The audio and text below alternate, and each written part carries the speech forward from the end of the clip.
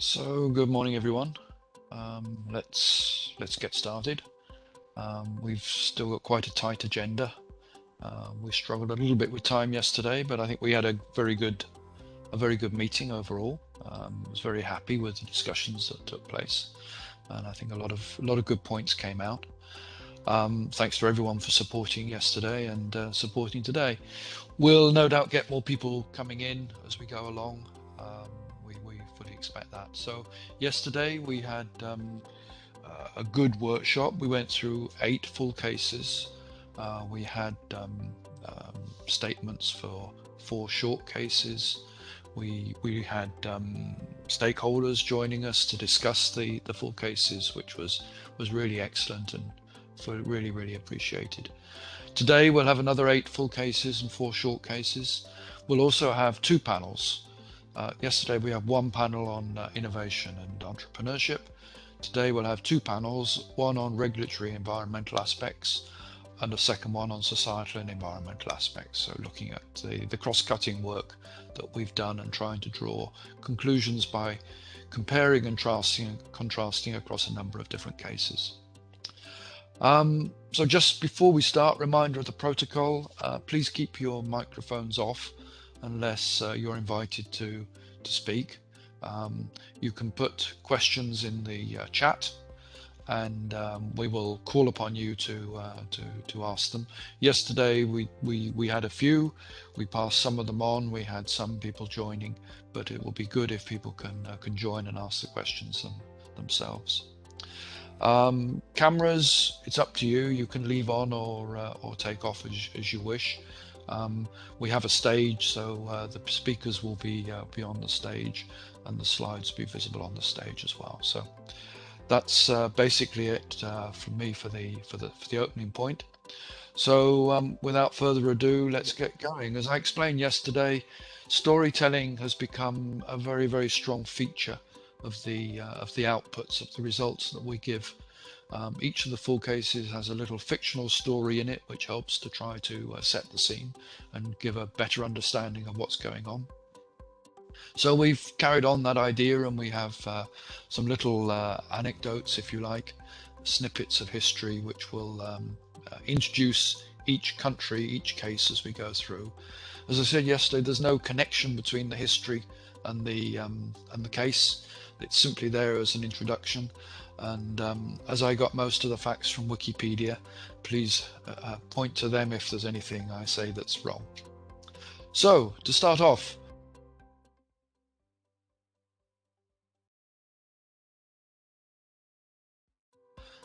in the latter half of the 16th century, Sweden, having gained its independence from Denmark, was seeking to increase its reach and power, and in 1583 defeated Russia and took control of part of the region known then as Livonia, which is today northern Estonia. The southern part belonged to Poland, with whom Sweden continued to fight, ending in 1629 with Swedish control of the whole of Livonia. This was only ended in the 18th century when Russia defeated Sweden and took back control over the whole region. Livonia was a poor agricultural economy with a suffering population, but despite this, an Estonian national identity grew over the years, which ultimately led to independence on the 20th of August in 1991, after the fall of the Berlin Wall. You probably know today Estonia is a leader in the digital age, with 99% of government services available online. Indeed, the only reason you need to turn up in person is to get married, and then presumably you need to. So, and I give a hat tip to Remco Temmermans for that little factoid. So now, as yesterday, we have little animations. So to introduce the case for grasslands in Estonia, we start with the animation, and then I should be handing over to Dara Boyle, who will take you through the case. Thank you.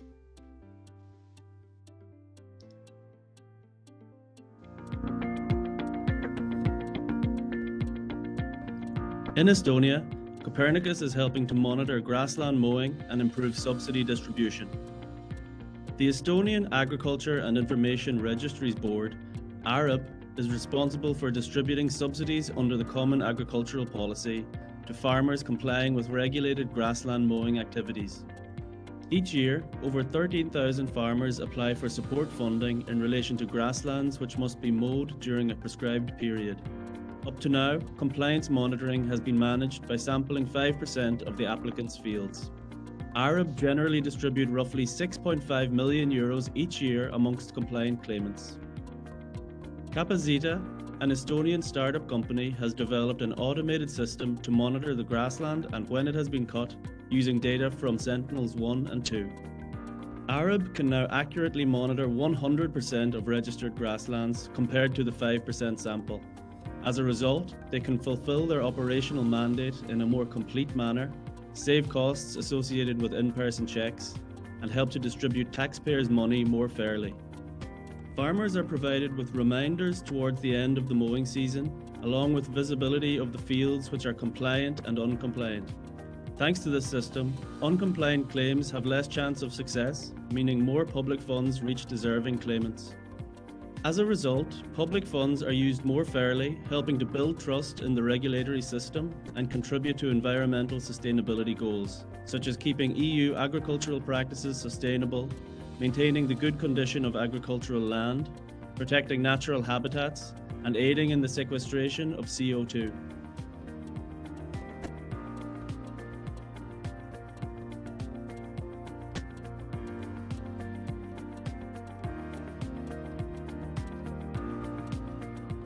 Copernicus data allows ARAB to monitor 100% of grasslands, yielding an estimated 100,000 to 1.1 million euros of economic benefits. But more importantly, it helps to maintain and protect the biodiversity of Estonia's rural landscapes and build trust amongst the agricultural community.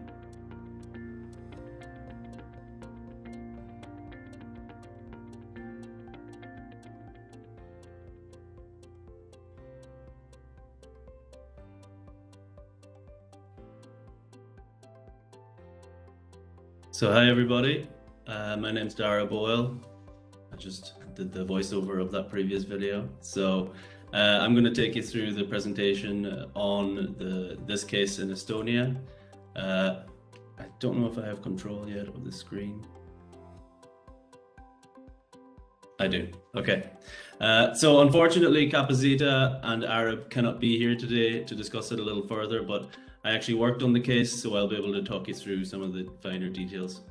This is a little overview of the tiers, the value chain that we studied in this case, but I'll go through each one as I go along the presentation. So why grasslands? What's so important about grasslands? I have to admit, I didn't really know myself why they're so important. It turns out they're quite important. 20% of all of the EU's land cover is actually covered by grassland. Not only do they provide beautiful landscapes, obviously, as you can see in the picture here in Estonia, but they are very important for natural habitats and biodiversity. They're actually one of the most biologically diverse habitats or terrestrial systems we know of. Another major issue that we are dealing with now is climate change, and obviously with COP26. So I also didn't appreciate this until I started researching this case, that grasslands actually act as huge carbon sinks. They actually are extremely efficient carbon sinks. So much so that when grassland is converted to arable land, so in other words, when you change or convert grassland to farmland, you actually lose around 60% of the capacity for storing carbon and CO2 from the atmosphere. That's why they're so important.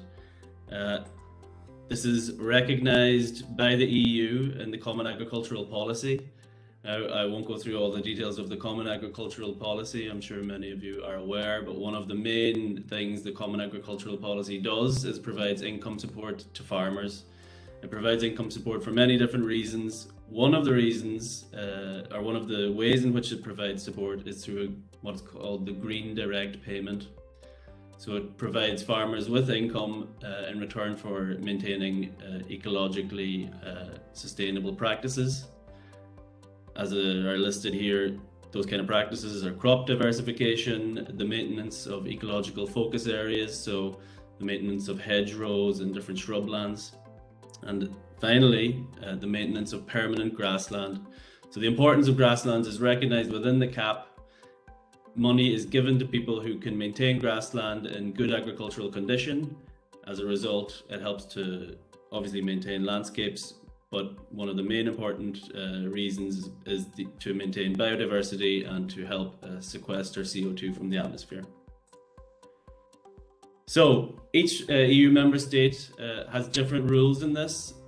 The rules in Estonia are set by the Estonian Registers and Board. So there are two distinctions made in Estonia. There are registered producing lands and registered non-producing lands. The difference between the two: producing lands is basically land that is owned by farmers and maybe is part of a large farm. Non-producing lands are actually grasslands that don't have to be necessarily owned by a farmer and do not actually have to be on a farm, and there's slightly different rules for both in Estonia. There's a window for producing lands between the 5th of July and the 20th of August. You must not mow your grass before the 5th of July, and you must mow it before the 20th of August. And then it's the 10th of July and the 1st of September for non-producing lands. So if you do this, if you mow your grass within this time frame, you receive the subsidy payment. The EU Regulation 809/2014, it mandates that at least a 5% sample of all of these grasslands, so all of the registered fields, have to be checked to make sure they are indeed complying and keeping them in good condition and mowing when they're supposed to be mowed. The way it works is you actually register your field. You say, hey, I would like to receive this payment. It has to be registered, and then if you are lucky or unlucky, you get your field checked by an in-person on-field inspection. Again, there's some issues with this because if you're only checking 5% of all the fields, 95% of the fields are not being checked. These people are still receiving subsidy payments, but they could quite easily not comply with the rules and still get money when they possibly may not have deserved it. So, along come Capazeta. In this case, the whole idea with this case is they wanted to make this system more efficient. So Capazeta are a remote sensing company. They're actually a spin-off from Tartu Observatory in Estonia. They use Sentinel-1 and Sentinel-2 data, and through a lot of research, scientific research, there's been many scientific publications on this coming from Capazeta. They've developed a system whereby they can monitor all of the registered fields in Estonia, 100% of them constantly, and actually detect when a mowing event takes place. So by using Sentinel-1 SAR data and Sentinel-2 optical data and NDVI derived from Sentinel-2, along with extremely complex algorithms that they talked us through, they can now provide this service to Arab. So the map on the right is actually a full map of Estonia, and on the very bright green you can see on the map is actually fields that have complied, fields that have been registered for the subsidy payment and have complied. You might not be able to see it right now on the screen, but I'll show it to you in a second, zoomed in. There are a lot of little red dots. So these are fields that have not yet complied but with the mowing requirement, or possibly missed the mowing requirement. Those fields will not get their subsidy payment. So the primary user in the case, obviously, is the Agricultural Registers and Information Board, ARIB. They're an Estonian government agency, and they're responsible for distributing EU Common Agricultural Policy subsidies, as well as other national subsidies. They're also responsible for maintaining the National Registers Board for anything related to agriculture. So I've zoomed in on the map. By the way, this service is completely open. It's just a website. Anyone can go visit it. That's part of the idea with the transparency. So people who have registered their lands can actually just go on and make sure, okay, my field has now turned green, I will receive my payment. And the whole idea is to keep everything transparent for all of the claimants. So as you can see, there are a number of bright green fields on the screen. These are fields that have been deemed to have been mowed. You can see there are some red patches on the screen. These are fields that have been deemed by the service to have not yet been mowed, or possibly the time has elapsed, and will not receive their subsidy payment. Again, you can then click on each one of these fields. The graph on the top, the x-axis is time, so this is a date. You can see hopefully you can see a red vertical line towards the right hand side. This is the cutoff date. You must mow your field before this cutoff date. And if you look at the yellow line with the spike and the little tractor icon on top, this is what's called a mowing event. So the system has registered or detected that this field in particular has been mowed at this time. It's around this middle of June in this case. Each one of the little dots on the screen as well, you can actually click on the dot and it'll bring up on the bottom left, it'll bring up the Sentinel-2 optical image of the field with the outline around it. And then you can also choose to see the NDVI version of that field. So if there's any question mark over a field, if maybe we're not sure if the mowing event actually has taken place, you can click in and go back and look at each date to see differences in the field. But 99% of the system is completely automatic, and the fields just turn red or green depending on whether mowing events have taken place. So that's tier 1 and tier 2. Capacita are the service provider, Arab are the primary user. So who are tier 3 in this value chain? It's the farmers and landowners. So it's the people who register to receive these subsidy payments. The way the system works is, as you saw in the little video, it's around 6.5 million euros is distributed every year. That is a pot of money that is pretty stable, and then whoever does not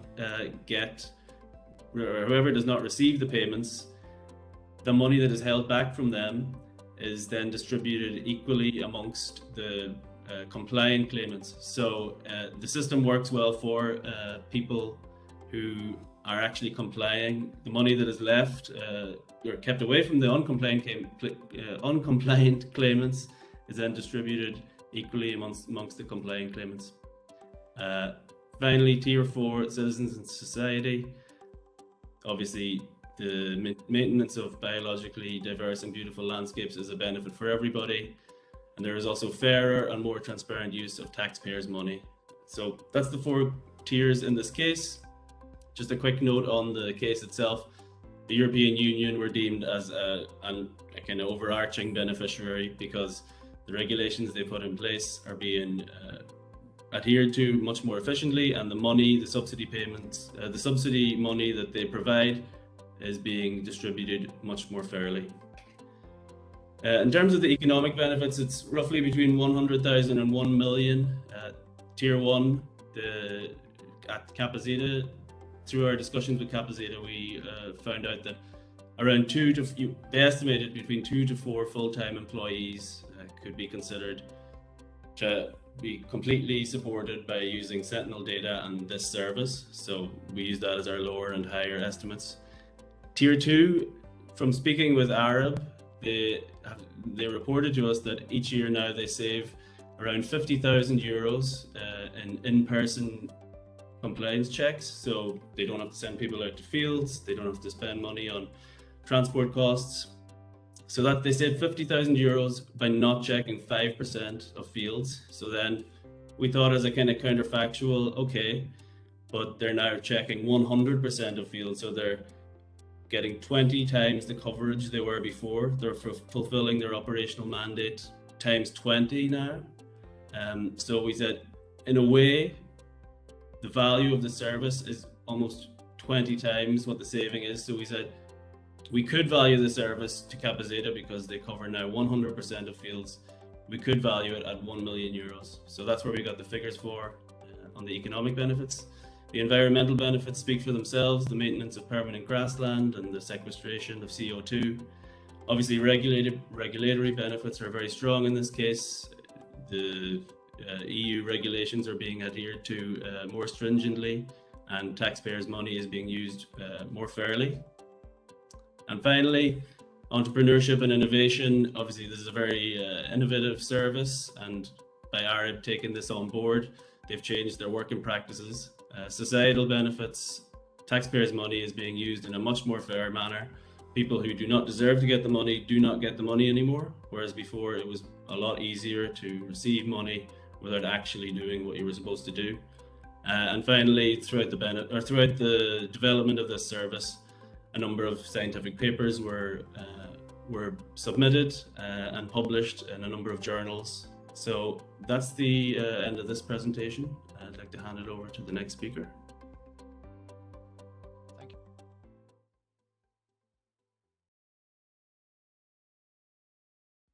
Dara, that's great and perfect timing. So that was Estonia. So now we move back in time. We move to the 6th of June 1523, which is Sweden's National Day. That day, Swedish nobles named Gustav Vasa as their first king, overturning the rule of King Christian II of Denmark, and they declared succession from the Kalmar Union, which had united Sweden, Denmark and Norway for over 120 years. Gustav further broke the links between Sweden and the Catholic Church at much the same time as Henry VIII was doing the same in England, albeit with fewer wives, Henry 163 on that count. Sweden then and now is covered in forests, which make a very strong contribution to the Swedish economy.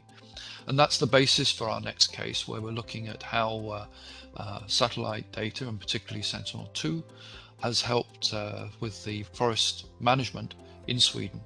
So let's start with the video and then we'll call the guests onto stage.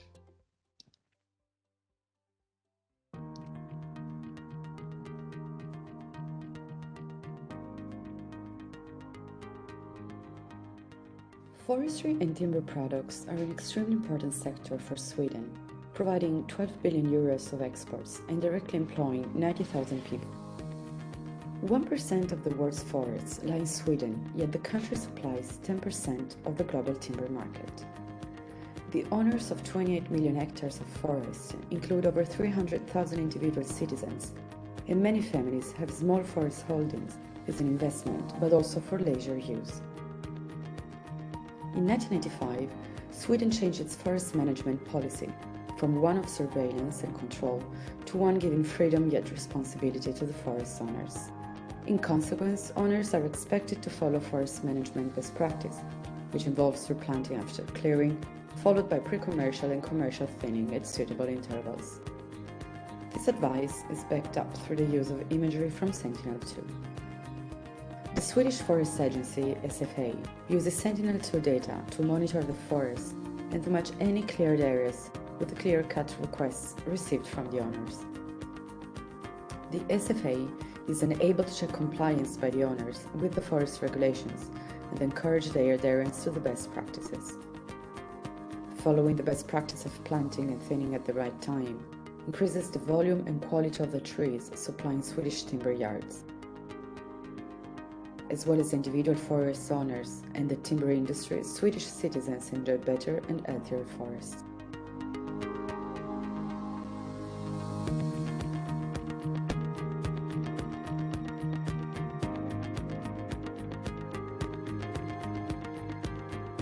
The economic benefit of up to 21 million euros each year are significant, but of greater importance is the growing value of timber stocks for the Swedish economy, the 300,000 family owners who benefit from freedom with responsibility, and the Swedish citizens who enjoy a better forest environment.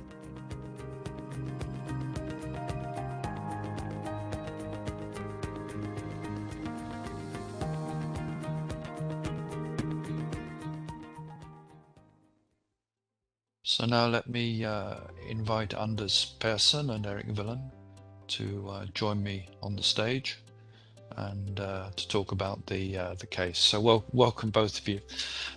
Great to have you with us today. Maybe just to kick off, you could just explain a little bit about the role of the Forest Agency, your role in it, Anders. Yeah, can you hear me? Yep, we hear you, Val. Yeah, good morning, everybody. My name is Anders Persson.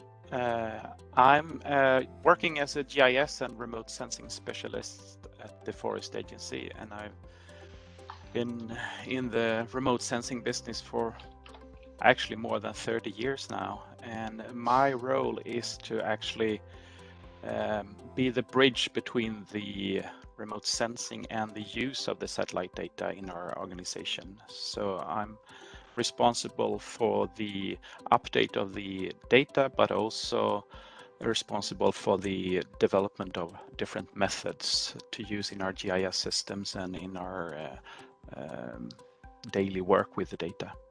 Okay, thanks. And Eric, Scopeforce plays a particularly sort of a transversal role in this sector. Do you want to just explain a little bit how that works? Yes, thank you, Joff. Just shortly, well, Scopeforce, the Forestry Research Institute of Sweden, acts as, let's say, a catalyst between new technologies and the forest industry. So, and that's my role now, to support the digitalization of the Swedish forest industry. So, what does the sector look like in Sweden, Anders? How does the Forest Agency manage the different actors and players? Yeah, we can say that if you look at the productive forest land in Sweden, most of it, let's say approximately 50% of it, is owned by individual owners. And as you saw in the film, that is more than 300,000 individual persons actually owning the forest. 25% approximately by private companies and 20% by other public owners. And all of them has to comply with the forest policy in Sweden. So there is no one left out there. So, I mean, we heard in the video, we talked, I mean, the policy evolved in the 1990s and has subsequently firmed up around this freedom with responsibility. Could you just explain a little bit what that means? Yeah, with the new forest policy, actually, that took place in 1994, it continued a long tradition, I would say, in Sweden. We have had a forest policy for more than 100 years. In 1903 was the first law coming up. So there is a long and strong tradition, and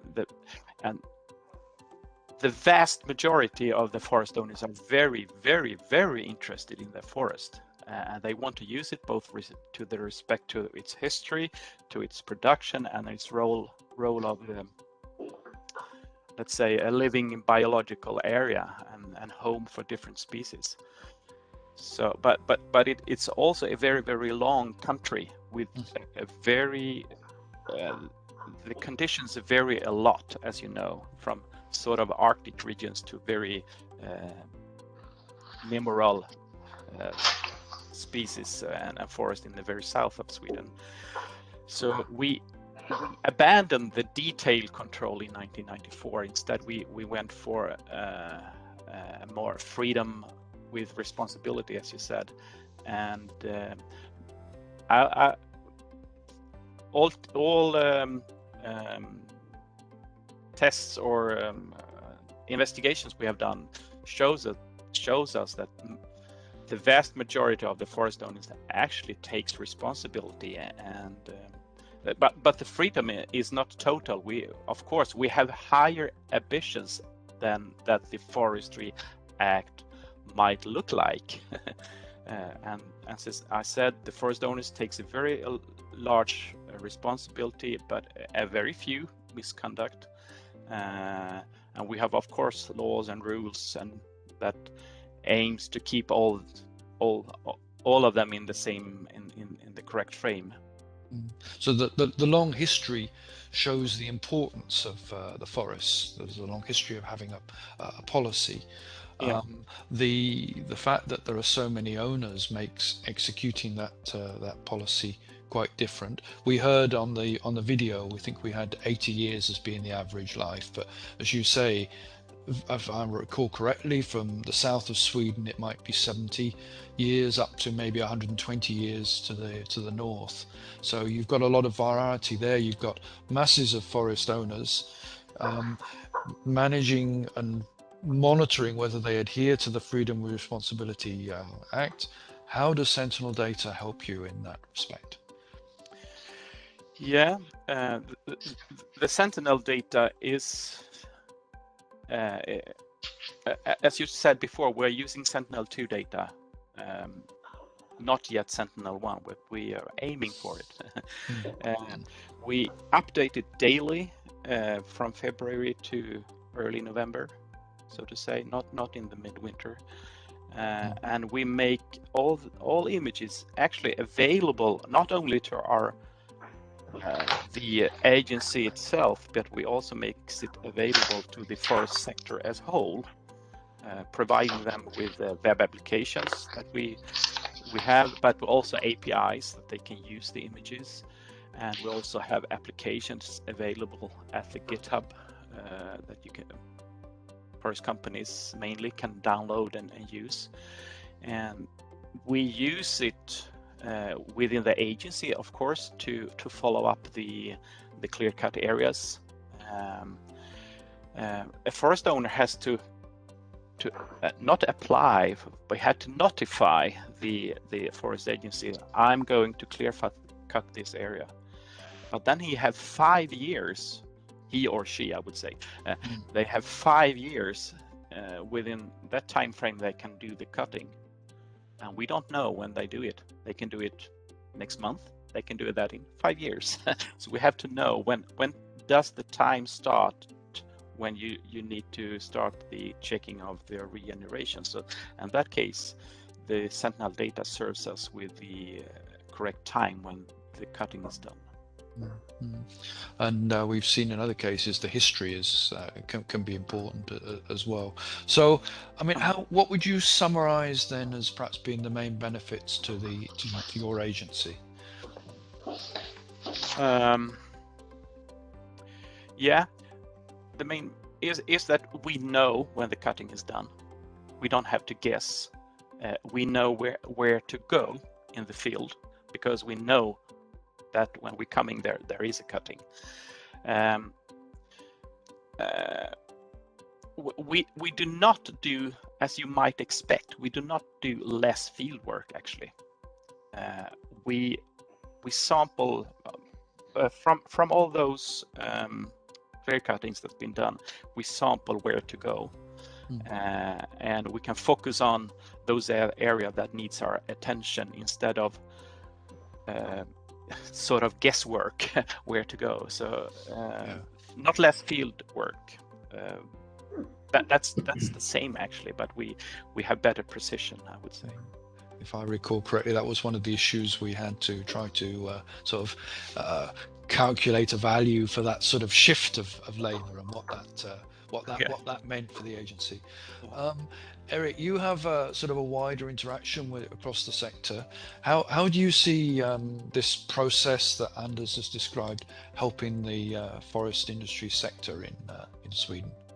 Well, just briefly, I mean, SFA has been, let's say, a pioneer and we worked together in the GME service elements as the pre-runner to Copernicus, and I think this was a good start. And let's say a couple of years ago, and this application of mapping forest changes with Sentinel-2 data is of course excellent.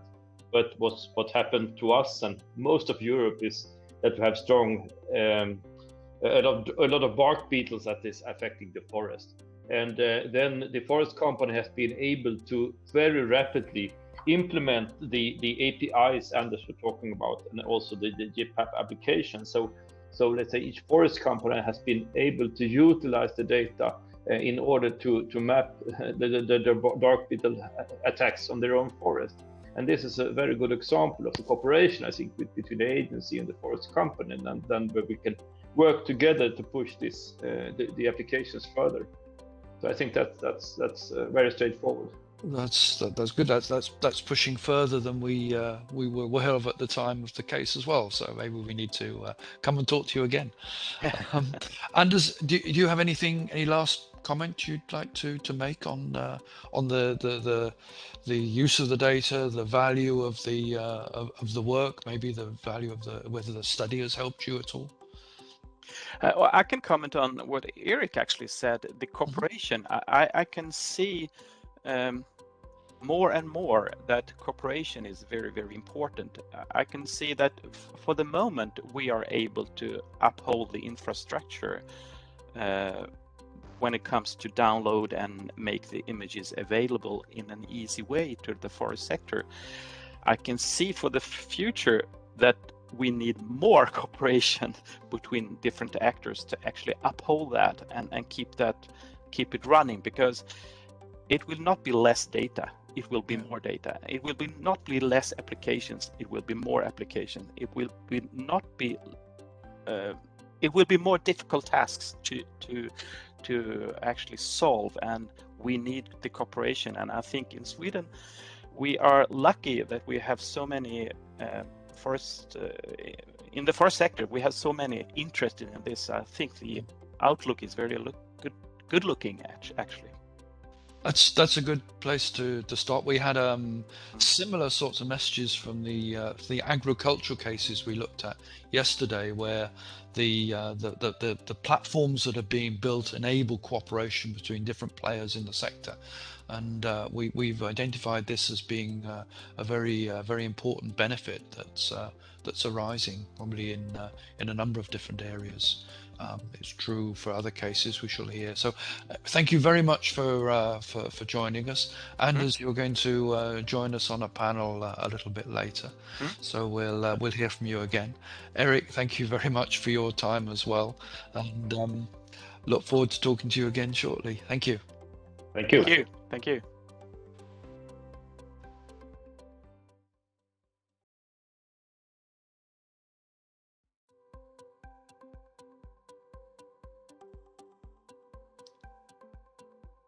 So we're going to stay in the north, focused on countries around the Baltic, but now we're going to Norway, which has been mentioned in connection with a number of previous cases, or at least the history of the region. So Norway has been shaped by a succession of unions with its neighbours until its peaceful separation from the union with Sweden in 1905. 100 years earlier, in 1814, Norway had separated from a union with Denmark that itself had lasted over 400 years. So we can see the importance in the region. That ended on the 17th of May in 1814, which is now Norway's National Day.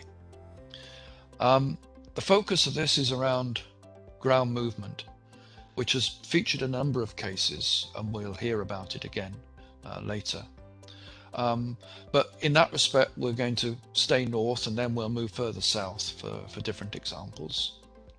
So in Norway, a national project was initiated by the National Geological Agency, who we'll hear from in a moment, working with the Norwegian Space Agency to generate a ground movement map over the whole country. It was one of the first countries to take this initiative.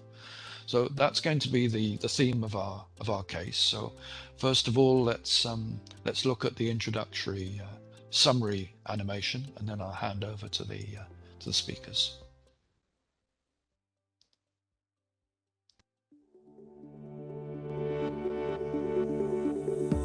The geography of Norway, with its rocky, craggy nature, leads to damaging and dangerous movement of the ground, which may cause damage to infrastructure and sometimes threatens human lives. Norway is a country known for its deep fjords shaped by glaciers cutting through the steep mountain sides, often leaving exposed cliff faces and ancient moraines which continue to move even today. The steep cliffs can lead to rock slides, falling into fjords, so causing tsunami, which threaten coastal villages and towns.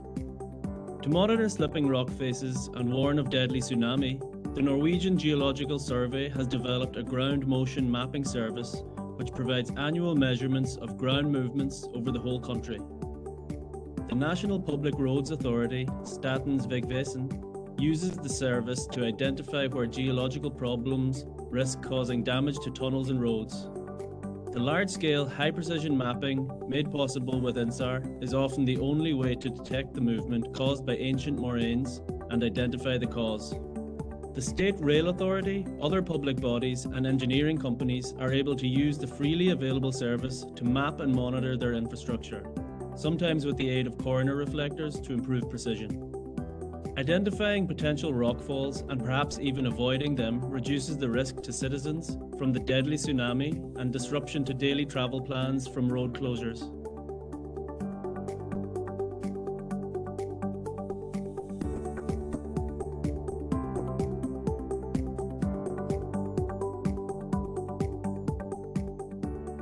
The economic benefits to Norway are estimated to be up to 9 million euros each year. Plus, knowing when movement took place, as well as the precise location, enables better regulation covering liabilities for collateral damage arising from roadworks and leads to more resilient structures for buildings, roads, and tunnels.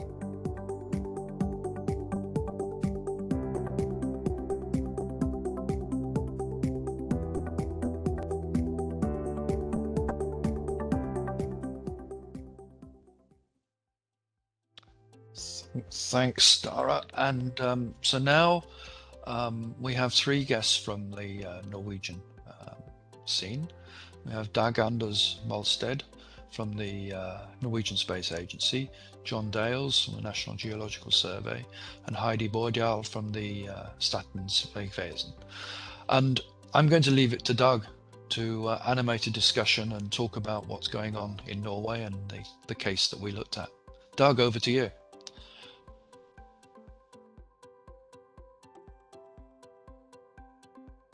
You're on mute. Sorry. Maybe we can say a little bit about the service first. In Norway, the Space Agency is responsible for exploiting the Copernicus program, and we have therefore a lot of different projects in order to develop services and so on. And inside Norway, the Norwegian Ground Motion Service is one of them, where we collaborate with the Geological Survey and also the Norwegian Water and Energy Resources Directorate in order to build this. And then we have also NORSE and PPO Labs as subcontractors for this, and we have also an IT company with 3 petabyte of potential data. So this system was started in 2018, and currently there are 5 billion measurement points available in Norway with time series at different locations. So maybe John, you can introduce yourself a little bit and tell us what Geological Survey do. Yeah, so my name is John Dales. I'm with the Geological Survey of Norway, and I've been the project manager for developing this national service. But we have had a long relationship with the Norwegian Space Agency. We actually first began developing INSAR services back in about 2005. And initially we did processing using the European ERS satellites. And later on, we spent quite a few years collecting data from the Canadian Radar-2 satellites. The Sentinel-1 has really revolutionize what we can do simply because of the free and open data policy and the frequent acquisitions that cover the whole country. So while before we were rather limited as to which areas of the country we could do this sort of processing, mostly due to financial constraints, now we have the ability to do it nationwide. Mm-hmm. Yeah, and then we have Heidi Bordial from the Norwegian Public Roads Administration. Can you tell a little bit more about yourself and what your organizations do? Yes, thank you, Dag Anders. I work in the Public Roads Administration, and we build new roads, we maintain existing roads, and we also make regulations that roads owned by the counties and local communities have to follow. In short, that's our role in this. And with all the steep, narrow hillsides mentioned in the video, we often have a road in the bottom of that area being exposed. That's our interest into this. And we can also mention that in the period from 2012 to 2014, the 3 of us plus 1 person from the Norwegian Water and Energy Resources Directorate and also the railway authorities, we made a report in order to sort of plan this ground motion service, and there we had all the user studies and user demands related to it and so on. But maybe John, you can say a little bit more about how these Sentinel data and how the Norwegian Ground Motion Service is helped to manage ground motion.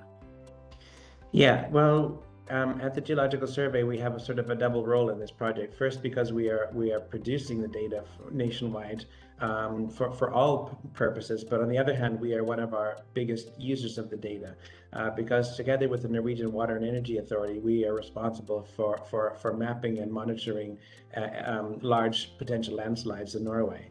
And of course, with a country of 300,000 square kilometers and many thousands of kilometers of coastline, it's very important to use remote sensing when we're trying to identify potential hazards.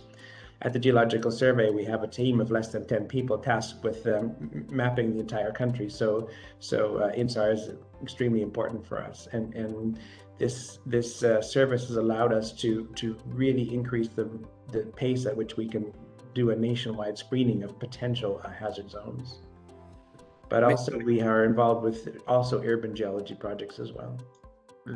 Maybe you also briefly can mention, after we released it in 2018, how many new potential dangerous rock slide areas you found?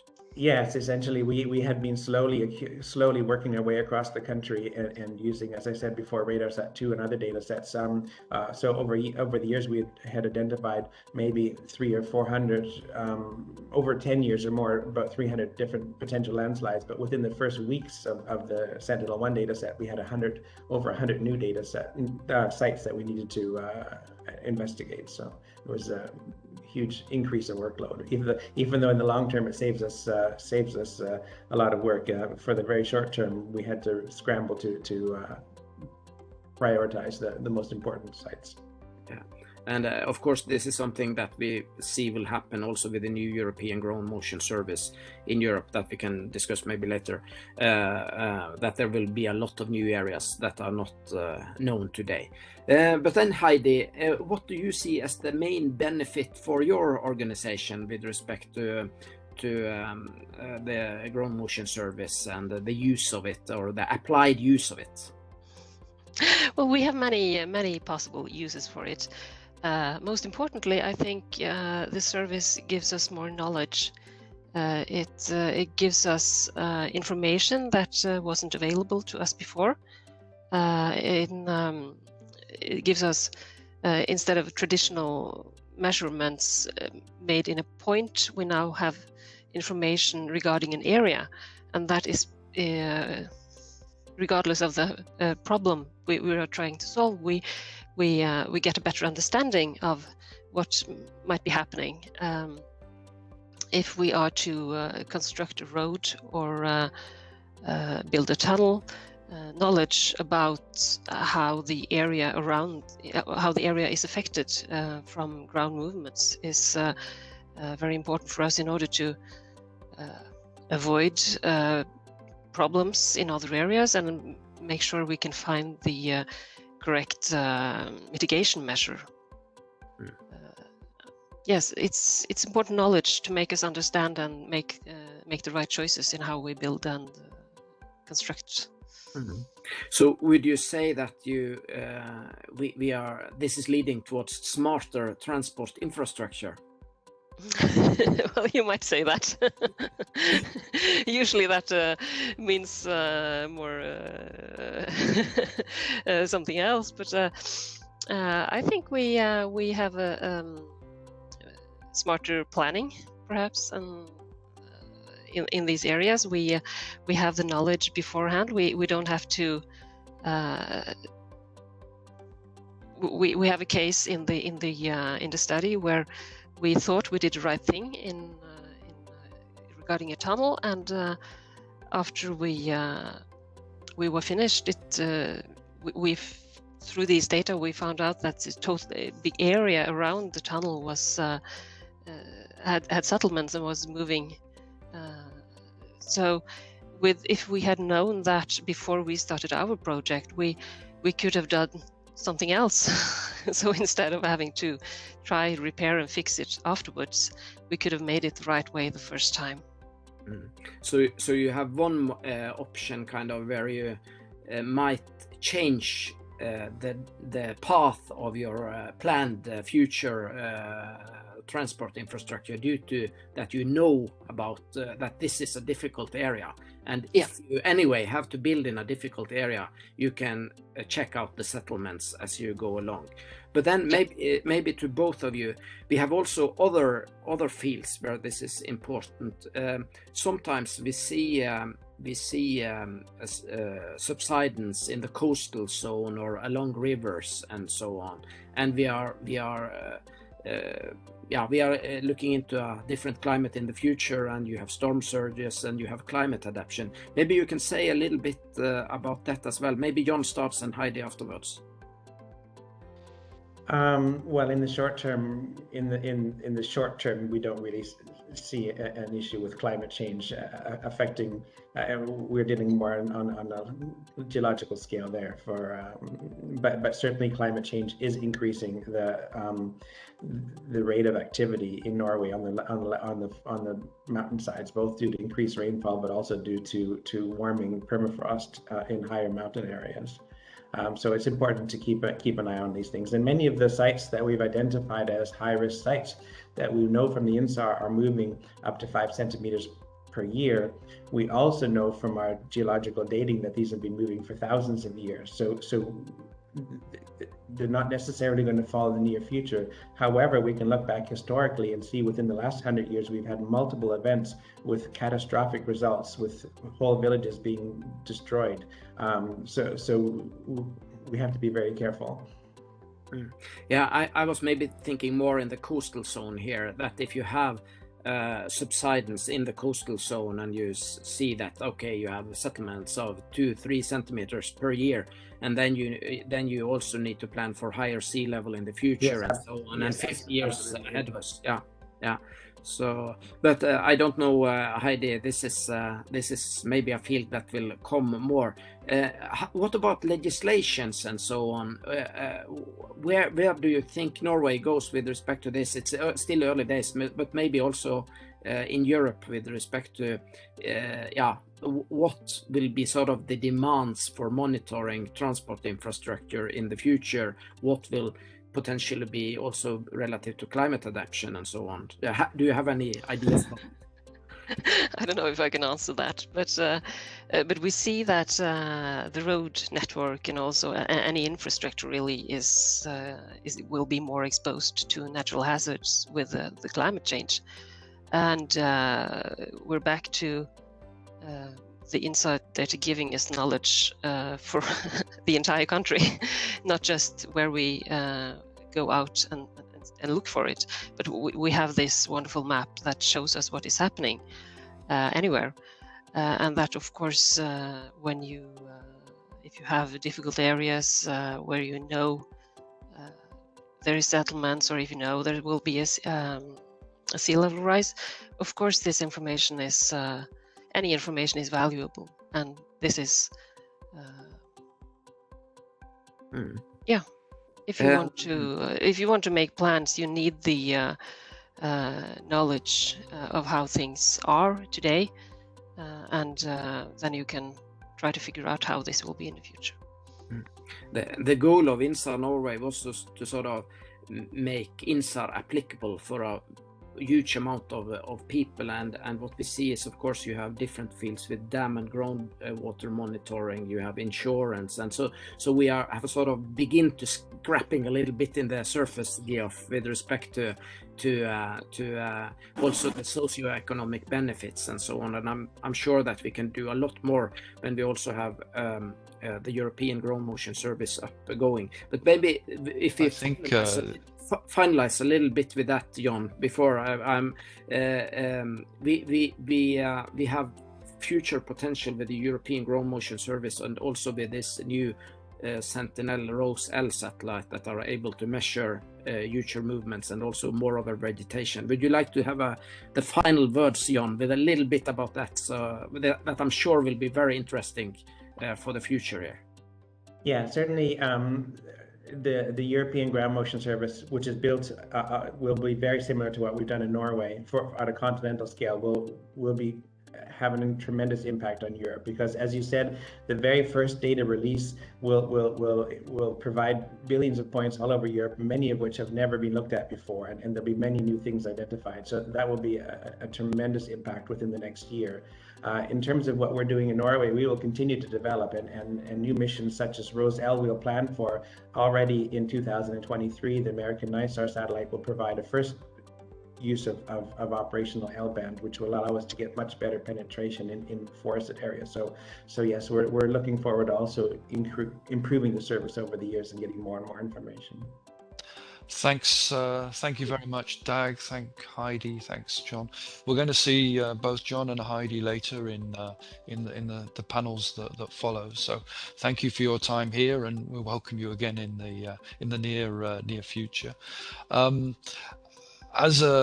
With a SAR background myself, as a SAR engineer, I find the technology is fascinating, and I really think it has enormous potential, which is shown up in a number of the cases that we've studied. And we're going to stay within SAR, but we're going to move south, leaving the snow and the cold behind us, and head for warmer areas in Murcia in Spain.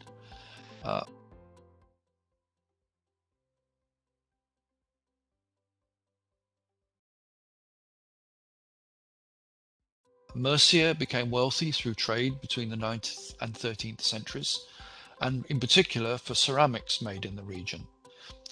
This carried on for 4 centuries until a decline set in after about 1300, as trade in the Mediterranean reduced largely due to different people's feuding and war with the Ottoman Empire at the eastern end of the Mediterranean, but which was trying to push west. For Murcia, better times returned in the 18th century, as it became a centre for the trade in silks. Today it is an important centre for agriculture, sometimes referred to as Europe's orchard, which in a certain sense leads us to the case. So the case is looking at underground water abstraction from aquifers in Spain. We'll play the animation, and then I'll hand over to Lef Mame to take you through the case. Thank you. Jeff, I need 5 minutes to find the animation. Sorry? I need 5 minutes to find the animation because it's not in the PowerPoint. So just bear with me. Well, maybe Lef, maybe we start a discussion. Or else we can just flip the sequence. Up to you. Could even play the video. So that we go to Germany first and then we come back to Spain. Well, Martin's going to be working on the file. Martin, can you play Germany?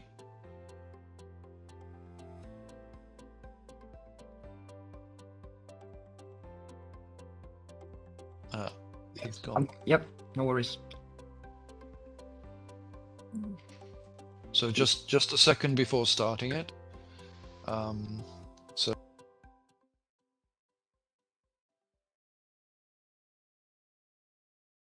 let me just, because I wanted to say something particular about Germany. Thomas Wolf is with us. I think he was joined very early on, and Thomas Heger's come in as well, so that's fine. But in Germany, we looked at water quality, and I'll leave Chris Oligschleiger will take you through the case in a moment. But the feature is in the area of Baden-Württemberg, and on the front cover and in the video you see Lake Constance, which has a particular resonance for me, because back in the 80s, the late 80s, we were building the ERS-1 satellite, and I was the SAR engineer in the UK working for Marconi, and Dornier, who are based in Friedrichshafen, were based in Friedrichshafen, they're now part of Airbus, were the payload primes. So I was spending an awful lot of time traveling to Friedrichshafen, often on a weekly basis. So I can certainly testify it being a really nice place to go, with The attractiveness, very attractive region, and of course some excellent food and wine that we enjoyed in abundance at the time. So with that, maybe we can play the animation, then I hand over to Chris.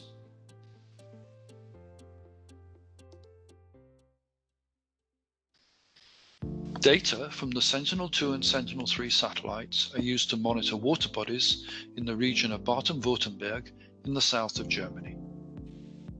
The region has more than 1,300 water bodies, including 260 which are over 10 hectares in size.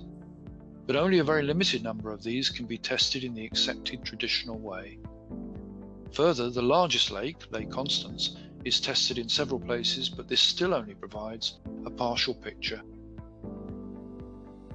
EOMAP, a German SME, has developed a service, Eolytics, which uses the freely available data from Sentinel-2 and Sentinel-3 to measure indicators of water quality.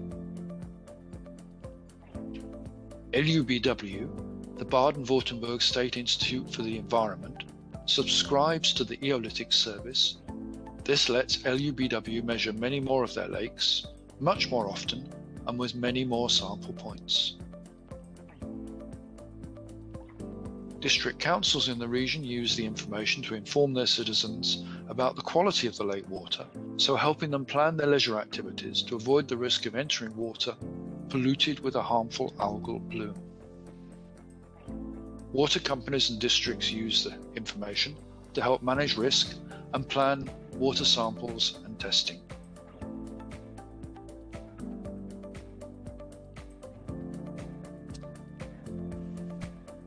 The economic benefits are estimated at 4 to 8 million euros per annum, but more importantly, Copernicus allows the LUBW and other regional agencies in Germany to provide a better service for their citizens for a moderate cost, helping to reduce exposure to harmful algae whilst improving the environment, reducing pollution and helping nature conservation.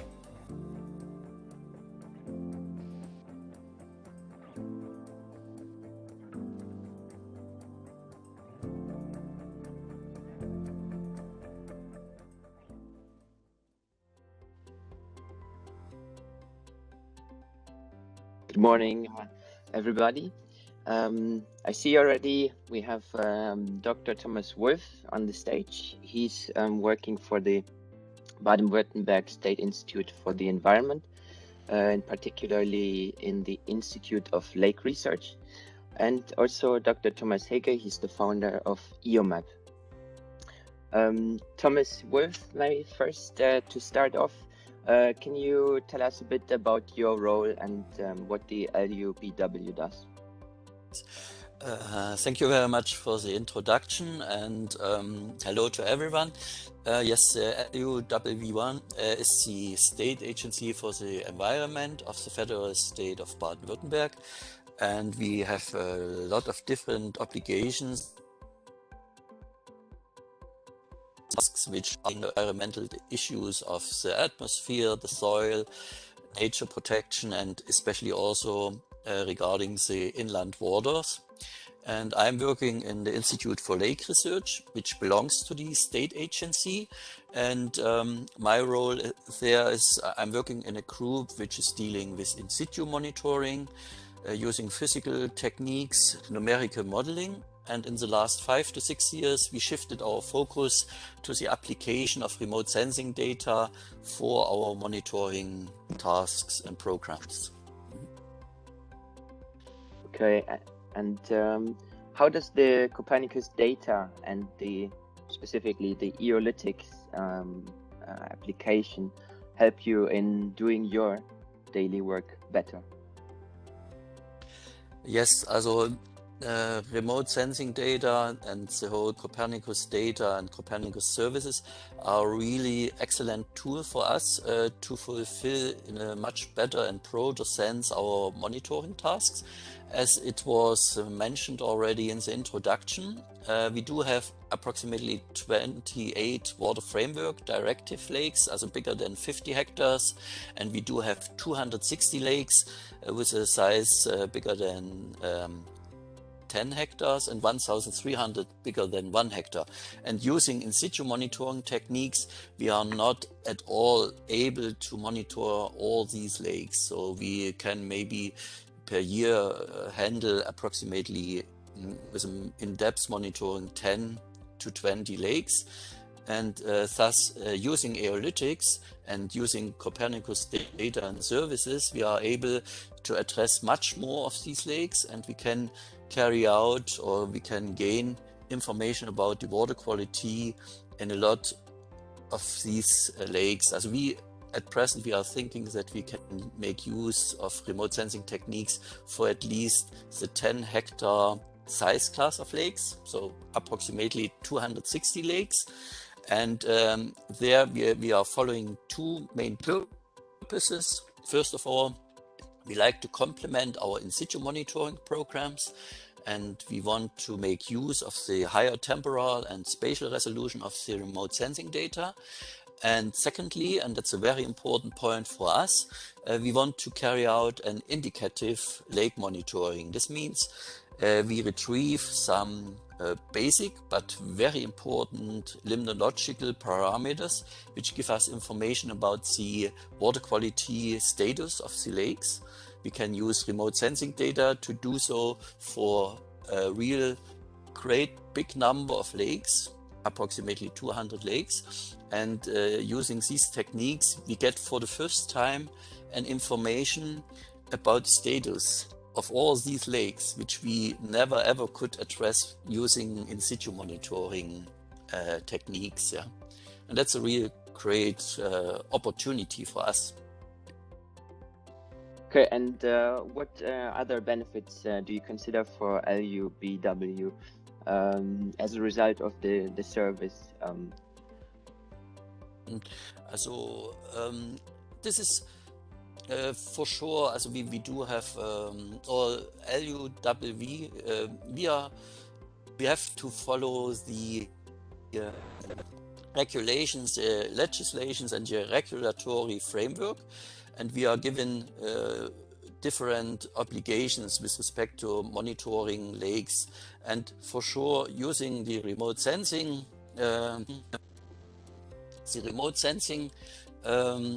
Techniques, we are able to fulfill much better those tasks and obligations, may it be on an European level, may it be on a national level, or may it be with respect to the federal state regulations. And again, I just repeat it again, using in situ monitoring techniques, we could only monitor approximately 10 to 20 lakes, and using remote sensing techniques, we get a much better possibility to increase our knowledge about the lakes. And we have a saying, we can only protect what we know and safeguard what we know. And having these remote sensing data, we can do change detection, we can detect potentially harmful development in lakes, and for the first time we get a real comprehensive survey about what's going on in the lakes. That's a totally new opportunity for us. Mm-hmm. Yeah. And Thomas Heger, what has been your experience in your collaboration with the LUBW? I think I mentioned it yesterday. The innovators depend on personality. So, and first, especially agencies, state agencies, are going first time such ways, then it depends, of course, on the openness of people to new technologies, and also they have to risk something, because these are very organizations with very strict ways to deal and so on.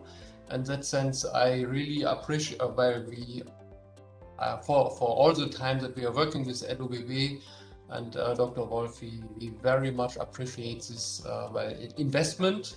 But we see, of course, nowadays that the agency and the country as a whole sees that the investment turns back really to the country. We saw that up to the president's level of the different state agencies now in Germany, there is a very high awareness. So both sides that we're working here content-wise on getting trust into this data, then with Thomas Wolf's groups and also the other department.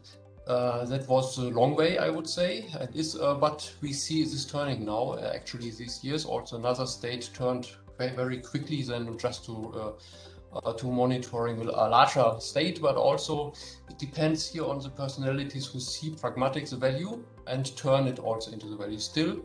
But yeah, so I just can say, especially to LOBW and Dr. Wolf, we are very thankful for this strong, trustful way and collaboration, and see this turning into values now.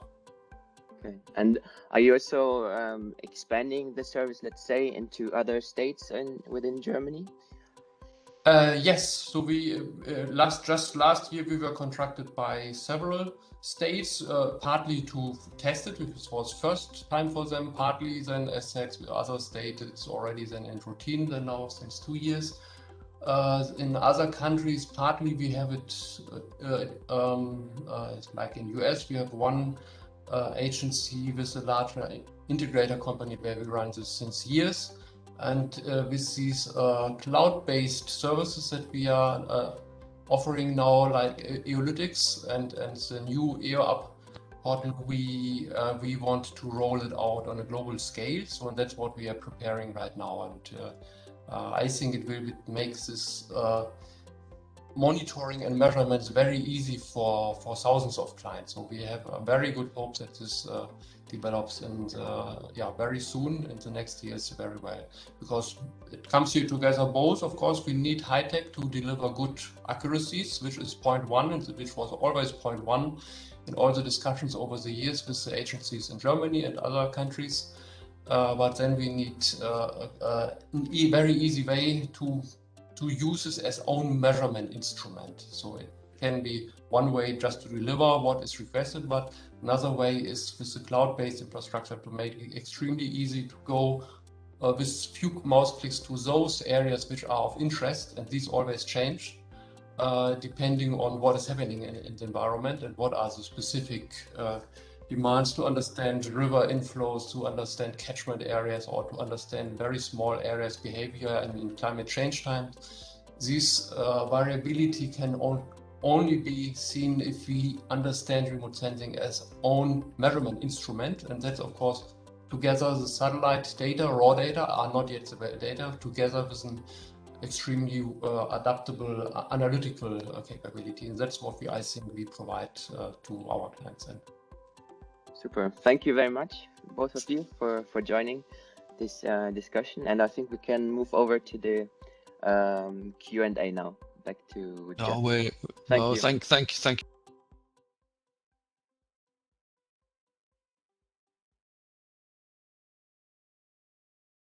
You, Chris. No, we'll move back to Spain because we skipped Spain to jump to Germany, so now we need to go back to Spain. So Martin, I hope you can now play the video, and I hand over to Lev.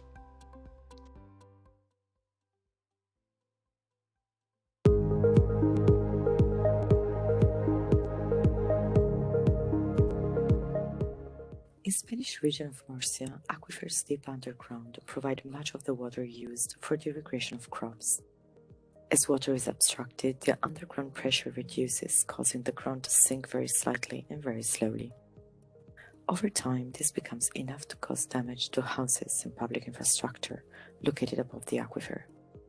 Regulations control the amount of water to be pumped through measured ground movements. However, detecting this is quite hard, and today relies on stress gauges mounted in widely distributed wellheads. Compensation is claimed by owners where damage occurs. DARES, a small Spanish startup, offers a ground monitoring service based upon INSAR, using data from Sentinel-1, which detects small movements over a wide area. IGME, the Spanish Geological Survey, adds further information based on their geological knowledge to generate a surface deformation map. The Located Water Authority, Confederación Hidrográfica del Segura, CHS, uses the ground deformation maps to ensure the safe operation of the extraction wells and avoid damage to buildings and structures on the ground surface. They inform regulatory decisions and are able to develop a better long-term exploitation plan. The more precise measurements over the whole aquifer area means that Spanish regulators can draft legislation with tighter limits on movement under more realistic conditions, so better protecting properties in the area. Citizens can be reassured that there is less risk to their houses and more water is supplied to local residents and farmers.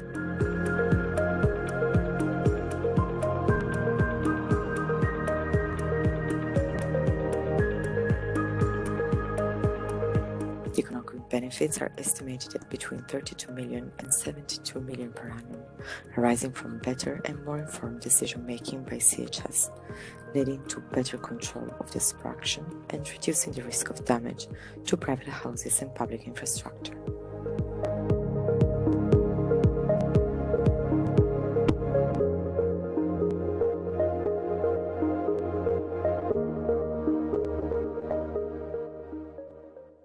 So, we finally got to Spain. Hi, Pablo. Welcome on stage. Good morning. We'll be discussing with Pablo Escudero from the Geological Survey of Spain, IGME, the ramifications of this case. And Pablo, I would like to open the discussion asking you to sort of introduce yourselves, introduce IGME, and also if you could tell us a few words about the other actors in this value chain. Yes, so good morning. My name is Pablo Esquerro. I'm a researcher from the Spanish Geological Service. That's now part of the Spanish National Research Council. And our group, the Geohazards INSAR Lab, aims to combine the radar satellite observations of Earth surface displacements with geothematical layers, in situ observations, and modeling to advance the understanding of the mechanisms that control all kinds of geohazards, and also evaluate the risk, the associated risk. I would like also to present the other partners in this project, DARES and the Segura River Water Management Authority. DARES is a service provider based on Earth observation satellite data, and their expertise and core business is on ground surface displacement measurement based on INSAR technology, especially adapted and optimized for working with Copernicus data. And last, the CHS is the Water Management Authority of the stated basin, the Segura River. The role of this autonomous public administration is to monitor and manage the condition and exploitation of the water resources of the basin. Regarding this project, DARES was the INSAR data provider in charge of processing of the available Sentinel-1 data, using their software, the coherent pixel technique, to obtain the displacement maps. The CHS Water Authority provided additional in situ data, mainly related to the aquifer system evolution, and the IGME team analyzed all the information to provide a subsidence assessment to the Water Authority, which is also the final user of these products. Thanks, Pablo. This is really painting a very clear picture. And I think what's also quite interesting in this case is that you have a geological survey which has a mission towards supporting public administrations, and it's enabled by an innovative company, also DARES in this case, to use basically Sentinel data and provide useful service. Could you tell us a little bit about the benefits that we're actually experiencing, and maybe contrast it with the past? Yes, the Sentinel products have provided benefits for all the participants involved in the process, but especially for us, the IGME team, because we are the intermediate user, and the most important are the possibility to obtain these high quality INSAR results from an experienced company like DARES, and the contact with the necessities of the final users.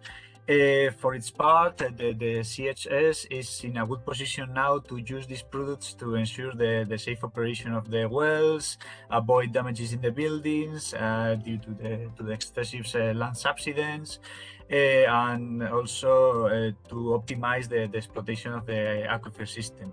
As you said, a special remark can be done to one of the problems that affect the basin, the damages to the buildings, because during the 19th and the early 2000s, the basin suffered two severe droughts that generated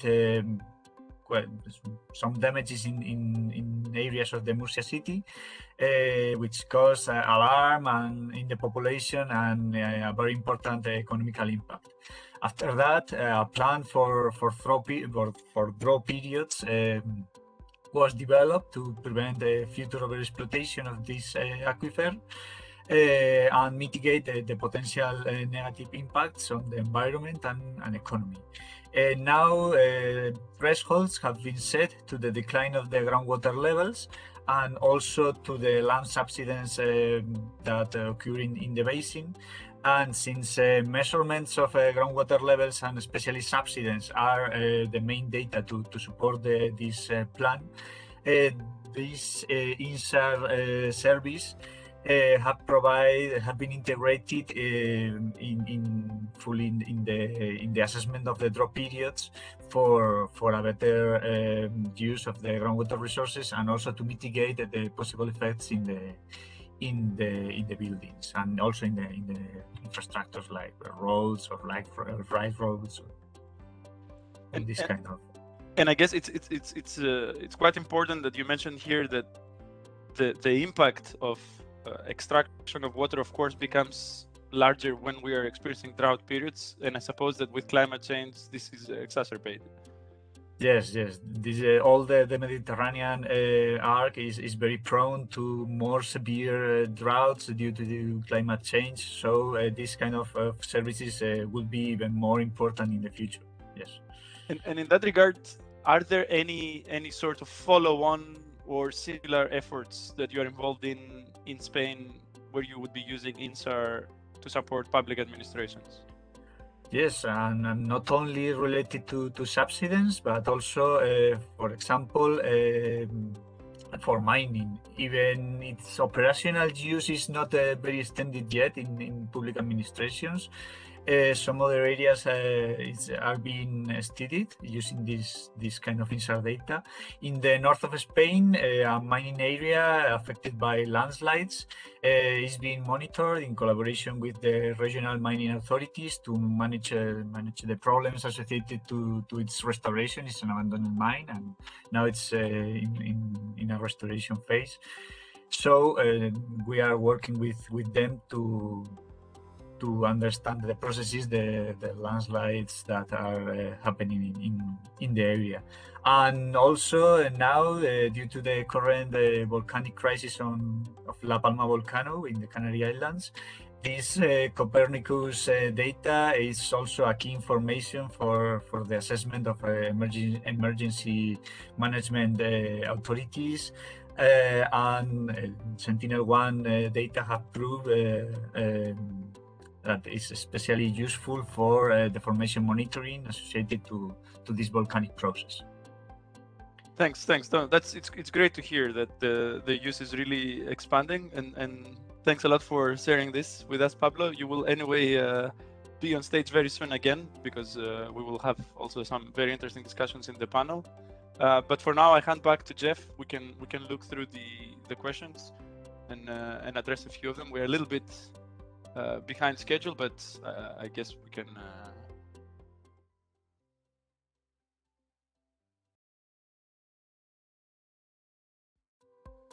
make up for that. That's fine, thanks, Lev. I think we're pretty well to schedule, as it happens. But we had set aside a little bit of time now to take some questions. So please, if you have any, put them into the chat.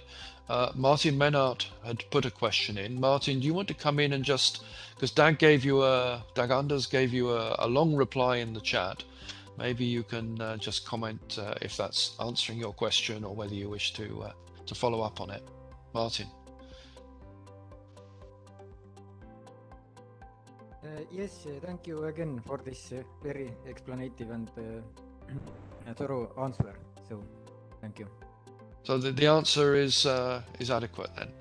No follow-up. Exactly. Okay. Exactly. No problem. I mean, Doug had certainly provided a very thorough answer there. Any other questions? I mean, we've got a few minutes before we jump to the next panel. So if you have any questions, there will be more time. So there will be more time later if you have other questions. Audrey, no. Sorry, I thought that was a hand going up. It is a hand going up. Audrey Pelle.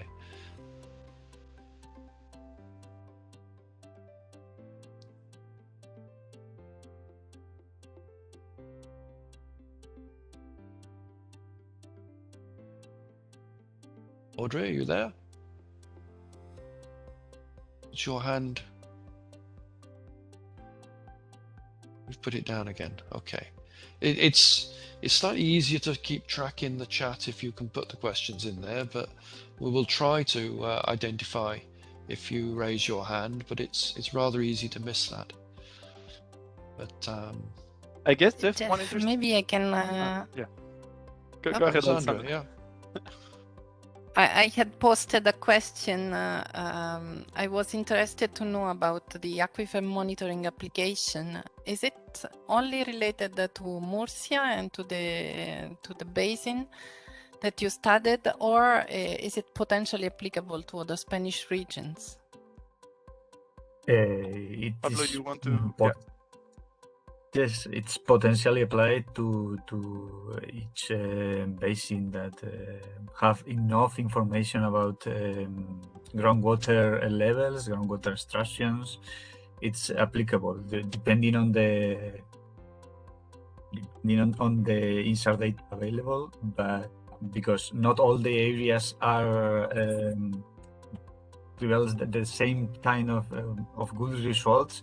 If the area is high, it has a high density of cultivated areas, it's more difficult to obtain insert products, but it's applicable for all the aquifer systems of the country. Yes. And so then I had another question. If you had any contact with other regions, how does it work? Because I guess that IGME is in contact with all the public institutions. So how did you reach the public user? And is there any possibility to expand this with other institutions?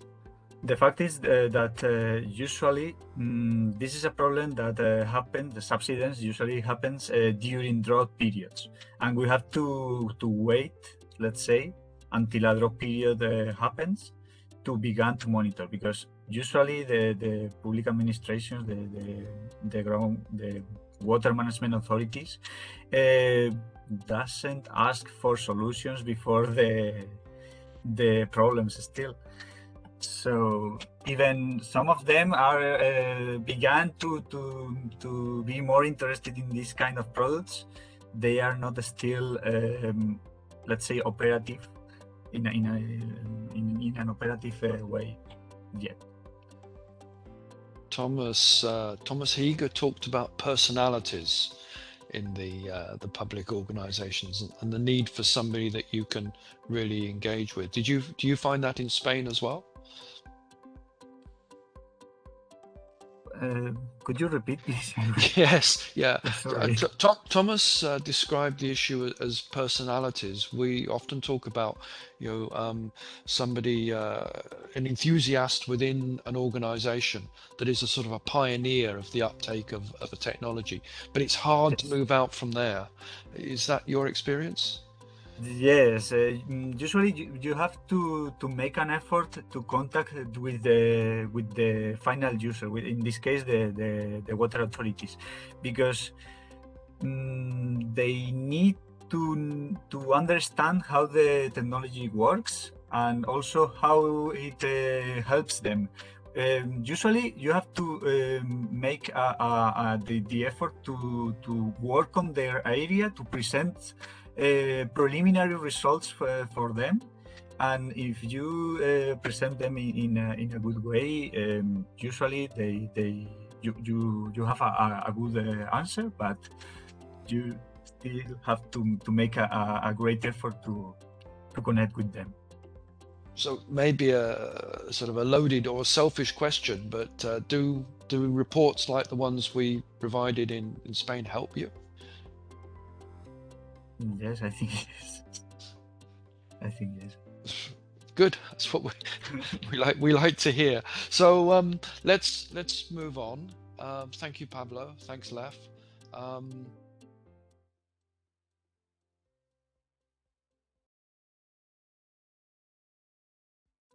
The next, we come now to the second panel, which is looking at the role and the benefits to public agencies. So really very much following on from that question.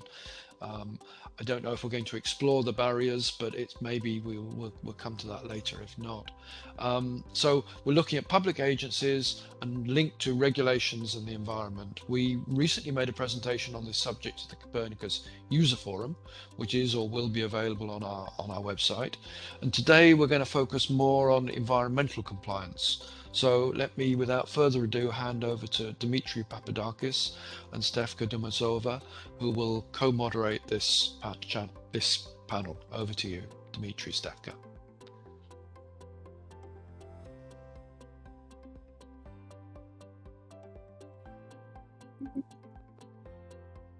Good morning, everyone. Thank you very much for your time. We have the pleasure, as announced by Jeff, to present the panel of environment and policymaking, and therefore to moderate it. And we are here also in connection with the report that you can see linked in the corner of your screens. We have explored indeed in this report roughly in general, and then in specific cases that we'll go into a little bit after, how Copernicus supports public authorities and normally throughout the policy cycle. As you can see, there are different stages of the policy cycle, and there are different ways in which we can think of satellite data or Sentinel data in this specific case, supporting policy making and policy monitoring, and even the evaluation of the impact. We are talking here and in the report on the benefits on public bodies. It is we are well aware, and it has already been explored very well under the many subcases, that the regulatory benefits are not only for public bodies, but they are for everyone, including the broad society. And there are different motivations for different agencies to think of them according to the different part of the policy cycle. So without further ado, I think we can switch to the next slide, and I would pass the floor to Dimitri to present our panelists.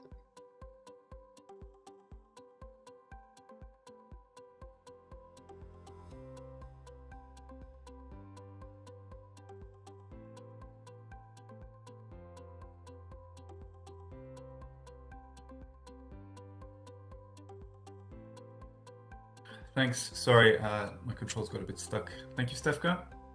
And welcome to everybody. Welcome to our panel. Stefka has just introduced the overall aims of our panel, and this morning we have with us 4 individuals who hopefully will be able to shed further light on this idea of benefits to the regulatory process. And you've already heard from them. So we have Thomas Wolf from the State Institute of the Environment of Baden-Württemberg. We have Anders Persson from the Swedish Forest Agency. We have Pablo Esguerro from the Geological and Mining Institute of Spain. And we have John Dales from the Geological Survey of Norway. Welcome, gentlemen, and thank you once again for your time and for your contributions here.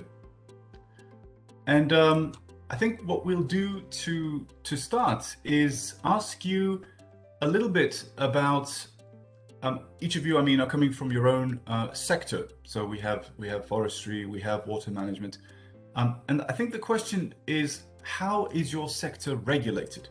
Because in our case on Sweden, we heard about this concept of freedom with responsibility, and I guess a question there to Anders would be, I mean, what does this mean in practice? Well, in practice, that means that we do not have so much subsidiary anymore. There are less laws telling you how to do it. Instead, there is more responsibility on the sector, but on the forest sector, that means the forest owners and the forest companies. But it also means that the forest agency has an increased mandate to monitor and to actually develop instruments to monitor in an efficient way, but also has the mandate to actually share more data across different sort of platforms to make it possible for the forest owners to actually have the best basis they can have to make good decisions. In short, that's the freedom with this responsibility. Thanks. I think we'll come back to that concept because I believe it is linked, inextricably linked with the capabilities of the EO data, which make it possible and make it feasible. But perhaps if we can go a little bit around the table and ask, for example, we could go to Thomas Wolf. How is the regulation of this sector? In your case, the water monitoring, and how does that impact what you do? And just to maybe preface my question, you mentioned earlier that there are these layers of regulation coming from European level, coming from the national level, and in Germany, of course, you also have the federal states.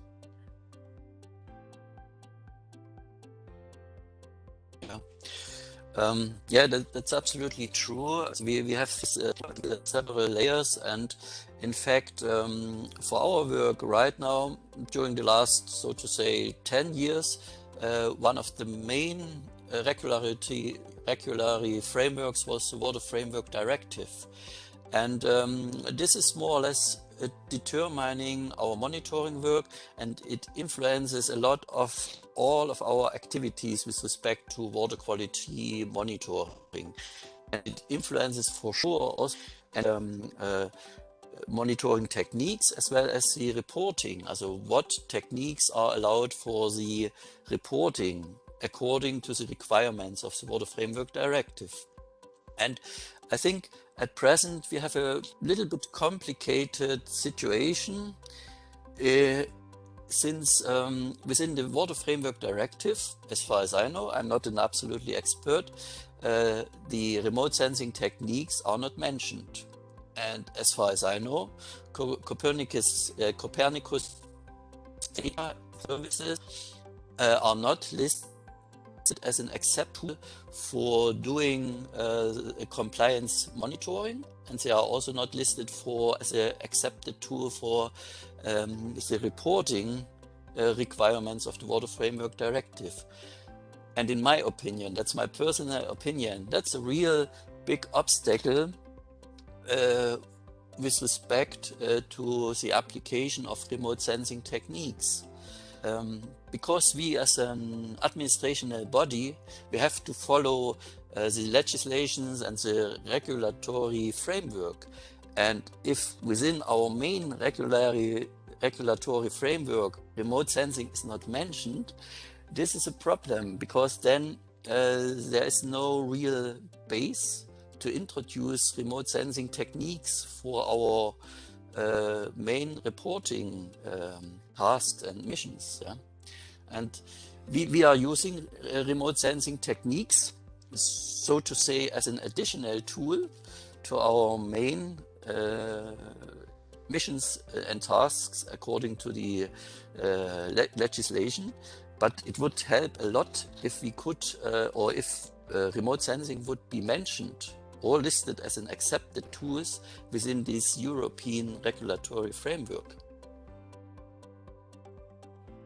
Excellent, and I mean, thanks. And I think we've had this observation come up before with the Water Framework Directive.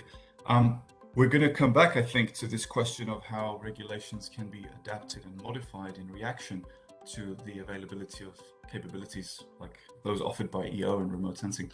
Sticking with water, but with a slightly different angle now, maybe I can ask Pablo to comment about the regulation that you've come up against and how you've worked with it. Here in Spain, there is I am not an expert in regulations, but each autonomous basin has its own plan to cover, to legislate the use of the waters, the surface waters, and also the underground waters. But all of them are have to be compliant with the national regulations. And here in this specific basin, the fact is that the extractions, the affection to the underground water levels have to be monitored, and also have to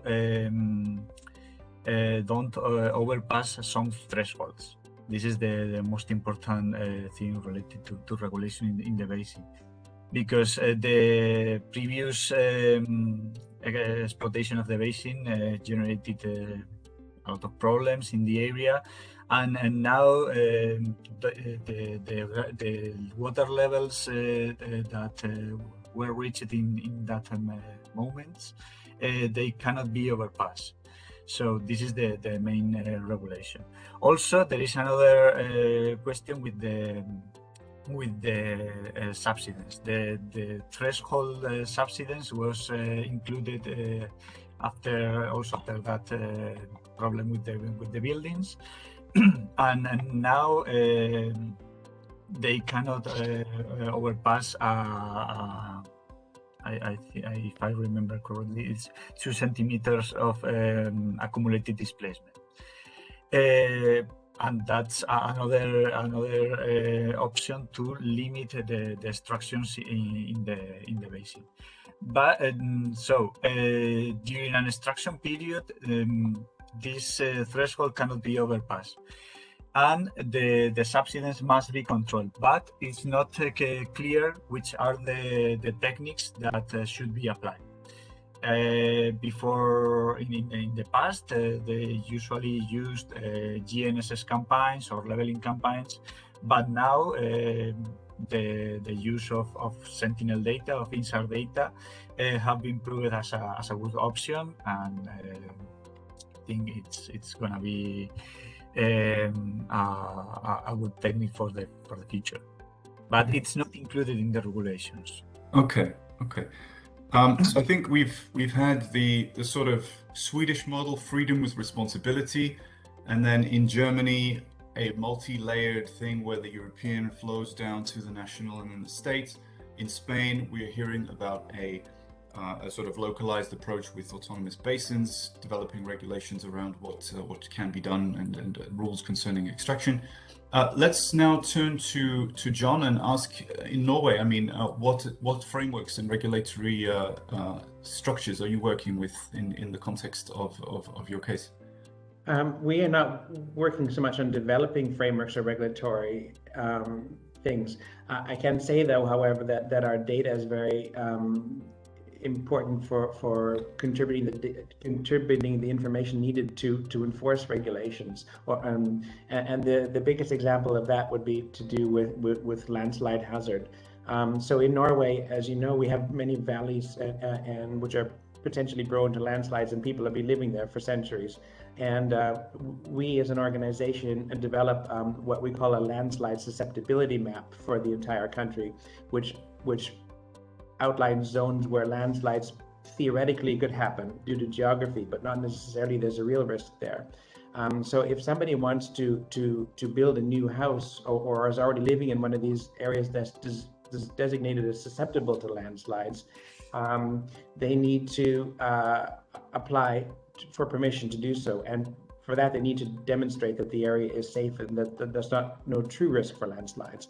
And that's where the INSAR data plays an important role. So it's not just important for identifying areas that have a risk, but also very important economically for identifying all the areas that don't have a risk.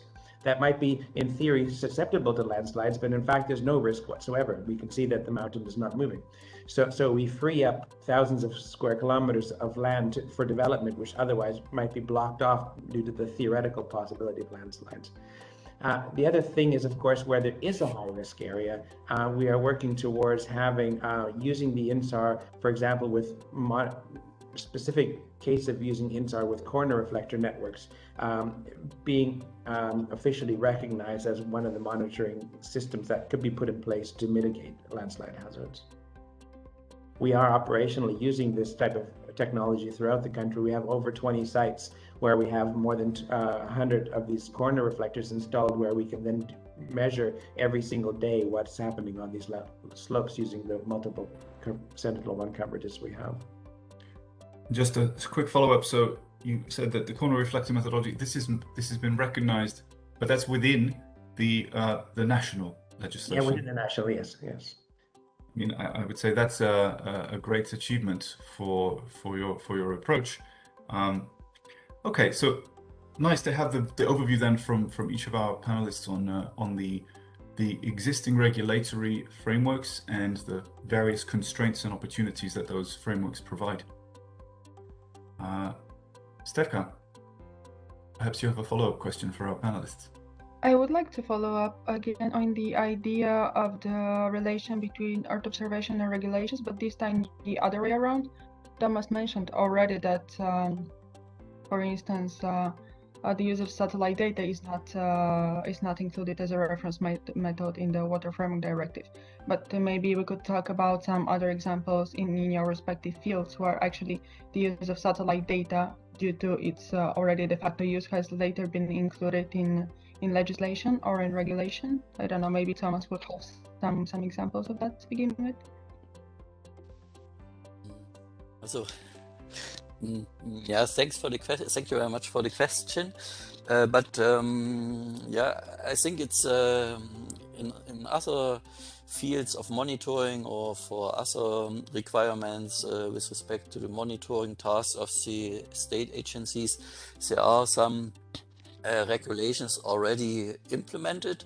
I've heard about agriculture applications, and I've heard about applications in the framework of nature protection and also for forestry. But in our case, as with respect to the monitoring of inland waters, we do not have any support from the regulatory framework. And only to repeat, but only once, I think in our case in Germany, we do have these hierarchical levels of regulatory frameworks coming from the European level down to the national, down to the federal level. And if you really want to foster the application and usage of remote sensing data on a federal or national level, these remote sensing techniques and Copernicus data have to be mentioned in the European frameworks and regulations, legislations. And that's a very important and crucial point, I guess. And this has to be done in order to foster the implementation of those data. And yeah, I've heard about other fields where this has already been done, but it should be also done for the lake monitoring or inland water monitoring field. Mm-hmm. Thank you very much. And do you know what is the reason that there are other agencies who still don't apply? Do you think that this would really be changed if there's a regulation behind it? Because, for instance, as you said, if on the Water Framework Directive there is not the regulation itself, the directive itself, it doesn't mention satellite data, but nonetheless there are agencies, for instance, as yours, for instance, notably the case of also for lake monitoring in Finland and in Sweden. That's the case. Also, as far as I know, there are several points which have to be taken into account.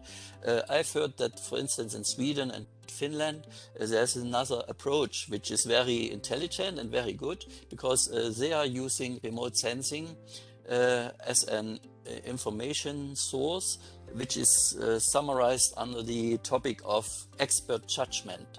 So you are free to use additional tools, in this case remote sensing tools, in order to carry out some type of an expert judgment. But that's something outside the regulatory framework, so to say. And in fact, if remote sensing and Copernicus data and Copernicus services would be mentioned in the Water Framework Directive, which is for us the most important framework of all, if remote sensing would be mentioned, and if remote sensing would be listed as an accepted tool for monitoring and reporting according to the Water Framework Directive, everything would change, in fact, because if it's mentioned in the regulatory framework of the European Union, then it will come down to the national level and down to the federal state level. And as soon as this would be given as a tool for reporting according to the Water Framework Directive, we would get more money, funding, and we would get maybe also personnel. But as long as as remote sensing doesn't occur at all for our monitoring tasks and obligations, we won't get any personnel and we won't get money. That's the problem. We as a state agency do get some money for additional monitoring purposes, but not with respect to the Water Framework Directive, because there it is not allowed. And that's a real crucial point. It should be implemented in the reporting documents or in the Water Framework Directive documents itself. Then this would change the situation really a lot. That's my personal opinion. Thank you very much, Pablo. I was wondering if you would have something to add, as you mentioned previously that in your field, SAR has now been approved as good enough to be used for your purposes, but it still hasn't been. It doesn't have any regulatory background for that. Do you think that this needs to change, for instance, to broaden the use of satellite data and therefore its benefits? It will be very interesting, but I think that, as Thomas said, now the public administration should improve the use of this kind of data, but they need more techniques and more personal staff that control that knows how this works, and it's gonna be a long-term work.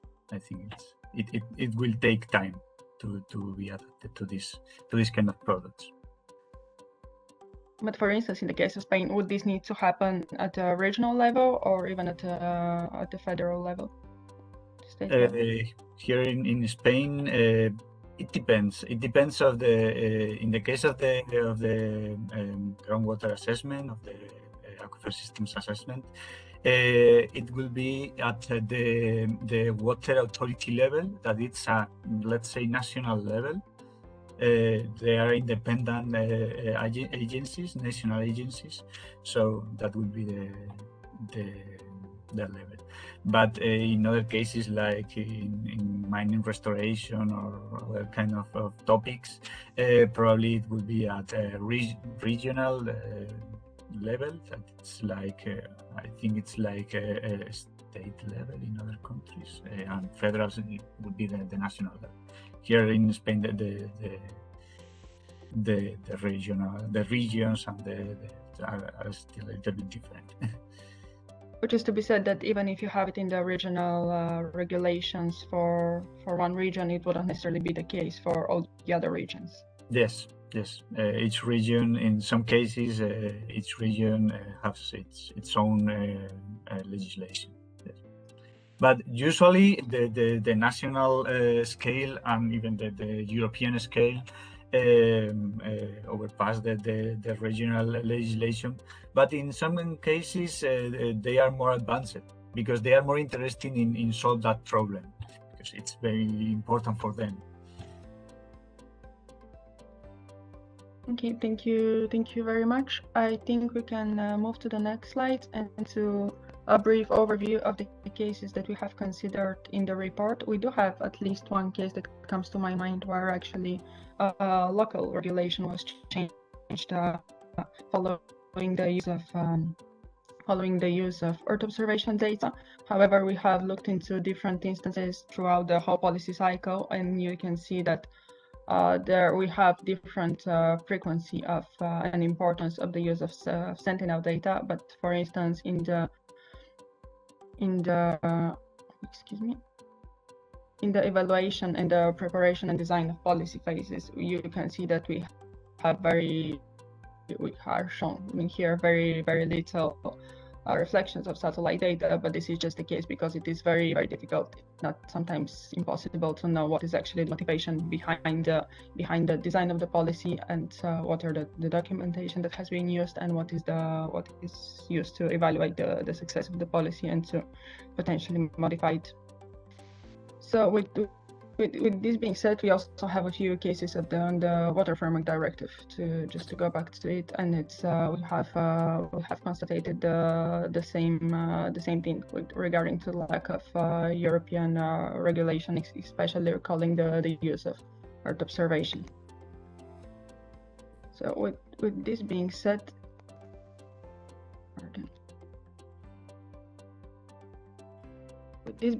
maybe we can. Move forward to the next set of questions. Absolutely. Thank you, Stefka. And I think what we are seeing is that we have an interesting landscape in which sometimes we are forced to use certain types of monitoring by regulations, EU, regional, national, local. But in other cases, and I think Pablo just said it, that the motivation comes from the desire to solve the problem. Even if the particular method is not acknowledged in any regulatory framework, the will to actually get somewhere and get to a place where you're solving a problem, whether it's the problem of controlling subsidence and controlling the extent to which extraction affects subsidence, or whether it's the or whether it's water quality and being able to obtain an overview, as Thomas Wolf said, of the entire set of lakes within a certain area quite quickly and quite regularly updated. And of course, Finland and Sweden were mentioned earlier, and we just showed, Stefka showed an example. We know very well from our Finnish colleagues that it's really, for them, it was not an option to not use satellite data to monitor the many hundreds, if not thousands, of very small and disparate water bodies all across the country. So the motivation comes from different places. And the next question I have for you is, what was the motivation in your case for introducing Sentinel-derived products into the workflow? And here we also can connect with this idea of you need that champion, that personality, that enthusiast who's aware of the possibilities and willing to try it out, even if it's against the rules within the authority. I will ask Anders maybe to start us off. So where did the motivation come from in the case of the forest management solution? I think the motivation come partly from the change of forest policy, actually, where we actually were put into a frame where we need to do more monitoring. But at the same time, we also introduced GIS as a tool for almost everybody within our organization. And with that came naturally to say the need for some kind of updated image background. And up to then, we have been using autophotos, but the autophotos were very sparse and they didn't come in a very there were too long times between the images. So to be able to use a sort of system that could actually monitor the land. Firstly, yearly, and that we did that with Landsat and Spot, and then when the Copernicus Sentinels came up, we were able to move from yearly to not daily, but almost. We have a lot of clouds that gives us obstacles, of course, but now we have a very frequent update, and that is giving us a lot more opportunities to actually follow the forest state all the time across the whole country. But also it introduced us with the possibility to use time series. Sentinels comes with frequent update that makes it possible to actually compare images from year to year during the same seasonal variation. For instance, we would like to have images for certain purposes at the end of May or early June, where we have the special conditions. Now we are able to do that. With Landsat and Spot, we were not 100% sure that we could do that, but nowadays we can do that. So the amount of data, the continuation of the information with the bands from Landsat and Spot was very, very important for us when shifting to Sentinel products. Yes.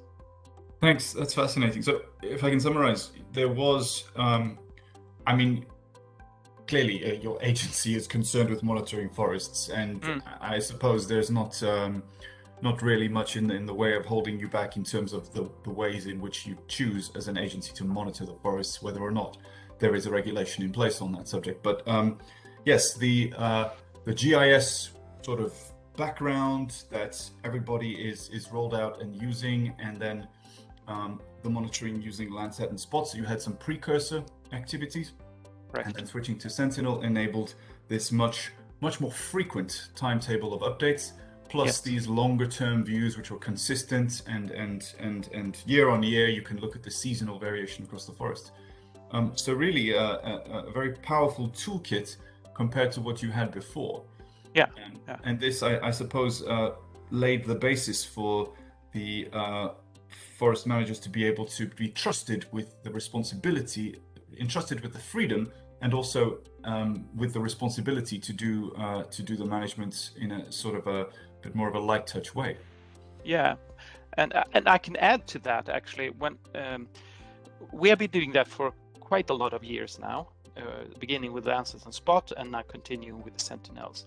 Now you know that in 2018 we had this drought, and as a follower of that, we had a lot of forest fires in Sweden, and immediately it came up. We need to monitor this. We need to map this. We need to do it now, and we were already on the field, so to say. We could easily use this data to fulfill another task. And then the year after, 2019 and 2020, and this year 2021, we have been monitoring quite a lot the impact of the insect bark beetle that is affecting the forestry heavily right now. And so we had the infrastructure, we had the images, but we are now increasing and widening the applications of the data. That's excellent. Thank you for those examples. I think it adds richness to the story very much.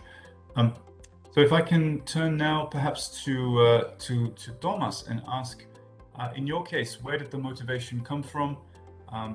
How did the idea to bring in the Sentinel products start? Yes, the main motivation simply there's a gap between our abilities to monitor lakes by monitoring techniques as I said, we can monitor in an intense manner maybe 10 to 20 lakes per year. And on the other side, the number of lakes we should observe and monitor, approximately 260 lakes bigger than 10 hectare and 1,300 lakes bigger than 1 hectare. And for sure, we always wanted to have a methodology which gives us at least some basic information about all of these lakes, these huge number of lakes, which we never ever could monitor by in situ possibilities or techniques. And therefore, when we became aware about the possibilities of the Copernicus data and Copernicus service, for sure, opened up totally new possibilities and a real huge or big source of information with respect to our inland waters and lakes. And for the first time, this was simply the motivation, not only to have every 5 or 6 years information about our water framework directive lakes, and maybe for a lot of lakes we never ever can monitor.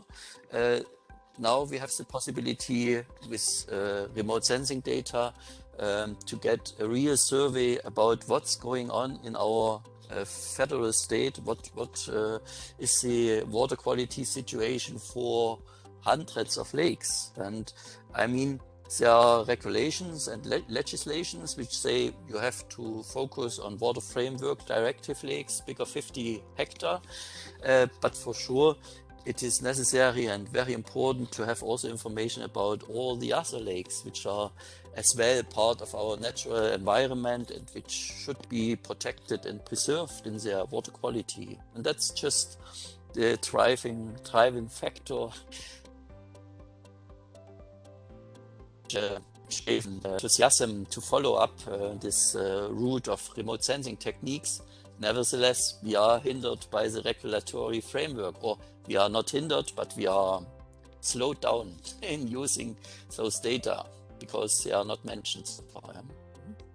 And one thing which Anders also told us, as for sure for us, it's also very important to have time series and to see what's the development in the different lakes. We never ever before could have a time series or a consistent time series about many lakes, and now we have these possibilities to apply change detection algorithms, and we get a survey what's going on in different parts of our federal state. And this change detection is really important to see if there's some improvement or maybe the situation with respect to water quality is worsening. Yeah? That's really something very important for us. Thank you for that. And again, I think we are hearing about an incredible opening of opportunity and an enhancement, a leveling up, if you like, of the powers you have, mandated powers to do certain tasks to protect the environment, in this case to monitor inland water, enabled precisely by the availability of this free and open data. And I think we spoke earlier about, and this theme keeps coming up, about these personalities within certain authorities who have the will and the vision to pick up these tools and try them out, even if they're not on the rule book. It occurs to me, I mean, Thomas, you are one of those personalities, and actually each of you sitting here represents an agency or an institution within your national context, and you do represent these personalities. So it's very interesting to see how you have actually facilitated the bringing on board of these new technologies. Okay, maybe I pass to Stefka for another question. I would like to follow up talking about how you brought up these new technologies, but also new applications for the same data that you have, notably what Anders referred to. Could we talk maybe a bit more broadly about how widely is recognized the use of EO data in your institution, and if it is, if you can give us another instances of how it is used? Maybe we could start with John. Yes, well, we've been using satellite radar data for close to 20 years now, starting with ERS and followed up a radar to SAT2. But of course, and then the Sentinels. But we also have a number of other uses for example, Sentinel-2 data for other types of mapping and monitoring it. Geospatial data is of course the prime product, also input and product of most geological surveys.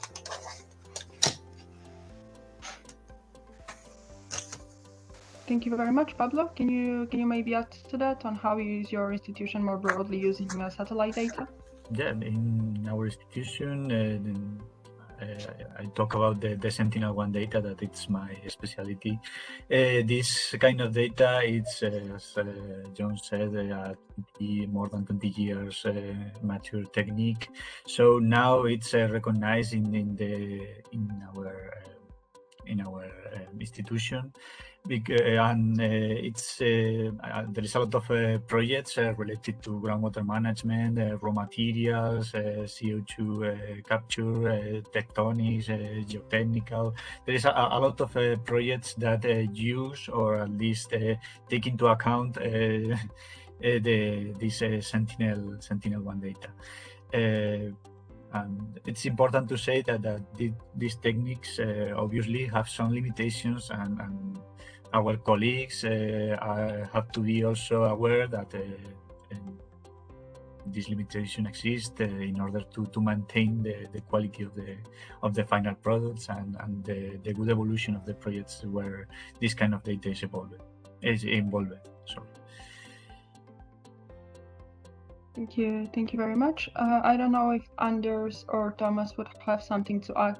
I think that they were already quite specific also on the broader use of satellite data, but in their agencies. But if you have something more to add, please go ahead. Maybe beyond the applications that you're working on. Well, I can say that the demand for data has. What we can say, I don't know if this is Swedish saying, but you know the ketchup effect. The ketchup's, you're shaking the bottle, nothing comes, and then all of a sudden everything is coming. That's the ketchup effect, and we can see that right now because we have used satellite data for quite some time, but we can see it's all over the place now. Everybody wants the data. Everybody wants to conduct projects where they're using the data or find new applications, and we see that both internally and externally. So it took some time to get used to the data for most of the user, but once that was done and they saw the potential in it, the demand for it has increased exponentially, I would say. So at the moment, satellite data in the forest sector, at least, it's not driven by regulation at all. It's driven by genuine need to solve a problem on the ground. But this comes back to a little bit the concept of freedom, even for the public agencies, that you can, within certain limits, implement certain methods, even if they're not prescribed by the authorities. Correct. You're absolutely correct. Okay, thank you very much. I'll pass back to Dimitri maybe for. That's right. I think what we'd really like to know is, because in each of your individual situations, you have a context where regulations determine what can or cannot be done. You have regulations which force you to do things a certain way, but either due to a desire to solve problems or due to a recognition that the value of this tool is so great that we cannot avoid it and we should definitely use it. For example, Thomas said, even those lakes which are not prescribed by the WFD to be monitored are being monitored using satellite data because of the efficiency and of the value of the information that comes out of it. But you've managed it in each of the 4 cases that you have been involved in to actually overcome barriers to uptake. And I'm very pleased to hear Anders saying that we now have a catch-up effect of EO data. If you could comment very briefly, what you would say are the best practices for overcoming barriers to the uptake of EO data in the context of its use by public authorities. I think that would be a very useful final comment from each of you. Well, in our case, I think obviously the first thing you have to do is prove that it works. There's no doubt about it. You have to build up a number of case studies where you can demonstrate the effectiveness of the method. But the other thing, and this is where Copernicus really comes in, is having the data freely, using the FAIR principles, findable, accessible, interoperable, and so on, that you make the data accessible for everybody so that the uptake goes much faster when other people get to look at it and see the data for themselves, how useful it is. And this is also important, as in the case with Germany with the lake monitoring. I mean, many of the lakes that were prescribed for monitoring probably were prescribed for various reasons, but by monitoring everything, by looking at everything, you might discover many other places that need also monitoring that should have been monitored regardless. And this is the case for all of our examples, all of our cases. By doing this sort of wide-scale processing that Copernicus allows us to do, we can shine the light on new areas that we didn't even know there were issues before, and many more people then are exposed to it. And basically every time we find something interesting, it gets more attention and the usage picks up.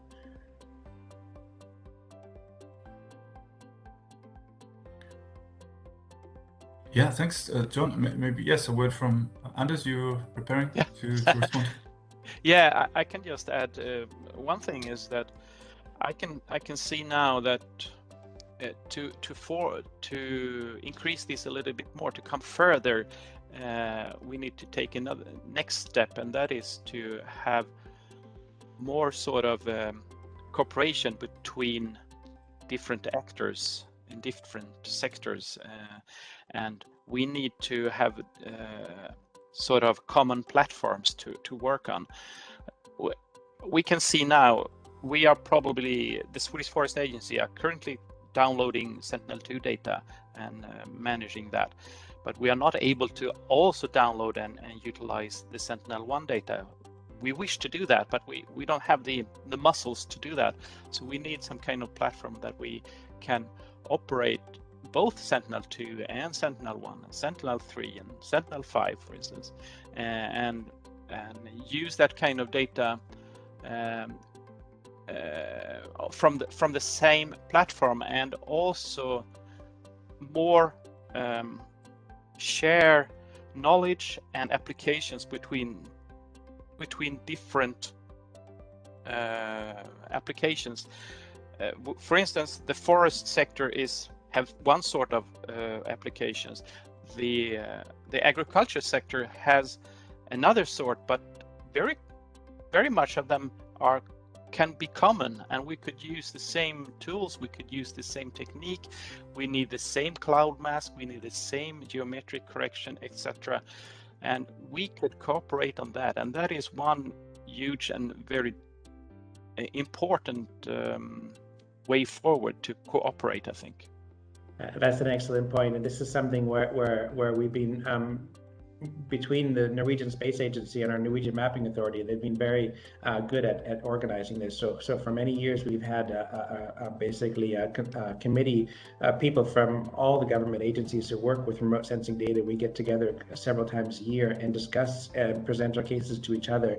But also we've built up a common infrastructure for the Sentinel, for the Copernicus program, and we have a special government budget for Copernicus service development. So we do have a common a Copernicus hub where all the data is available for, and so a lot of our products are going back into this hub for distribution and reuse by other people. So the Meteorological Agency is in charge of running our hub, and they are, for example, producing a lot of data sets in NetCDF and making it so that we can stream individual parts of images and things like this. But yes, definitely talking to each other within the government is really important, and sharing experience. Yeah, great, thank you. Maybe just a very quick final note from Pablo, and then from Thomas.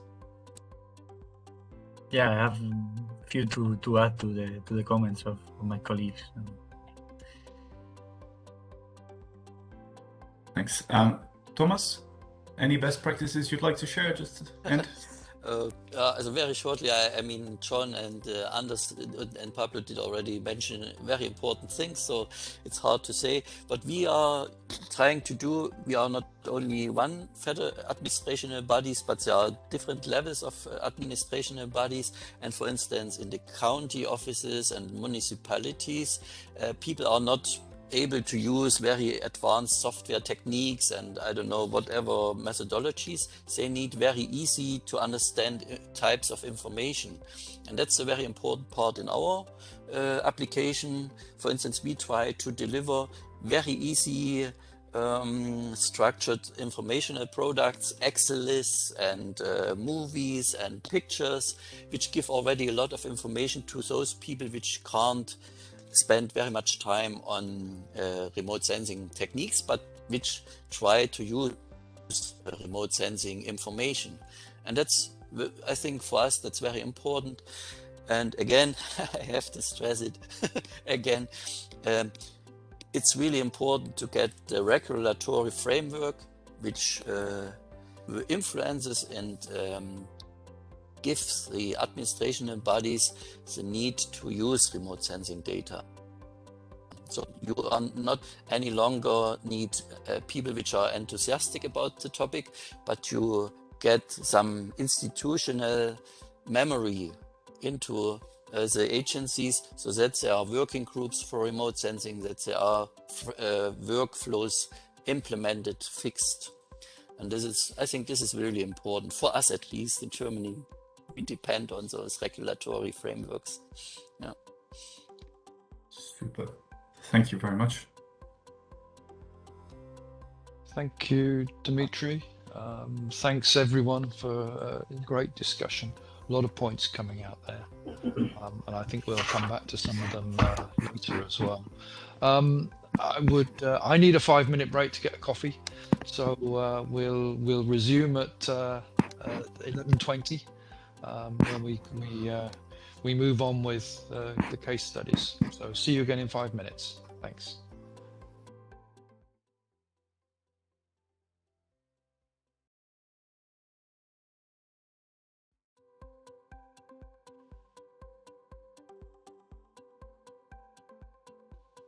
Thanks, Veronica. Okay, so now we're going to look at a very topical topic, the topic of flooding, which we had very severe floods and a lot of damage and life lost in Belgium this year. Same in Germany and in other European countries, and we're seeing the devastating effects in British Columbia at the moment with the double whammy of fires that spread through the summer and took out vegetation, and now the lack of vegetation is exacerbating the floods. So we're going to look at that, but not in a country which suffered in a very different way 150 years ago. You recall yesterday we talked about the importance of potatoes in Belgium. So the potato played another very important role in history. After we said yesterday, it became a key food source at the turn of the 19th century. Then between 1845 to 1850, potato blight struck in Europe, and especially hard hit was Ireland. Whilst it was prevalent in other countries, in Ireland the strong dependency on the crop, coupled with the social structures, led to mass suffering, and it's estimated that around 1 million people, or 12% of the population at the time, died from disease or starvation, and a further 1 million, 12%, emigrated to the UK, to Canada, but mostly to the US. And the ramifications of that are still felt today in the division of the land, the island of Ireland, the politics between Ireland and the UK, and the politics and culture in the US, where the Irish influence is still today one of the strongest in the country. So, geopolitical history. Our case, as I said, in Ireland did not look at potatoes, but at the impact of storms and flooding. So firstly the animation, and after the animation I hand over to Leif to take us through the case. Over to you, Leif.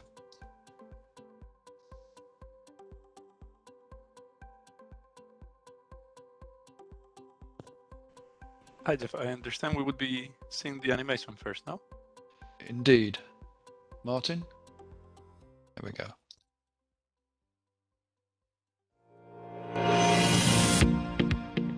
Recent floods across Europe have demonstrated the vulnerability of modern infrastructure to heavy rainfall.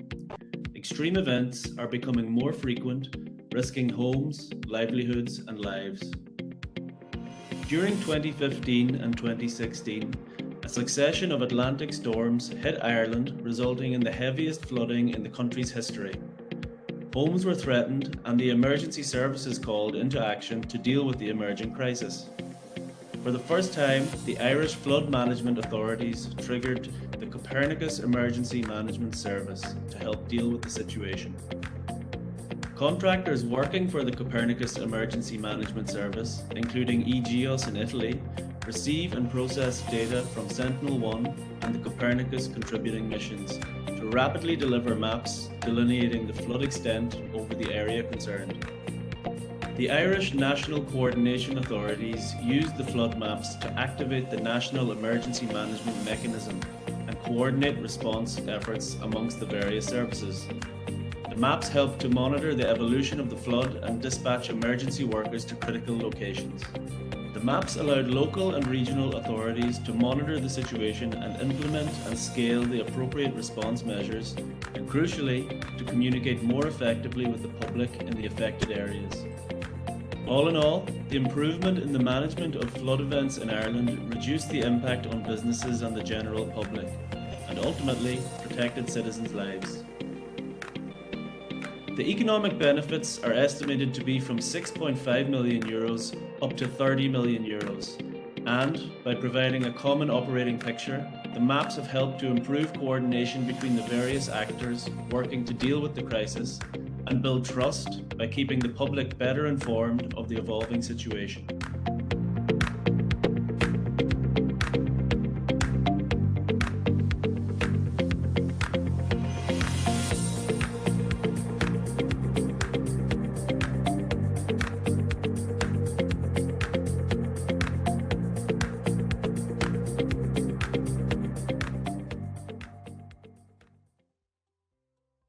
So, following this very informative video, I would like to welcome Luisa Betili, Technical Manager at EGEOS. She will help us to walk through this case. So, Luisa, welcome. Good morning. Could you tell us a little bit about you, about EGEOS, and also about some of the other actors in the value chain? So good morning, everybody, and nice to meet you. I'm Luisa Betili, and I joined EGEOS 1 year ago, and I'm currently playing the role as a technical manager within the emergency team. EGEOS is a telespazio and Italian space agency company, and it is leading an international player in the Earth observation and geospatial information business. In the context of the Copernicus Emergency Management Service, EGEOS has acquired a leading position for the industrial consortium from 2012, and in terms of technical coordination of the service, performing on-duty operations from the reception of a new activation through its entire lifecycle management. And moreover, EGEOS covers the role as one of the production sites of the service. Whether an emergency event occurred in a European country, the authorized user who triggers the activation within the Copernicus Emergency Management Service Rapid Mapping project is the related national focal point as the National Civil Protection Authority. And in this respect, the Irish authorized user is represented by the National Coordination Authorities, who monitors the evolution of the flooding event across the whole country and dispatching any available information to the involved agencies, governmental departments, and other stakeholders. The key entity of the Irish National Focal Point is the Department of Housing, Planning, Community and Local Government. And this department, in particular the NDFEM, which is the National Directorate for Fire and Emergency Management, is the leading government department for the response to severe weather emergency. And its role is to coordinate with all the involved agencies and facilitate as much as possible the mitigation of the flooding event and impacts.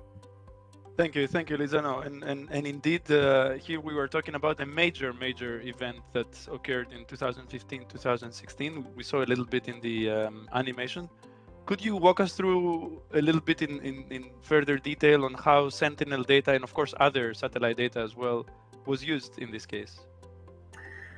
The activation related to the flood in Ireland, which was triggered by the Irish National Focal Point on the 4th December 2015, was handled with the integration of various sub-Copernicus contributing missions, which allowed to perform a comprehensive analysis with the provision of 107 flood delineation map products, covering 1 month of satellite data, basically from the 10th December 2015 to the 11th January 2016, and particularly over the area of interest of Limerick.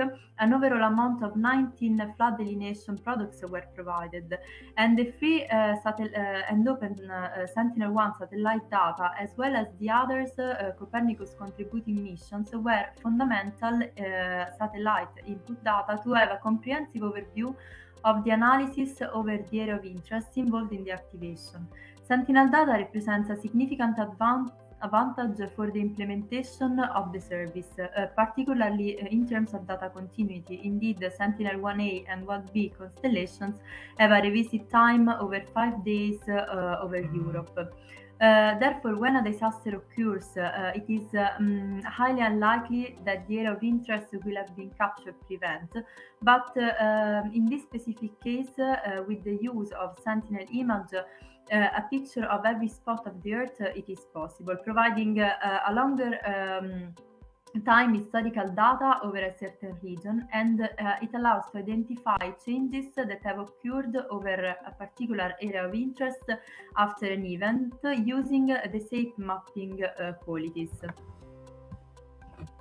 And so you mentioned the production of several flood delineation maps. Could you tell us a little bit what type of benefits were realized for the different authorities that were using these maps?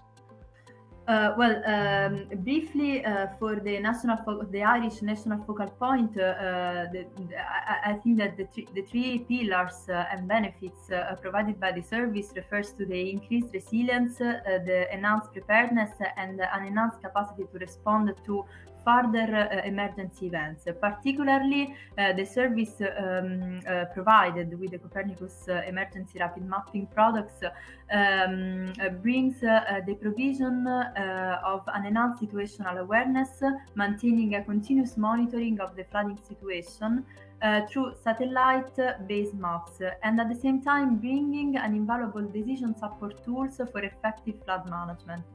Moreover, the information extracted from the satellite-based flood delineation maps provided by the service enables actors in the different tiers involved in the service to make better decisions and to take more timely actions in response to flooding events. Moreover, the benefits provided by the service refer to different temporal horizons. On a short term, it allows the identification of the areas which were mostly affected by the event, and at the same time, it allows to identify the assets affected by the flood events in terms of buildings, transportation within the area monitored by the activation, and further, it enables the evaluation of the economic losses within the most relevant economic sectors of the area.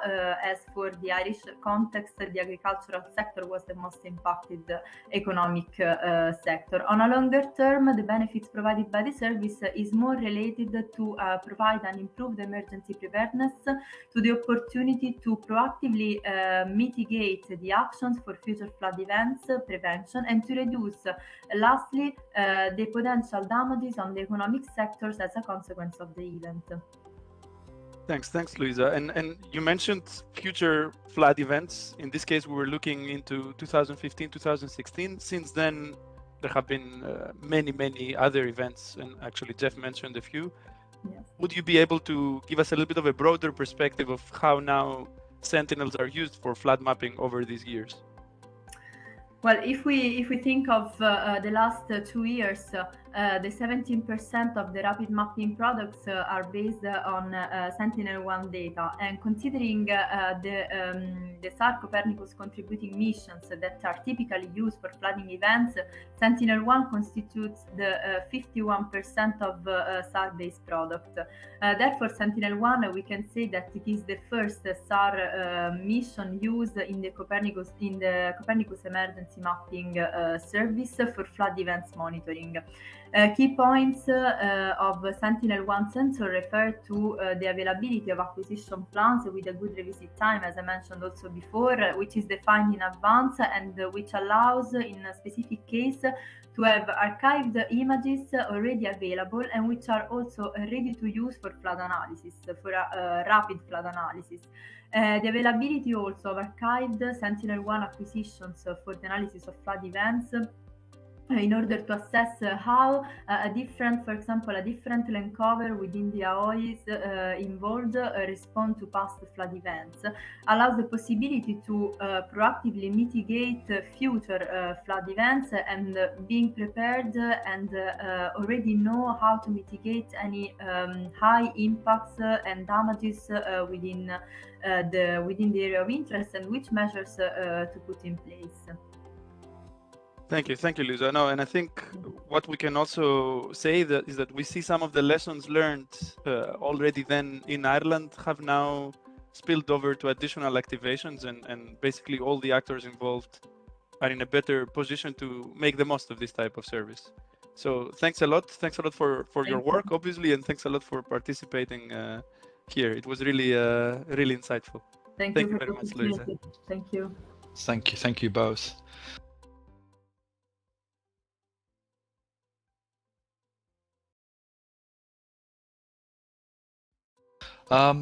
So just got me again for a short while before I hand back to Lef again. So again, we're moving back to the question of SAR interferometry. We're also going to a country which, as we saw earlier in England and in Sweden, the Netherlands underwent quite fundamental religious change about the time at the end of the 16th century, or the latter half of the 16th century. In 1568 began what became the 80 Years' War between the Dutch provinces and the ruling Spanish. Several vicious battles took place in Antwerp, in Maastricht, and in Gembloux, and this is the personal link because that's where the Centre for Recherche Agriculture de la Wallonie is based, which we interviewed in relation to the potatoes in Belgium. So there's the connection. What happened in 1579? 9 of the northern provinces signed the Treaty of Utrecht, which is considered to be the founding of the modern Netherlands. And the war ended in 1648 when the Spanish king finally recognized the independence of 7 of the Dutch provinces under the Treaty of Munster.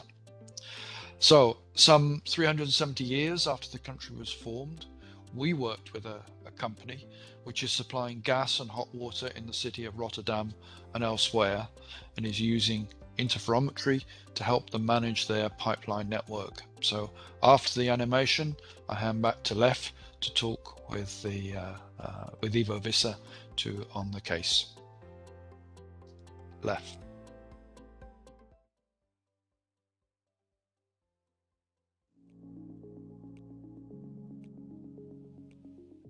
Underground gas pipelines in parts of the Netherlands are at risk of fracturing due to sinking of the ground in which they are buried. Infrastructure management and planning is made easier by Copernicus. In the Netherlands, ground subsidence can cause gas and water pipelines to break right where they enter houses. The houses are pinned deep underground and stay stable whilst the ground around them moves. This is a particular problem in the area around Rotterdam, where it is so severe that soil levels can change by as much as 1 meter within a few years. Hence, gas pipelines are at risk of rupturing at the point of entering houses, with threats of gas leakage and even explosions. The local gas supplier Stedin serves 1.9 million households and needs to replace around 50,000 gas connections to houses each year. Dutch company SkyGeo offers a ground motion monitoring service based upon the use of Sentinel-1 data. STEDIN is able to use the SkyGeo maps to identify where the movement places connections at risk, and so plan maintenance work more effectively. Local authorities can also use the same maps to monitor risk and prioritize infrastructure work in their area. Citizens are subjected to less disruption due to emergency roadworks and maintenance work on their property, as well as less risk of a catastrophic gas leak.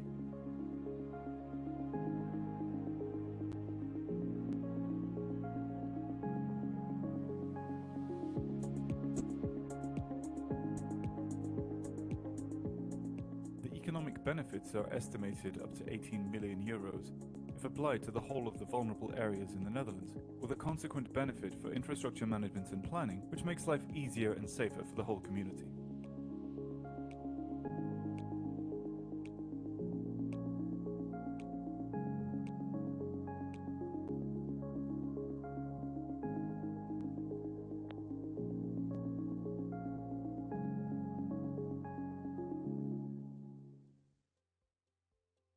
So now I have the pleasure of welcoming Ivo. Hi Ivo, it's a long time we haven't seen each other. It's great to see you. Would you be able to tell us a little bit about yourself and about STEDIN and the work you have been doing in this case? Yeah, thanks, Lev. I'm working at STEDIN, and STEDIN is a DSO, so we have a gas and an electricity network in the western part of the Netherlands. And we do the maintenance and extension of these networks. And I work within STEDIN in the asset management department. So I'm focused on using data science, geodata science, and all kinds of input data to assess the risks of an outage on the gas network. And I'm responsible for the entire gas portfolio. So from the assessment of risks onwards into actually creating the projects to do replacements within the area. And we started using Sentinel to get more insight into the risks we have on our mains and on our service lines. And for this case, we worked together also with APDES, who is the DSO for the water lines. So I won't be talking about the water lines, but just for gas. And the thing we used to do was to actually go and dig in the field to see what the quality of our main, of our service line was. So we had to dig into the streets, closing off traffic or ruined gardens just to check what the quality of the lines were. And using Sentinel, we get a way better image of what the quality of these service lines and mains are without actually digging. So for our just over 2 million customers, the benefit of Sentinel is that they can actually be safe or know that we assess the risk correctly without having their gardens being torn apart or plants removed. So that's one of the major benefits for our customers, I think. And for STEDIN, we get a better insight. We invest in our assets, and we can be more sure that if we replace them, they're actually also bad enough to replace. So they're still safe. We can prevent outages, but we won't replace assets that are as good as new anymore. So the money we save, I think there was a saving per week calculated, but we use that money again to just pinpoint with way more detail than before the next asset that is of a bad condition and replace that one. So apart from not having the inconvenience of removing plants from gardens, we also increase the safety for our customers. And if I may follow on this, so you have been one of the early adopters of this type of technology and solutions. You have also been one of the very early cases that has been studied in this framework. How has the use evolved in the meantime? I think we started in 2012 with just a map with points on it, and each point would represent the deformation rate per year. And we used to just look at the data and then see where there were maybe clusters of high deformation rates. But I think in 2013 or 2014, we started to interpolate these points to get a map that would cover our entire area, and that made it also possible to link the measurements to our assets. And then we went into a more data science approach in the years after. Say, okay, we measure the deformation rates, we link them to our assets, and we use data science models to actually figure out what the deformation was during the lifespan of an asset. And knowing the type of asset, the materials, and the construction types, we could say, okay, if you have had 60 to 90 centimeters of deformation, then for asset type A, that would be a problem. So we need to replace it. For asset type B, that's not a problem. It can go up to 1.2 meters or 1.5 meters. So we can still have them in place in 1.5 years. Then again, there was some proof of concepts together with the heat company in Rotterdam, saying, okay, can we, for mains, focus maybe not on deformation, but the changes in deformation rates. And we tried to link the changes in deformation rates to the leak we found on the heat pipes. And it actually turned out that we could really do that. So the next project for us, still in a data science environment, was to create maps based on the interpolated deformation maps, create maps that actually showed these lines where the deformation rate would change rapidly. And we found also a correlation between these lines of rapid change and our leakages in our own mains. So we expanded the models to also include this data and to be even better able to pinpoint where the outage would be. We don't really need an outage anymore now, also on mains, to see where the problems are. But using these maps and derived maps and some data science approaches, we can really pinpoint them before the outage happens and start a project to replace the assets that need replacement. And I mean, it's clear that you have a mature usage of all this. In this time frame, what type of benefits do you see being realized, not only for Stedin, you mentioned already, but also for the greater community, for your customers, for I guess also potentially those that deal with damages once they occur, and so on?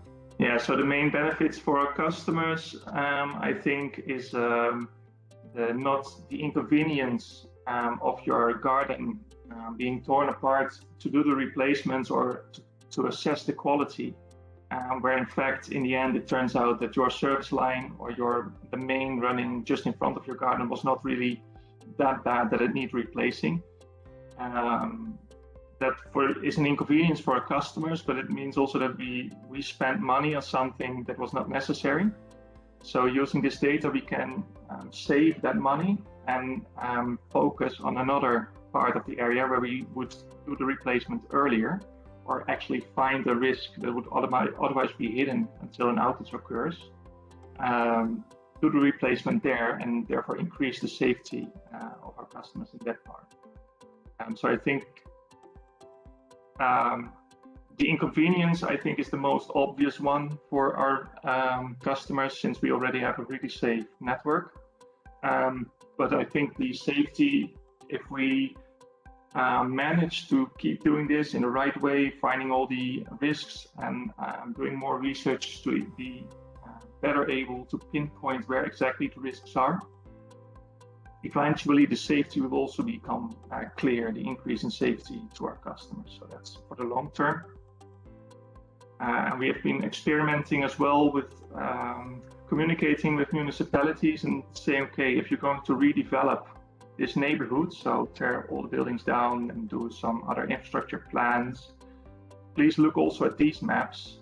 Maybe you can accommodate for additional rainwater or heavier rains in the future by designating an area that's already sinking as a water storage, keeping all our utility networks out of there, so sewage and water and all kinds of cables, electricity, gas, everything, and move them to more stable grounds, as well as the houses, to even prevent this problem from occurring in that neighborhood in the future. So we've been a bit reactive, I guess, by seeing what the problem would be, and we're trying to make a change to go more towards a proactive approach and say, okay, maybe if you design this neighborhood, if you shift it around a bit or shift the stuff around, then maybe it would be better for all of us, saying sewage and water mains as well, just being outside the unstable grounds. And in that regard, do you see, I mean, you mentioned earlier on also water authorities or heat companies, but do you see that your example is being picked up or followed by others that could benefit from this type of services? Yeah, I think both in the Netherlands as well as in the US, we had some contacts with the municipality to see what the benefits would be of using this data. I think we still have a lot of opportunity to increase the use of the data and to actually build something really nice. In the Rotterdam area, the water companies and the heat company, we are already working with this data, maybe in slightly different ways, but really seeing the benefits of having this data and being able to just focus your investments in the right locations and increase either safety or service level for the customers we have. And maybe as a final question, have you seen any, let's say, tangible impact of the case itself having been studied and you know, your ability to communicate about your work using that? Within stadium, you mean, or outside? I guess both is interesting. So we try to keep the impact of changing the way of working to a minimum. So we're still looking at neighborhoods at once, but the work we do within these neighborhoods is just reduced to the actual locations where it's needed. And that means that in the field, you get another and different discussion with your clients. So they will ask you, why is my house not getting a replacement and my neighbor is getting a replacement?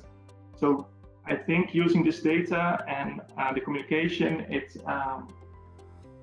developed more into a two-way traffic between our customers and the people that work in the field, and really having people understand what we do and having more confidence in what we do, which is always nice. And we've also been looking at, okay, we can really calculate stuff and say, okay, this house is relatively unsafe and this house is safe. But we need to also consider the way that our customers experience us working within a neighborhood and say, okay, maybe we need to do a couple of houses more, just to have clear packages and also for communication with our clients to say, okay, we're going to do this part for this reason. And we can use the maps we created in communicating with them through whatever media required to actually show what we're doing, why we're doing it, and how this will work out for them. Excellent, excellent. No, this is great to hear. And again, big thanks for participating in this. Big thanks for sharing your experience and expertise. You're welcome. Yeah. I guess now we'll pass back to Jeff. Thanks, Ivo. Thanks, Ivo. Pleasure to see you again.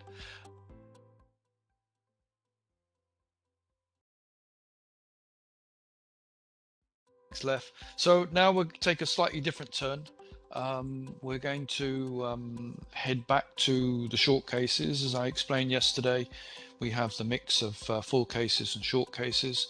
We have 4 short cases now to be presented, and I'll hand you over to the guide for that, which will be Dara Boyle. Dara, over to you. Thank you, Jeff. Just getting control of the screen. So the 4 short cases, as Jeff explained, we had 4 yesterday, we have 4 today. In the short cases, we don't do a full in-depth dive or an entire economic analysis of the benefits for whatever reason. We just present the case because we feel this is an interesting story or an innovative way in which Sentinel data is being used. The first case up today is about dredging in the Maldives, and unfortunately we didn't get to do an on-site visit in the Maldives for this case. First of all, EOMAP who are the primary, or the service provider in this case, have provided us with a short video on how they use Sentinel data. Here we go.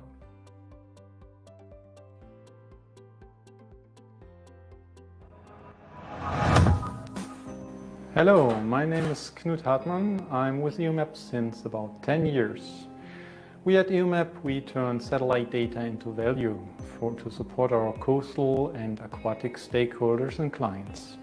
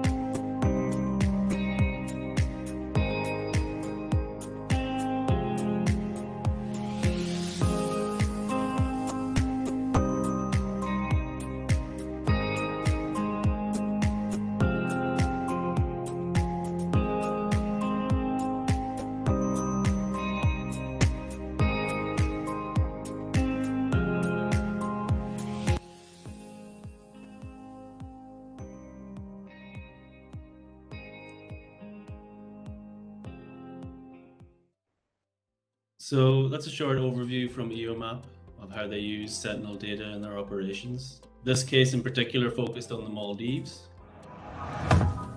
Oh. Hello. There we go, sorry, next slide. So this case in particular focused on the Maldives. The reason we focused here is because there's a constant need for dredging. It's such a low country. It's actually one of the lowest lying countries in the world. It's an average of, I think, of 2.4 meters elevation above sea. And the highest point in the Maldives is actually only 5.1 meters high.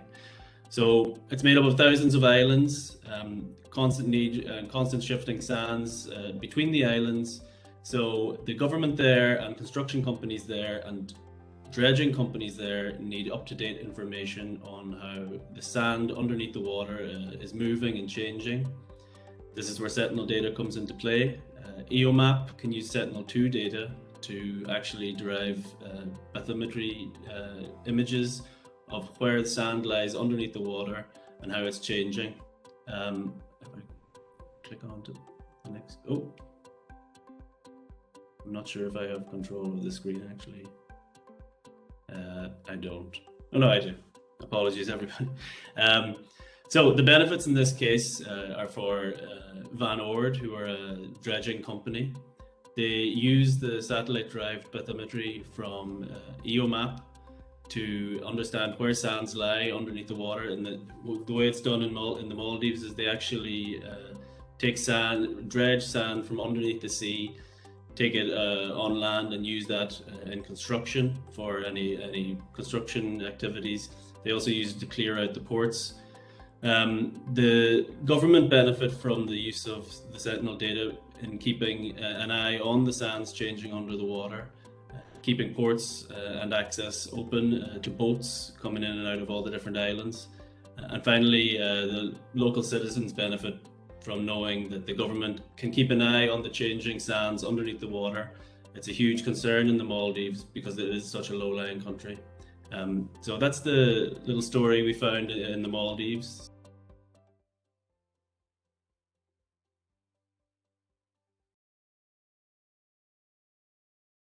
The next case we have is actually to do with wild boars in Lithuania. Let's move on to the next slide. So a farmer in a local farmer in Lithuania and a local hunting club had a dispute over who was liable for damages in the farmer's cornfield. So the farmer in this situation claimed the local hunting club drove wild boar into his fields and they destroyed his crops. The local hunting club claimed it was actually widespread damage from storms and hail, and it was nothing to do with them. They did not drive wild boars into the fields. There was a dispute. It went to court in Lithuania. In the court case, Sentinel data was called upon. So a company called Geomatrix used Sentinel-1 data to actually map the fields in question to try to understand, was it localized damage that was caused by something other than storms, or was it a storm and hail that caused this damage? So in the court case, the Sentinel-1 data could actually prove objectively that it was localized damage that was not caused by widespread storms. They could show other areas and other fields that were untouched. As a result, the farmer in this case, he won in court, and the judge in the case actually commented on the fact that the Sentinel data was so objective. It was clear to everyone in the case that no, this was the hunting club's fault for driving the wild boars into the area and causing the damage. So the Vilkaviškis municipality, who were in charge of running the case, they benefited in this case from the objectivity of the Sentinel data. And we concluded in this case that society also benefits because of the objectivity, because of the clear nature of the Sentinel data. It enables court cases to be done in a much fairer manner.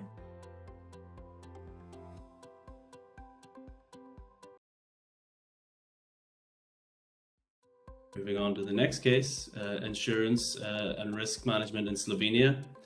So in Slovenia, there are, in 2017 in particular, there were some very bad floods. In general, natural disasters are a concern for many countries all around the world. But in Slovenia in 2017, the largest insurance company in Slovenia, Triglav, actually called upon a company called Flycom Technologies, who are a remote sensing company, to help them understand the kind of risks that their portfolio of users are at and the damages that were caused by the 2017 floods. So Flycom Technologies adopted Sentinel-1 and Sentinel-2 data to map the areas of the which were affected by the floods. Which helped them to analyze the damage that was done, and in turn the insurance company could understand how much money was required to be paid out, what money was not required to be paid out. In general, Triglav always use Flycom Technologies now to understand their exposure to future risks. So the GIS has been built by Flycom Technologies, which Triglav use in order to understand where all the homes they insure are located, what types of natural disasters could affect those regions, and as a result understand their exposure. So in this case, it was a nice story of an insurance company adopting Sentinel-1 and Sentinel-2 data to optimize its operations and to be able to serve its customers in a faster and more efficient manner.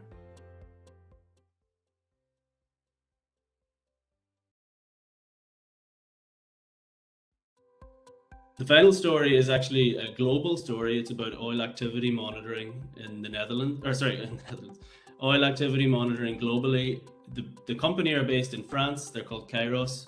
We actually have a short video from Kairos explaining the case. Maybe it's not on this. Oh, here's the video. Play.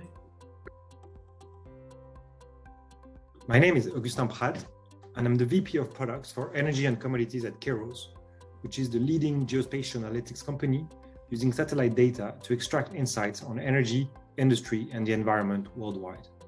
Our mission is to give energy and industrial actors the tools they need to optimize operations, tackle climate change, navigate the energy transition, and stay on top of fast-changing markets. We consider ourselves a team of positive disruptors with the goal of bringing higher transparency to our planet. The particular use case here demonstrates our relationship with the supermajor of the energy industry, and how we leverage satellite data and proprietary algorithms to bring higher transparency to operations that lead to better decision-making for their teams. The super major has a big interest not only in the production of oil, but in the trading of it.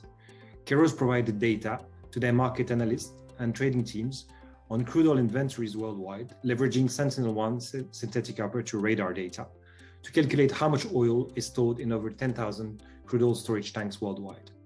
The product, named Crude Oil Intelligence, has proven integral to the super major increased understanding of supply and demand balances, and in turn, a better understanding of price discovery. None of this would have been possible without the use of satellite imagery. Kairos leverages the Sentinel constellation in general to track areas of the energy industry that were previously opaque. Traditionally, market players were forced to rely on lagged or incomplete data. The Sentinel constellation allows us to break down those barriers. Beyond Sentinel-1, Sentinel-5P, for example, has allowed us to create Kairos Methane Watch, a groundbreaking tool that tracks methane emissions around the world in real time.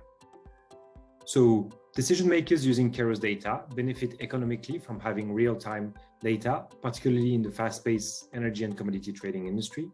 And environmentally, the tools that we've created from Sentinel-2 and 5P are breaking the limits of what was previously considered possible, to monitor from methane to carbon to biomass. So really, Sentinel data has enabled Kairos to bring transparency to energy markets and the environment. So that's the overview of the case we got involved with Kairos. They actually use Sentinel data, Sentinel-1 data, to monitor the heights of crude oil storage tanks. So these tanks actually have floating roofs. So if the tank is full, the roof is at its highest. If the tank is empty, the roof is at its lowest. And using the Sentinels to monitor the global picture of all of this, and through sophisticated algorithms they've developed, they can actually infer where crude oil is stored in the world right now and how that's changing over time. As a result, that data can then be sold to the likes of oil companies like Total, who we spoke to in this case, for understanding where the market currently stands. Traders are very interested in this type of data to understand are there any risks of future supply chains. And finally, Total also told us that they actually use this data to help plan further production of oil, and even in their long and medium term planning for the company itself. So those are the 4 short cases we studied along with the 4 yesterday. I'd like to hand back to the next speaker, please.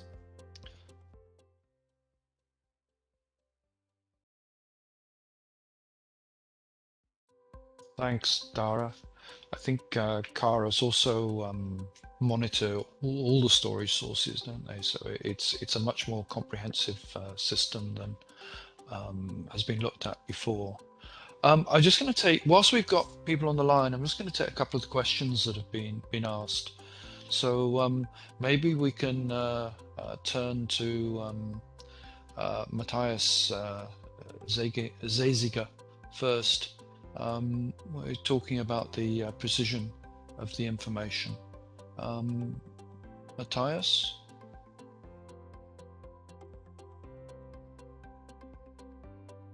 Yeah, hi there. Hi, you're on. Thanks. I was just curious about these flood maps in Ireland. How fast after the data acquisition the maps are really available and useful for this Ireland focal point there, Irish focal point, and on the other hand, what's the precision of this information, and how is the feedback of the client? Yeah. So, Luisa. Yes. So thank you, Matthias, for your question.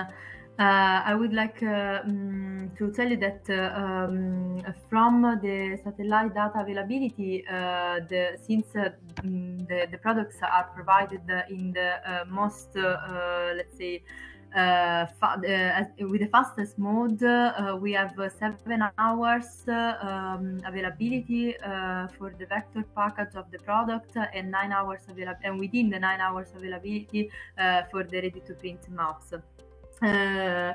And considering that the Sentinel-1 image is available, is delivered to us within 3 hours after the sensing time. And then regarding the precision of the information provided, we have to consider, of course, the resolution of the image. So considering that Sentinel-1 has a resolution of 10 meters, this is also the resolution of the output provided by the products. Okay, thanks. And maybe we can just take the question from Tobias Geiger as well. Tobias, he's asking about the links between the rapid mapping service. Tobias, there you are. Come on in. You're on mute at the moment. Tobias? Sorry, I have trouble with my microphone. Can you hear me? Yep, we hear you well, yeah. Okay. So the first question was regarding the rapid mapping service. So in the aftermath of a flood event, and basically the European service for emergency mapping of flood events, is that somehow interlinked, or is there a connection between these two services? Yes. I mean, the FAS service is one of the early warning systems which is connected with the rapid mapping service of the Copernicus Emergency Management Service overall. So yes, I confirm that there is this link between these two services. Okay, thanks. Tobias, you also had a question aimed at EOMAT Thomas Heger. Yeah, so that would be just for curiosity, the bathymetry measurements, how deep can they penetrate, or the satellite measurements penetrate to the oceans? Thomas?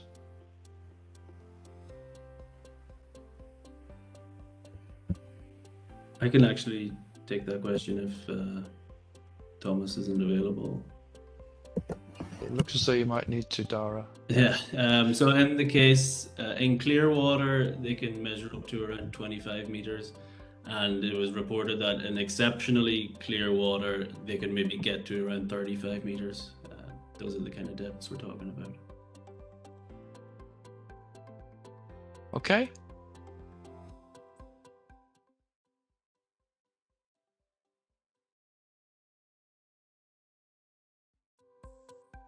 Thanks, Dara. Thanks for the questions, Tobias. We'll have more opportunity later, but I thought it was just worth taking those two questions now, whilst we have the principals still with us. So we'll move on. Oil obviously is a key product in our world. It's been around for several thousand years, and roads in ancient Babylon were paved with a form of asphalt. But fast track forward to the mid-19th century, and it was discovery by James Young in Derbyshire that it could be distilled, which opened the gates to the big oil industry that we know today. The first distillery was built by a Polish chemist, Jan Józef Ignacy Łukasiewicz, as demand for lighting oils grew. But more famously, it was Edwin Drake who is considered to have made the first oil discovery by a drilled well in Pennsylvania, which led to the oil boom. So we've heard about how petroleum underpins the economy, and Kairos is tracking inventories. But another form of oil, which has become increasingly important, is palm oil. This is an edible oil which has been used as cooking oil in Africa for many thousands of years. In the 19th century, it was used as a lubricant during the early Industrial Revolution, before other petroleum products became used. Today, it's used in the fabrication of many foods as an important part of the global food industry.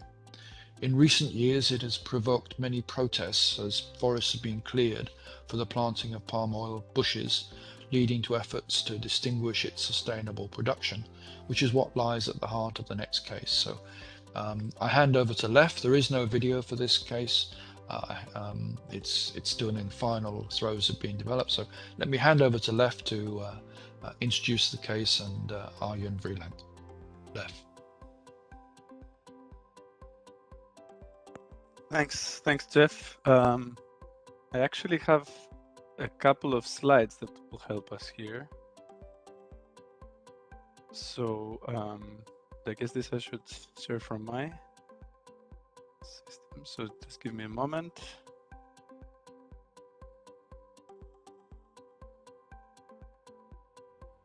So hopefully this is now working, and I will. It's fine, left. Yeah, just go to full screen. Yeah. Full screen. All right. So this is an extremely interesting case, and I'm really pleased to have Arjen here to guide us through it. I just wanted to set a little bit the stage, and we will be looking into the different aspects together.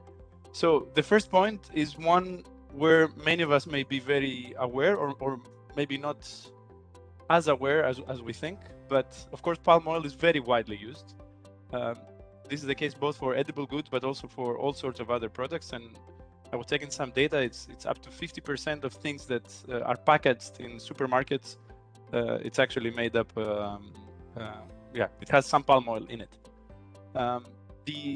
So it's a very popular thing. On the other hand, it's also very well known that, especially when we're looking into the major producer countries, Indonesia, Malaysia, it's the leading cause for rainforest destruction.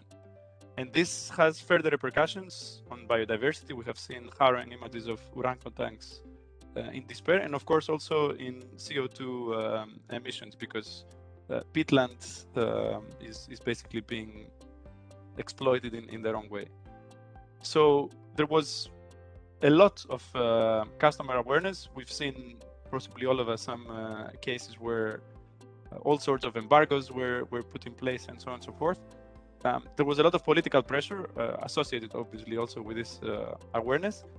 And it should be said, many of the major companies involved in this domain, they also had their own vision, their own sustainability plans. And all this has come together to basically try to ensure that production is deforestation free. And in our case, the company that we will be focusing on is Bunge. They have been a first mover among such companies, and they turn to Satelligence, who we have with us today to guide us through this, to support them by providing regular deforestation monitoring reports. To do so, they have been using Sentinel data. Arjen will tell us in a minute how this has really worked. And they provide a highly automated service, and it really unlocks very significant benefits. We cannot give numbers at this point. We have actually the numbers, but the case is not published. So this will be available very, very soon, actually. So just maybe to also bring this further into perspective, here we can show how the value chain looks. So as with pretty much all of the cases that we're working on, you can see the different tiers and who is involved. And what's important is effectively here the third bullet that you see, the supply chain actors. So you have entities that are both working to supply to Bunge, our primary user, the raw material or slightly refined material, so from plantations, mills, and refineries. But you also have their customers, which can be really, really big manufacturers or retailers and consumer good traders. And of course, at the very end of the line, you have all of us, consumers that may go to the supermarket and get a product.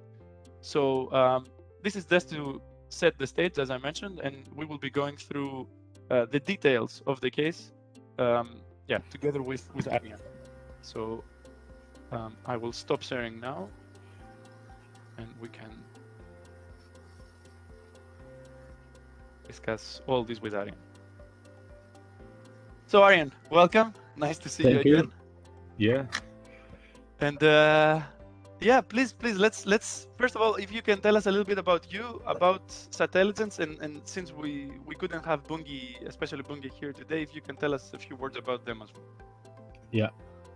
Okay, so my name is Arjen Vrieling, and I'm one of the two directors of Satelligence. We are a remote sensing service provider, founded in 2016, so almost a little over 5 years old. So really past the startup phase. And we founded Satelligence with the specific aim to commercialize Earth observation data, value adding, and techniques, because we have been in the remote sensing and Earth observation sector already for more than 20 years, and we saw that other companies that we worked in or worked with are really science-based, like with one foot in academia, and we thought to materialize on all the value captured by Sentinel satellites, we also need to address the private sector, and so to commercialize all the science that is being developed at research institutes. So that was the specific goal to which was in the back of our mind when we founded Satelligence. And then historically we have been very well known in the palm oil sector, Southeast Asia, so deforestation monitoring, palm production. And that's where we happened to meet Bunge, which is a trader in palm oil, one of the ABCD traders. So in the world of commodity trading, I think 80 or 90% of the commodities are traded, or the volume of commodities are traded by only 4 or 5 big companies, and Bunge is one of them. So it's a huge player. And they have been part of the RSPO, a roundtable on sustainable palm oil, which is like an industry organized roundtable to set their own standards for deforestation-free supply chains. And Bunge approached us with actually a very detailed case somewhere in Indonesia, I believe. And at that time, we happened to have satellite images that showed the encroachment of a canal into one of their plantations or concessions, so related to illegal deforestation. And this was the key aha moment for both for us as well as for Bunge, that satellite data could provide unprecedented insights at huge scales. Because of course, producers and growers of palm oil, they know what's going on in their fields. And remote sensing doesn't really add a lot of information, but the further you go downstream of supply chain, so when you go to traders, when you go to manufacturers, maybe even retailers or consumers, the information gap between the commodity production and its side effects like deforestation, that information gap becomes much bigger. So that was our key aha moment, where we thought, okay, remote sensing is very good at observing the planet very consistently and coherently. By using Sentinel-1 as well as Sentinel-2, you are sure to have information whenever you need it. So remote sensing is very good in that, but then we need a way to translate what the satellite sees into a let's say, deforestation risk, and map that to supply chains, and then propagate that risk up and down the supply chain. And then you have a product which is interesting for stakeholders, not only who have a strong connection with on-the-ground production of commodities, but also downstream stakeholders, very much like Bunge. So Bunge, in this sense, was our lighthouse client, so to say, which really opened up a whole new sector. And from that, it led to our expanding to, I think now we, now we monitor, you could say, 95 to 100% of the global palm oil supply chain production. We have several really big clients in the palm oil supply chain. And the beauty of this thing, and also the beauty of satellites, like to a satellite, they just see trees and commodities. They don't see country boundaries or ownership of plantations. So this whole concept can easily be copied and scaled to other commodities, like for example cocoa, rubber, soy, beef. South America is now literally a hot issue. So that's in short an introduction of what we do as a company, how we got where we are, and what is actually unfolding in the future for us.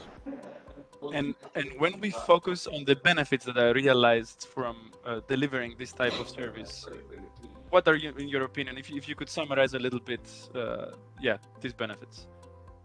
Well, the benefits to us is that we still exist as a company, and we provide we provide an organization where people happily work, but there's also other benefits. So if we could then, if we start with us, so the benefits are obvious. We have an economically viable product and service that we can offer thanks to Sentinel data.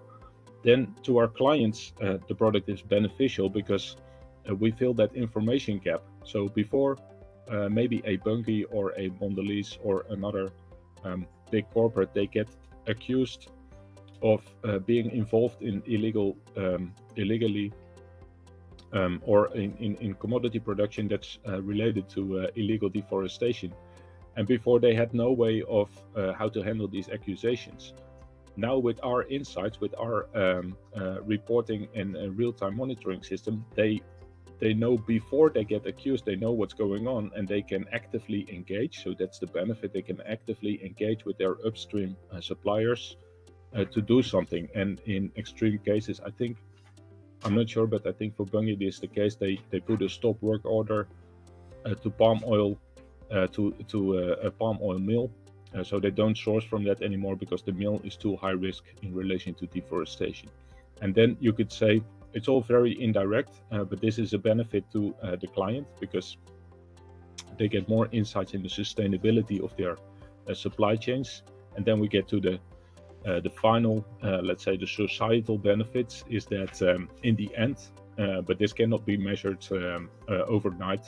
I think in 5 to 10 year timeframes, you will see effects, you will see impacts on the state of the forest in relation to commodity production. So these would then be the societal benefits that we slow down the deforestation of our planet. No, and actually there we would definitely appreciate further insights from you. We will have a panel starting soon that we will have the chance to look into a little bit these broader perspectives. We have been eating a little bit of time through the Q&A now. So Jeff, I guess we can. You can carry on because I took the questions before, so all right. So excellent. Starting. Good. Thanks for that. So actually, I do have one additional question, and this is a little bit, tricky perhaps, but I think what's very interesting in this case is that you see a very, very rich supply chain effectively, where you at the beginning of the value chain offer something which relies on satellite data. You provide alerts, you provide insights and reports on how things are, and then many other actors can act on this basis.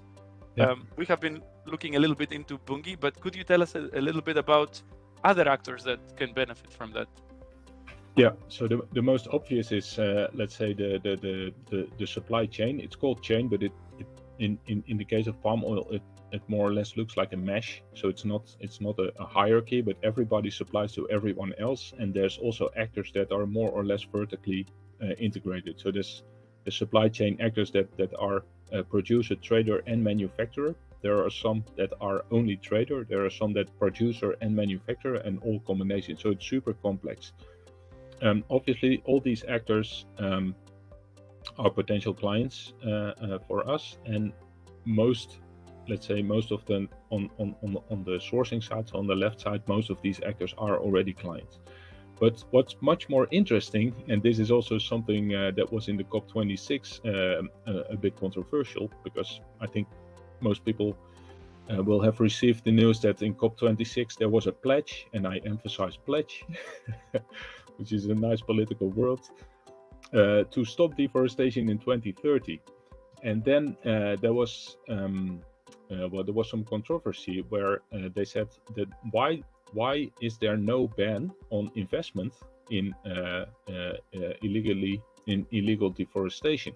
And this is one of the markets that we see as one of the biggest potential markets, biggest growth markets. So these are sectors that supply capital, so investment funds, asset management funds, banks that supply capital or invest in oil palm supply chain actors who also are affected by deforestation risk. So if you're a portfolio, the portfolio of your investment company, if they contain a lot of companies that have a high deforestation risk, the value of those companies will go down, so the value of your portfolio goes down. So they have an incentive to know the deforestation risk or the environmental risk, if you will, of their portfolio.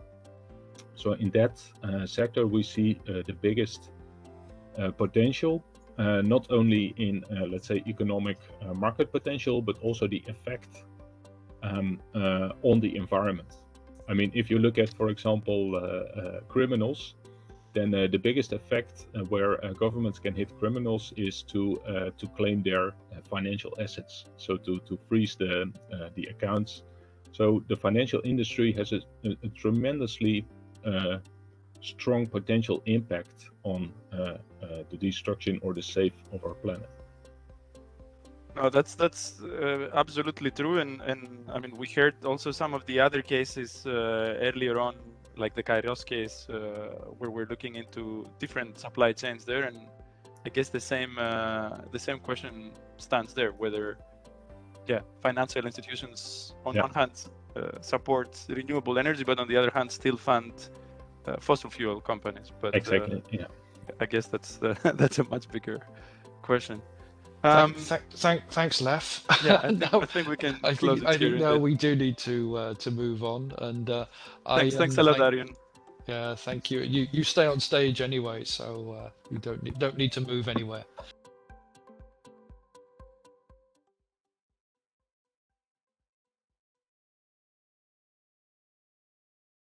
We've come to the end of the cases. We come to our third panel. One of the things that we've touched upon quite a lot in the cases have been the societal benefits, which really are very wide. There are many different types, and citizens benefit in different ways, society benefits in different ways. In this panel, we wish to explore some of the less direct ways in which your work and the contribution that Copernicus makes helps each citizen in their everyday lives. In our work, the very different nature of the benefits has meant that we need to develop models, sometimes monetary, but often not. Measuring these benefits is often very difficult. Hence, we should like to explore with you how we can improve our understanding of these benefits to citizen society. The panel will be moderated by Nikolai Karbarov and Dmitry Badakis. So over to you, Nikolai.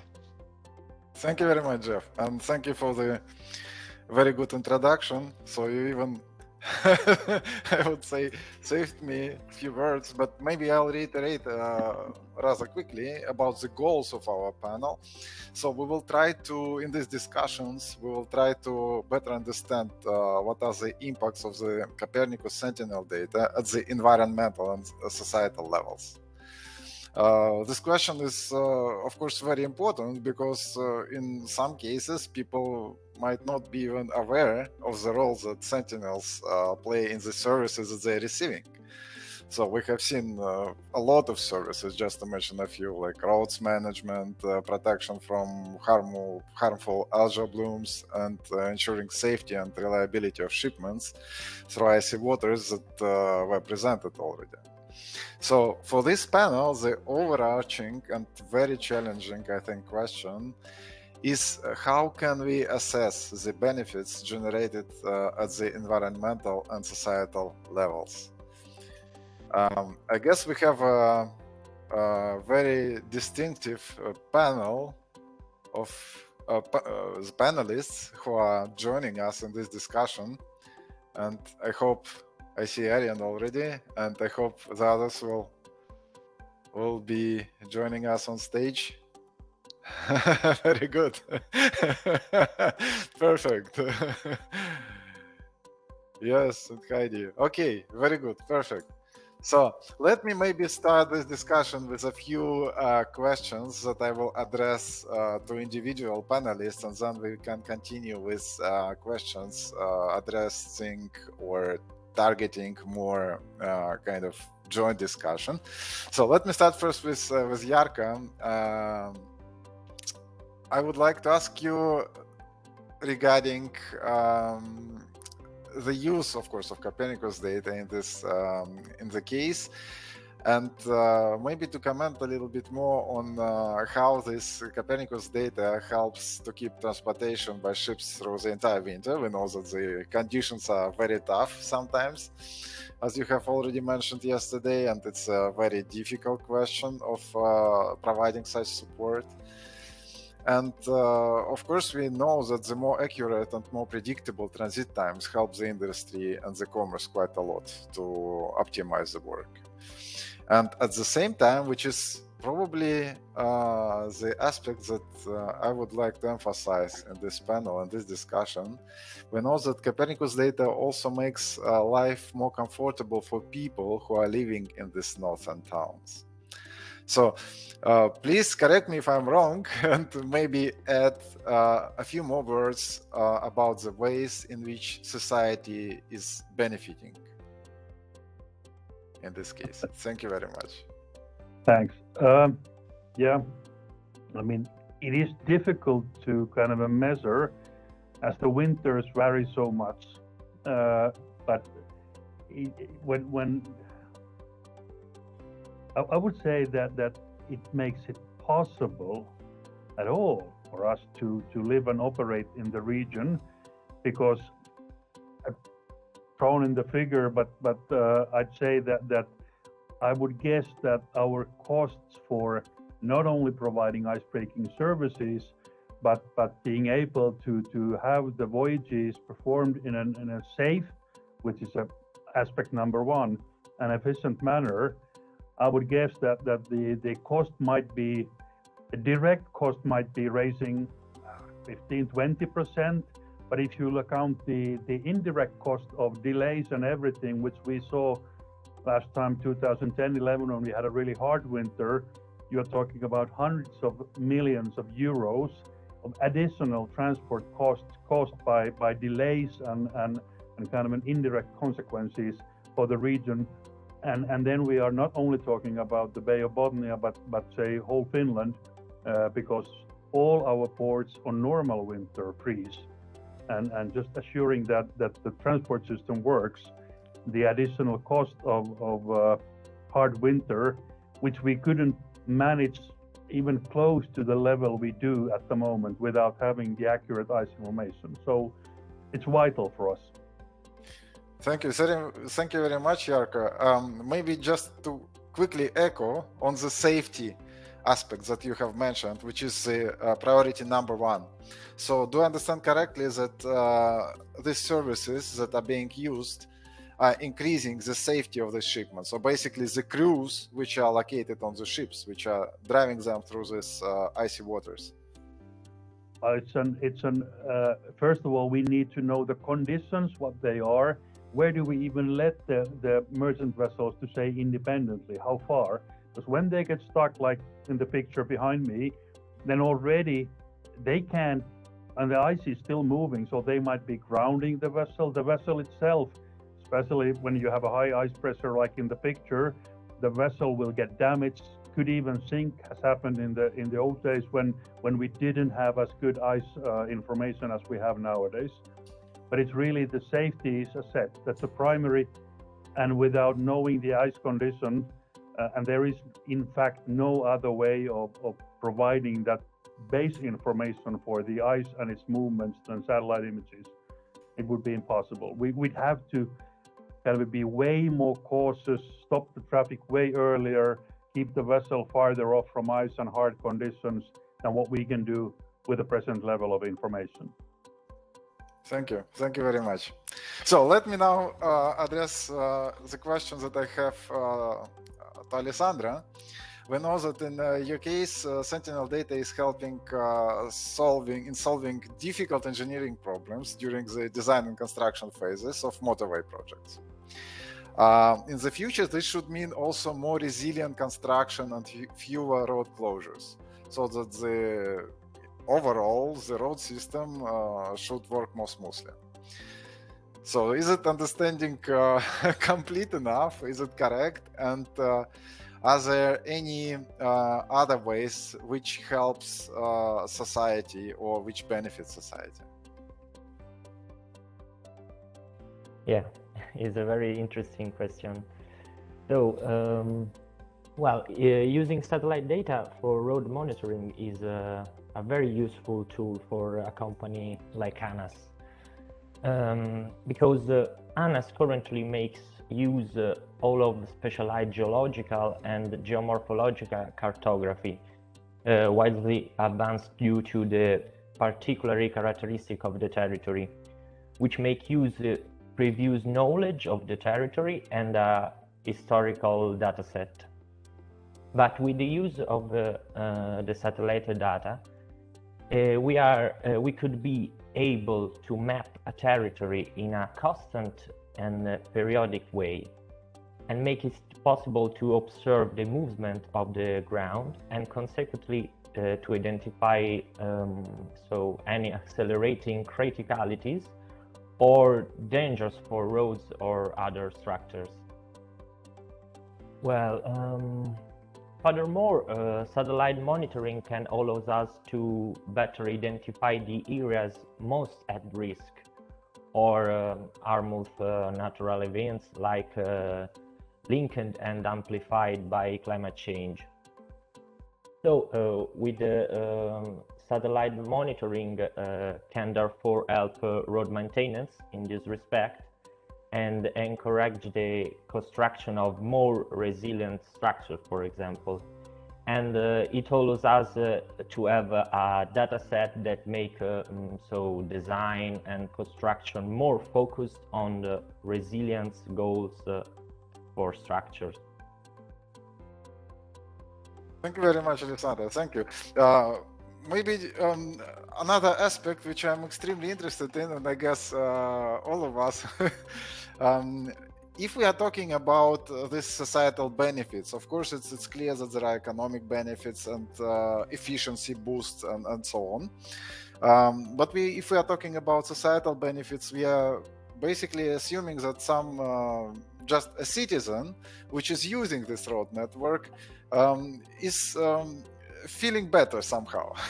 So from this point of view, would it be correct to assume that this type of information is reducing the type of inconveniences which are caused by closed roads, or that these inconveniences will be encountered by these particular citizens in the future less frequent because the construction is more efficient? Is it correct way in general? What would you say?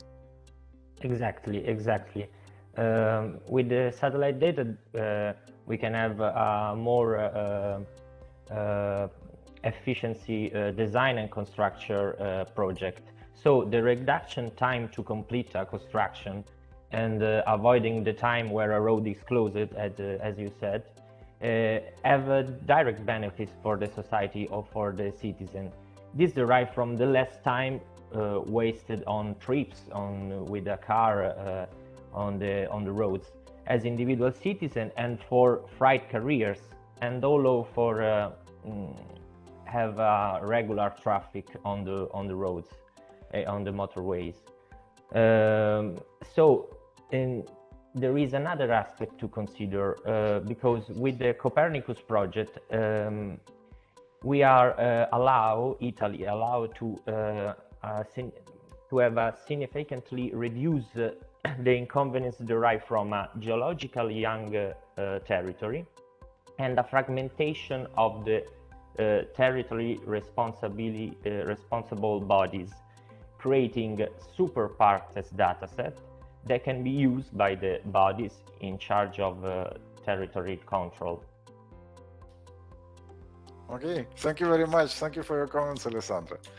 Then I have a question to Aryan. I think this discussion, which is highly relevant to the discussion of this panel, already started just as you were presenting, as you were discussing with Lev. And just to continue on this a little bit, so we know that we have heard that Satelligence has clients which are some of the biggest consumer good companies in the world through this supply chain that you have mentioned, and they can be affected in many cases and are very interested in the services you provide. And of course, the economic benefits are very important for them. And we see, and it's clear, that there are spillover also in environmental and societal benefits.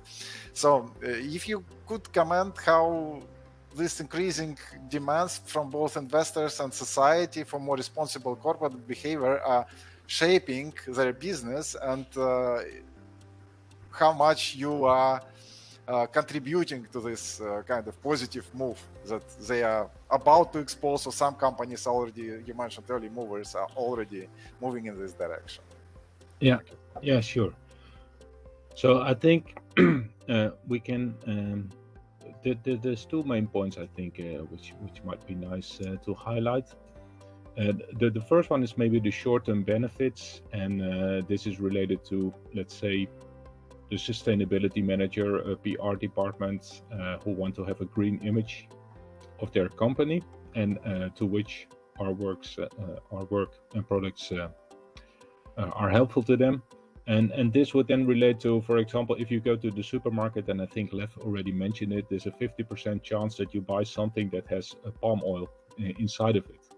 And nowadays, people don't feel comfortable anymore taking a shower with shampoo that is produced with palm oil related to illegal deforestation. So people don't want to buy those products anymore. So that's let's say a direct economical incentive to those companies, that the public opinion of society is that they don't feel comfortable anymore being involved or purchasing products that are unsustainably produced. You can also see this, for example, in the fashion industry. The fashion industry always has these early and first movers with high turnovers. So this is one thing, but this might be more or less classic marketing, responding to market behavior of companies. I think there's another bigger thing behind it, and that is that companies are starting to realize that sustainability is not a liability, but an asset. Very much like, for example, IT in the 80s. In the 70s and 80s, the IT department was seen as a liability, so it was something that cost money. Nowadays, if you don't have IT, you don't have a company. So now it's an asset to your company. And the same thing is happening and will happen with sustainability. So these companies always saw sustainability as a liability. So, we need a greenwashing PR spokesperson to make sure that we are not, at least not in the media, involved with illegal practices. But now, with climate change, these companies, I mean, palm oil grows under certain conditions, cocoa grow under certain conditions. For coffee, it's already happening. Wine is produced more and more north.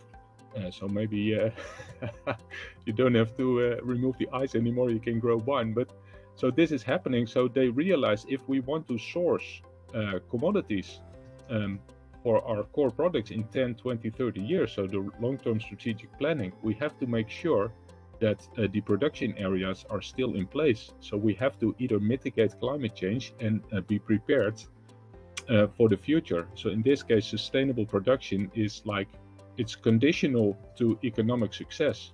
So it's a false dichotomy. There's always in the debate, we have to trade off sustainability to economic success. I don't think it's a dichotomy. It's a conditional. So if you don't produce sustainably, you will not have a company anymore.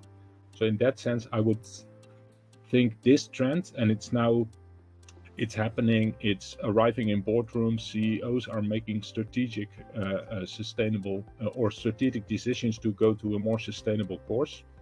And this will have huge benefits to society. The only thing is that, you won't notice overnight, so this will have maybe 5, 10 or 20 years effects, but it is happening. And this is also one of the major drivers to the let's say the information hunger of these sectors where Sentinel satellite data can play an important role. Thank you very much, Ariane. I think you have very nicely put the sustainability issue into the societal benefits frame. I think it looks very, very good. Great, thanks a lot. Heidi, if I may ask you, we have found that in Norway there are actually 2 value chains, and basically rock slides and construction of roads by using this data in your case. And the knowledge about the risks and identification of the problems at an early stage, of course, allows overall better management and reduction of road closures and less disruption. This is quite similar to the case in Italy. Is it correct understanding, I mean, these similarities and differences between these cases, and how the developments of using Copernicus and Sentinel's data lead to greater benefits to society? Maybe something we have missed, maybe, you know, some aspects have to be emphasized. It would be very nice to receive your comment on that. Well, yes, thank you. It's an interesting perspective.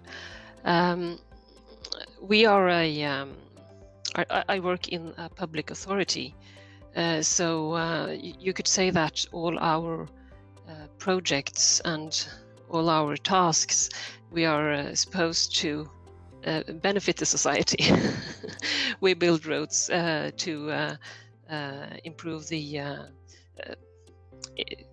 transportation routes and to make everyday life easier for the people, and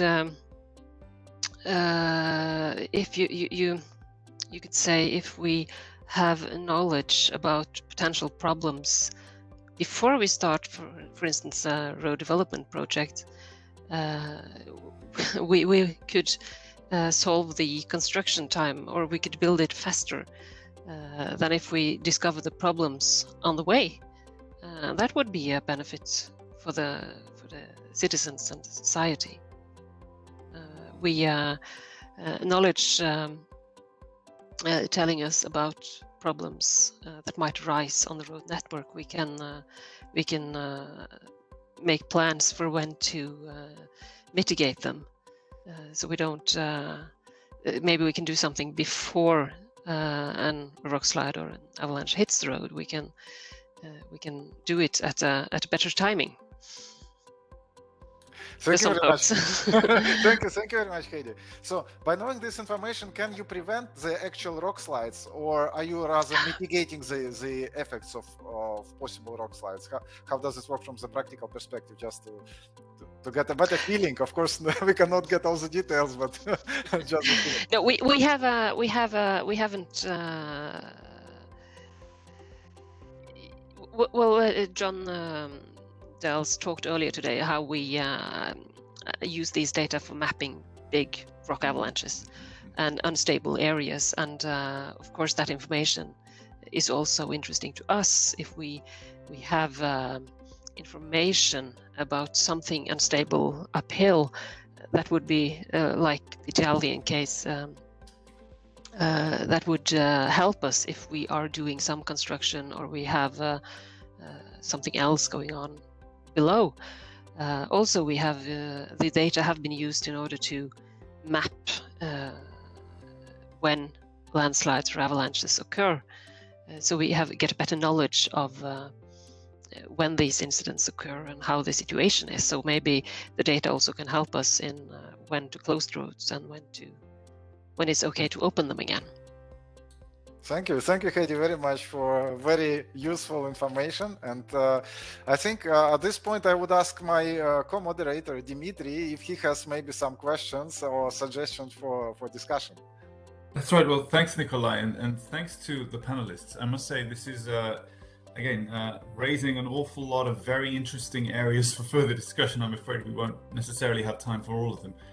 Four very different pictures of how citizens and society can benefit from Earth observation related services. And one of the things that occurred to me particularly during Jarko's intervention was the fact that and when you said, Jarko, that actually it makes it possible to really live and work in the region, and that this ability to properly navigate the icebreakers and create routes through the ice really enables a very different kind of life would be possible if you did not have this information. So I was wondering how far the citizens themselves are aware of the importance of this information to their daily life.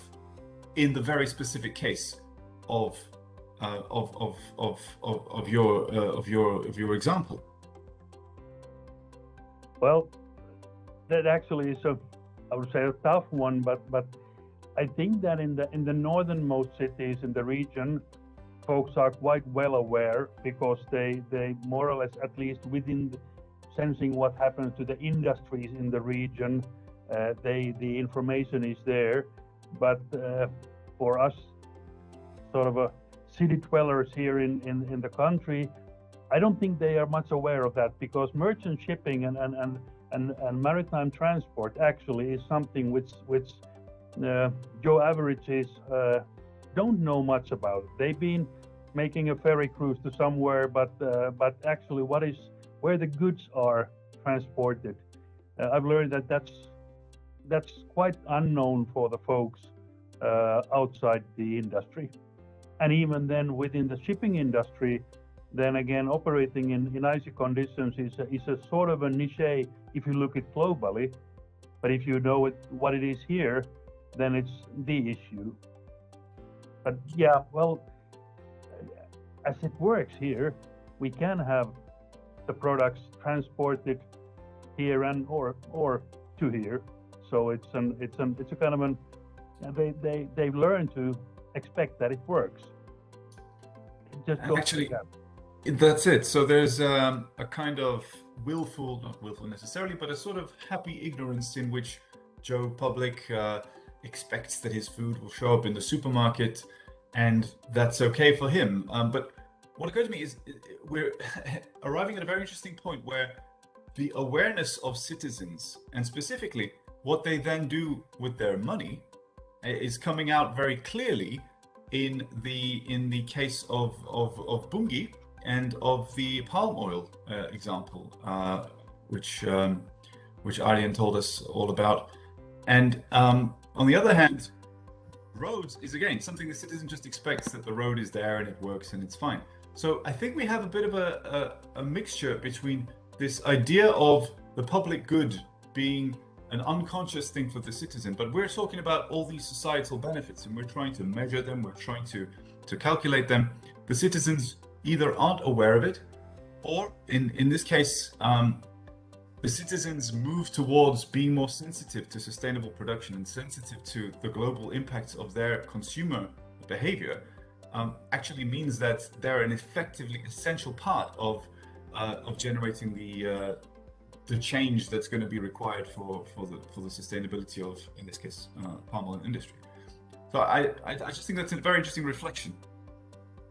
Well, I'd like to say that this is something where, like I mentioned yesterday, that there's actually thousands of assistances, so thousands of assistances of vessels in the region, just Finland. On a hard winter, it's about 5,000, and a typical winter, a couple of thousand. So all of those cargoes carried in or out are actually, those assisted are in need of the assistance services, and the efficiency of that service is highly dependent of the SAT images. But as it works, it's kind of they don't recognize it because it works. Maybe to continue a little bit along these lines, actually. So our discussion is centered to a large degree around the societal benefits, environmental and societal benefits. And also the question is then, if we are mentioning these benefits, of course, the question is, can we measure them somehow? Can we express this value in some terms?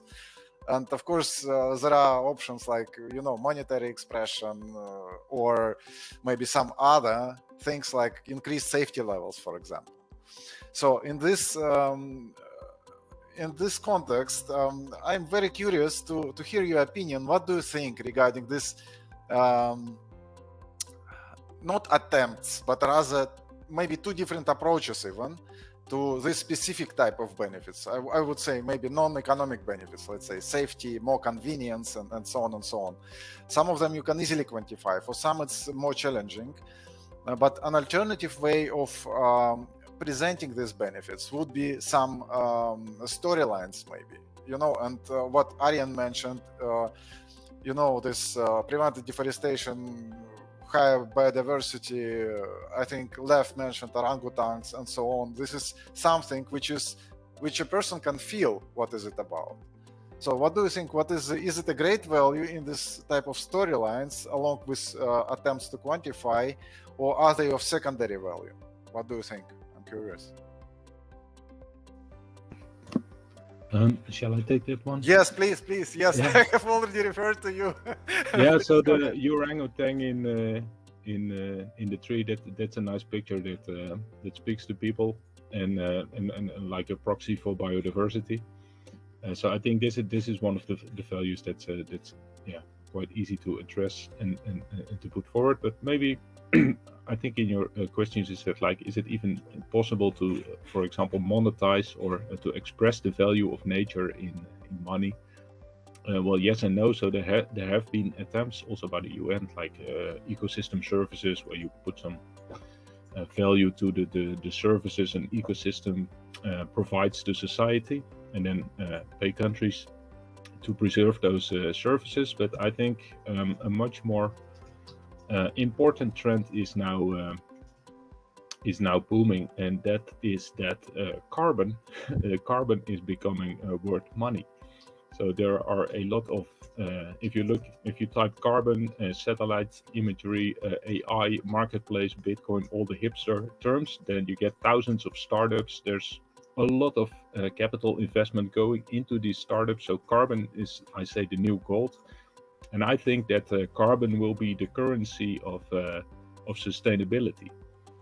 And I think it's nice because it's almost one-on-one related to things like biodiversity and deforestation. So in these terms, it's nice because then, for example, if you because with satellites you can measure carbon, and that's what the key is. So if you can measure a carbon stock above ground biomass, for example, of an existing primary forest, you can then calculate the worth of that stock, and even if you can measure the sequestration of carbon, you can also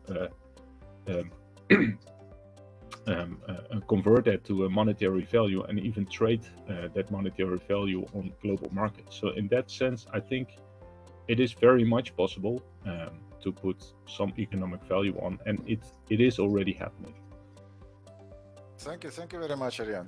I would ask maybe some other panelists would like to add something or maybe share experience or impressions regarding this topics that was raised to, I think Arjen actually said, regarding this monetization, idea of monetization of the benefits which are societal or environmental in nature, and different approaches to this.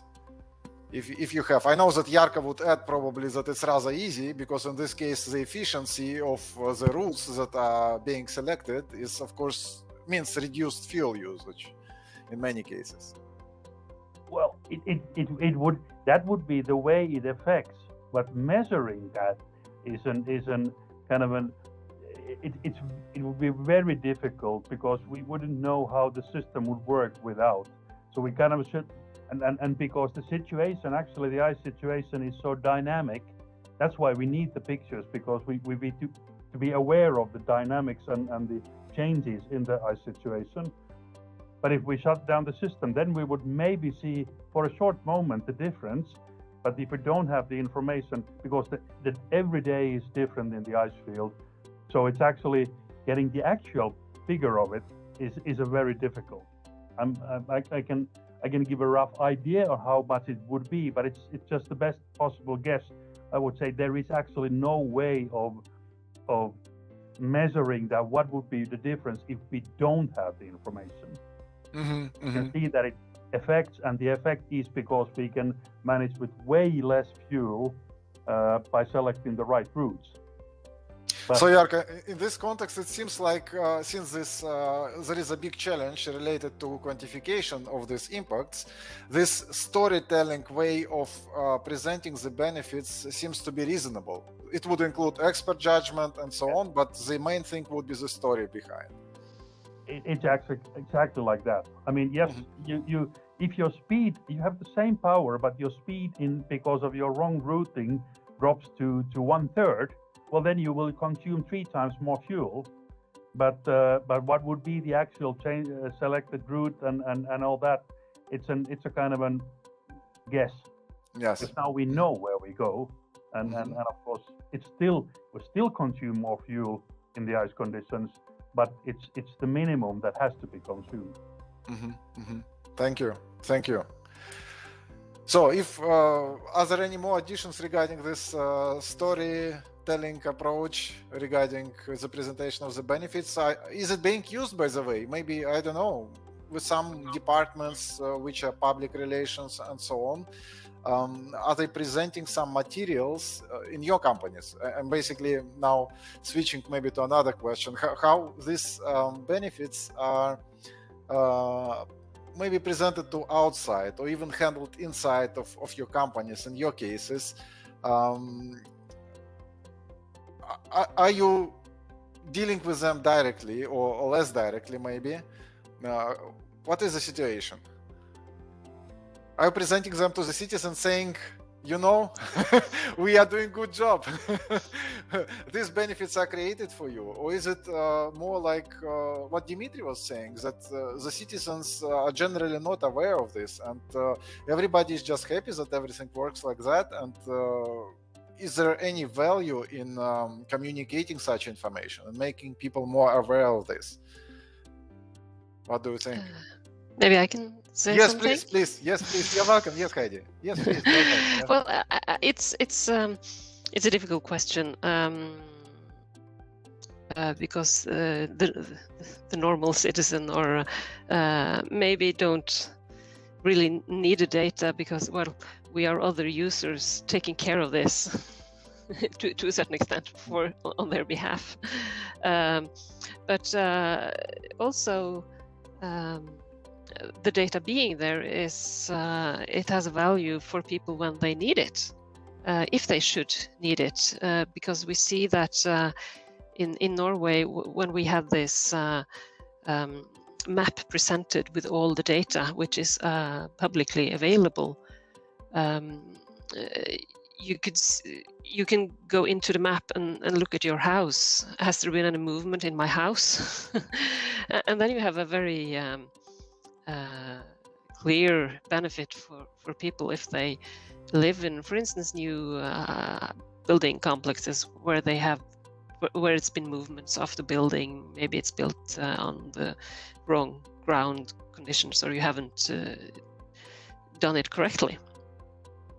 So for these people, I think it really has a benefit when they get this presented. Also, I was thinking that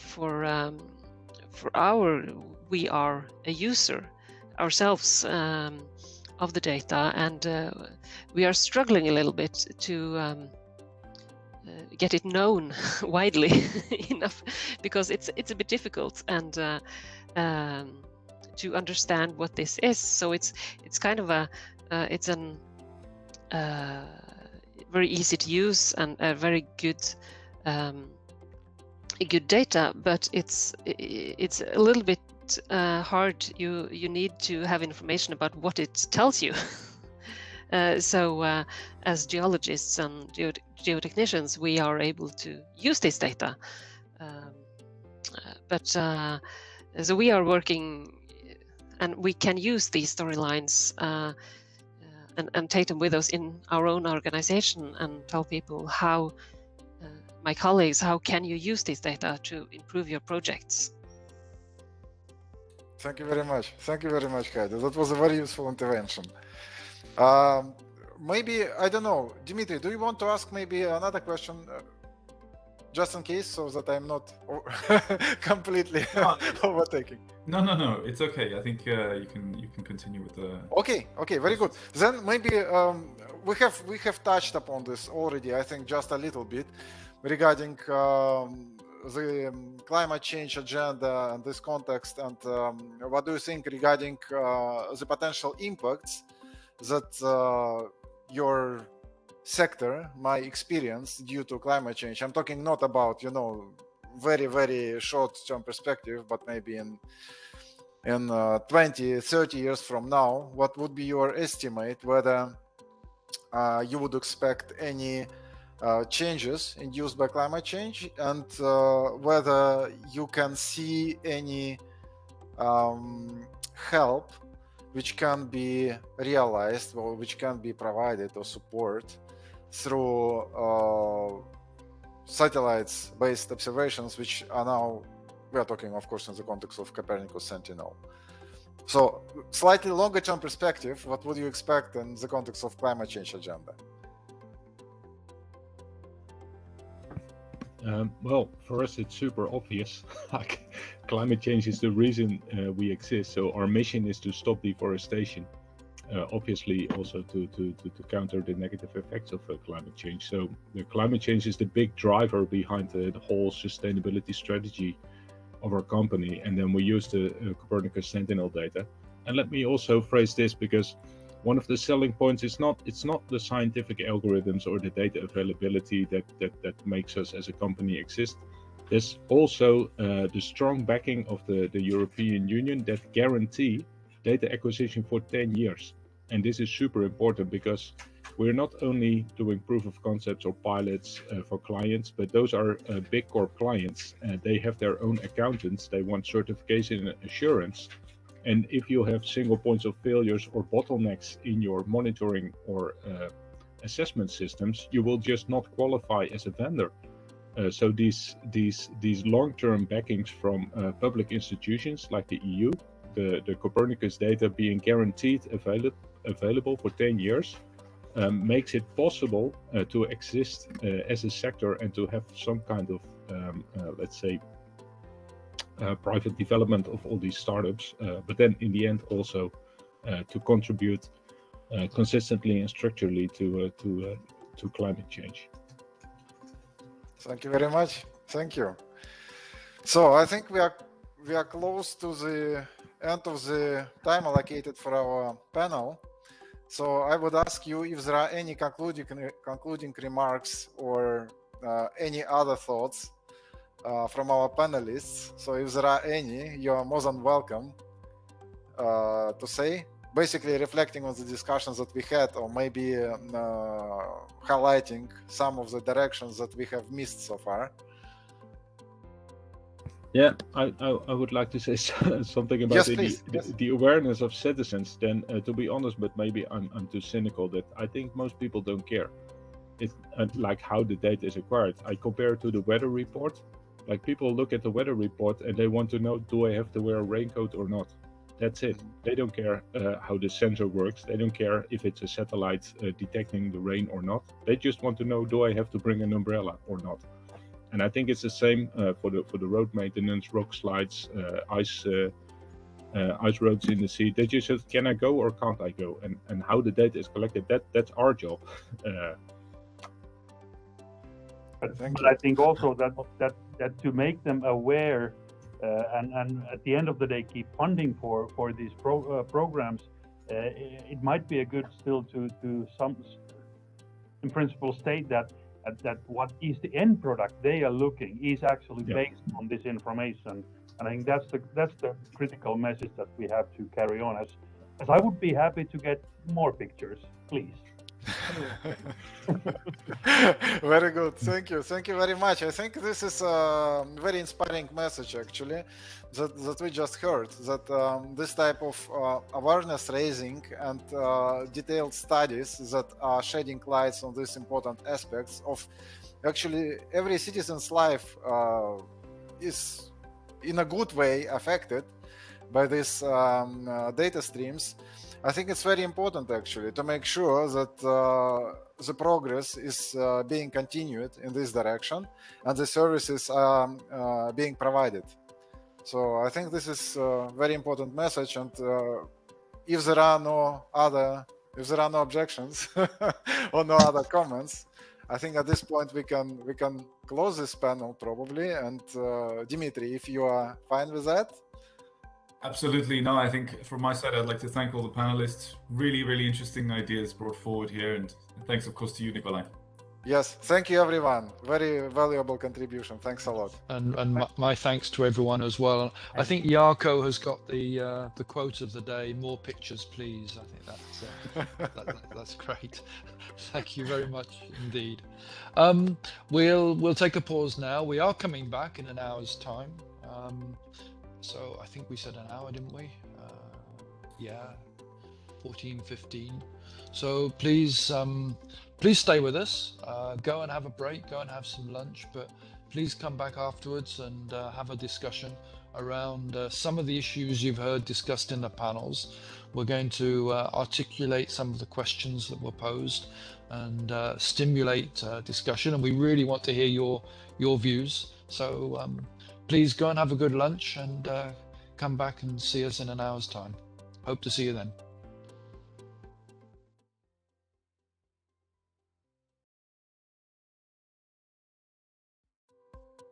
Good afternoon, Jeff and Alessandra. Good afternoon, everybody.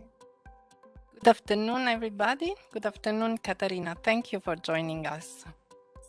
So this is we resume the session for a short final discussion. It has been a very intense 1 day and a half. And the idea of this final discussion is really to wrap up and come out with ideas, possible recommendations, how to improve SeBS, how can we, maybe there are some aspects that we have not considered and we should instead take into account. And also, if we are going in the good direction, anyhow, how can the findings from the study be used to help improve the benefits of derived from Sentinel's data? I have asked Katarina to join me in this discussion. Katarina, Katarina is from the Earth Observation Unit in DG Defis. Maybe you can introduce yourself and explain your interest for being here with us. Thank you very much, Alessandra and Jeff and participants to be here. So I work in the Earth Observation Unit of DigiDefis, and you had an introduction by my head of unit yesterday, Mauro Facchini. So I have been involved with the user uptake activities for a long time. Currently my work shifts more to the contributing missions activity, which is complementing data from the Sentinels. But obviously, for us, it's very important that we understand how Copernicus can best serve the citizens in general, public authorities, NGOs, or Copernicus services in general, the public. As Mauro explained, to see what are the benefits or how can it be integrated in the current workflows. It's not so easy. So this study, I think, and I've been trying to follow the different cases also. It's extremely interesting to see so many cases and also how it is being used, but also the struggles maybe, but this for later, huh? I'm actually curious to know how the workshop went yesterday and today. I participated in one of the sessions, but I listen to you. Please give me some feedback. Thank you, Katarina. So the idea is to reflect upon the findings from the workshop. At the beginning, I had asked to come with some recommendations. There were not really recommendations for the final sessions, but there were many elements that emerged during the various discussions. So I picked up many elements myself that I think I will use for the follow-up of the project. But I would also ask to the people to the moderators from the panels if they can join us on stage. So I think it's gonna be Lev, Stefka, and Nikolai, because I am afraid, unfortunately, Dimitri had to leave. And I would ask, thank you, Lev. So Lev, you moderated the panel on the entrepreneurs. And Stefka for the panel on regulatory benefits, and Nikolai for the one on the societal benefits. So I had asked actually all of you to email with some points, with a couple of points that you could bring to the final discussion, and I received 10 for each panel. So maybe if you had, let's start with Lev, if you had to select just a couple or the point that you think you will take home and where you think that SeBS really was useful or should be improved, tell us. So there were many interesting points that were brought up yesterday by the panelists during the panel on entrepreneurship and innovation.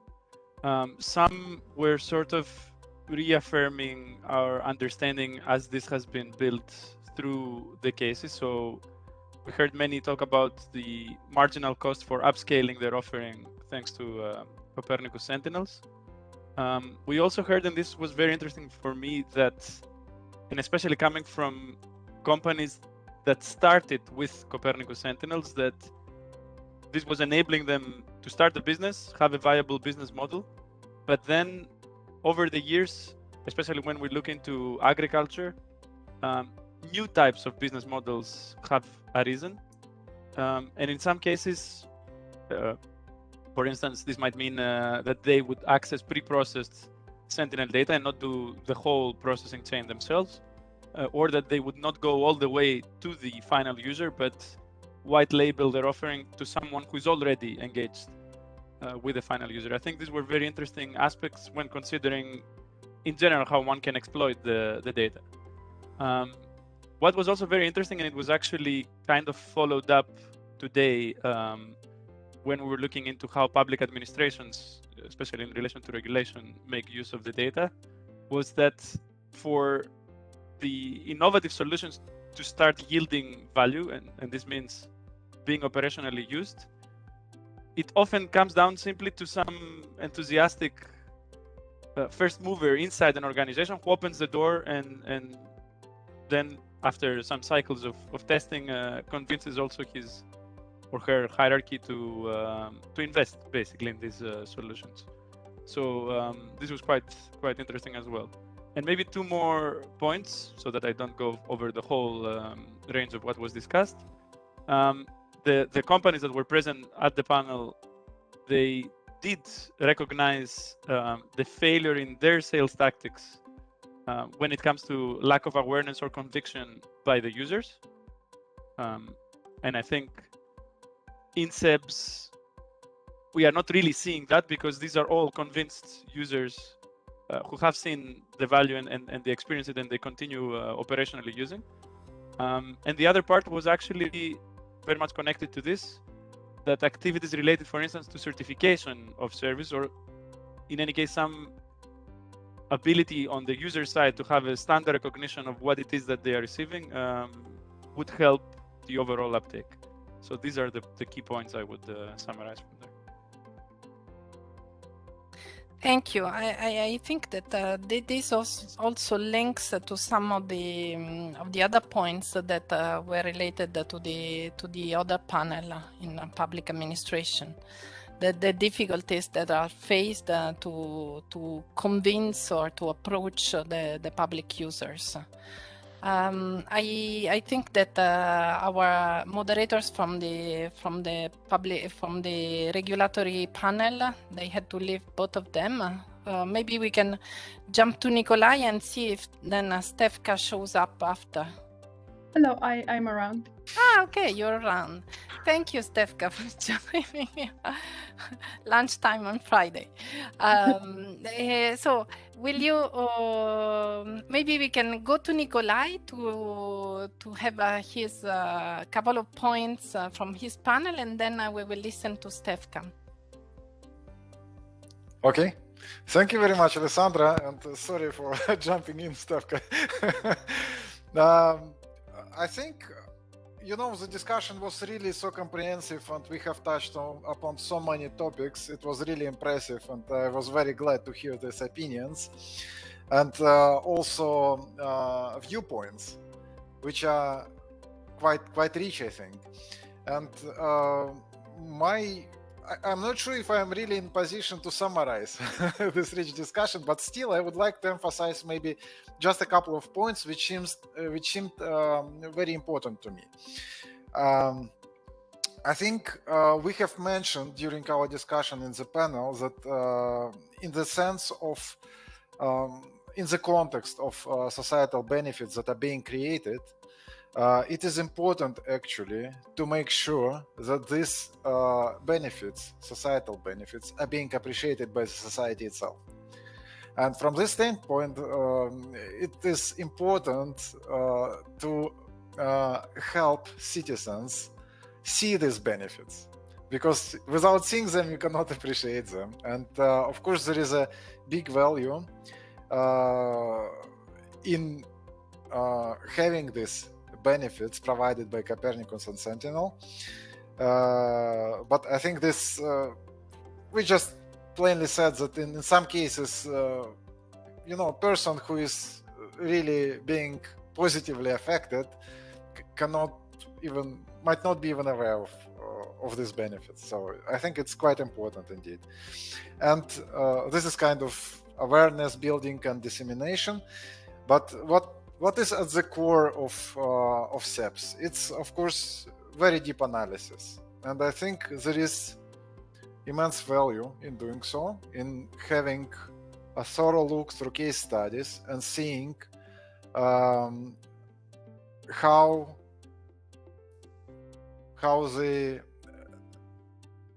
through the benefit chain, how these benefits are being materialized at different levels.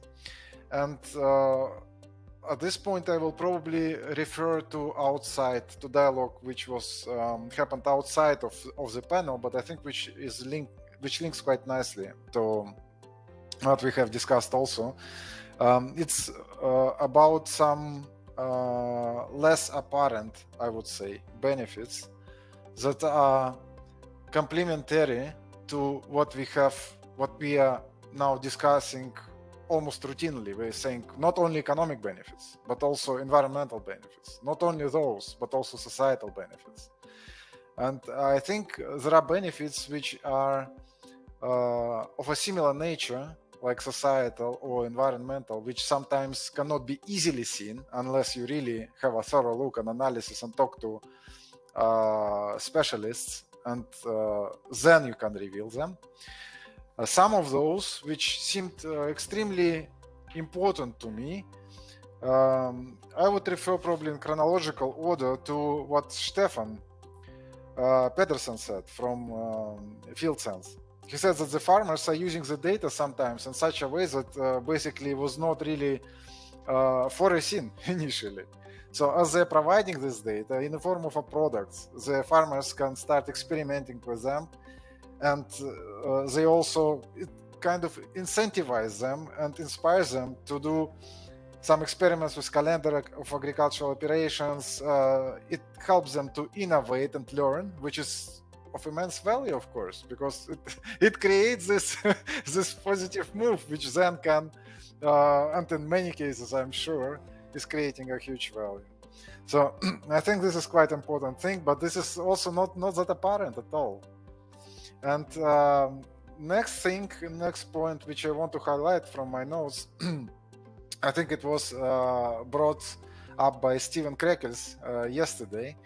He said that this data are actually used to reach agreement between players in the industry, growers and processors of potatoes, which is also of immense value. If you have agreement and the system is working smoothly, you know, there are no tensions. It's just perfect. What can be better for society? It's very important, I think. And another thing which I have also noted from today's presentations and discussion, I think Anders Persson mentioned it.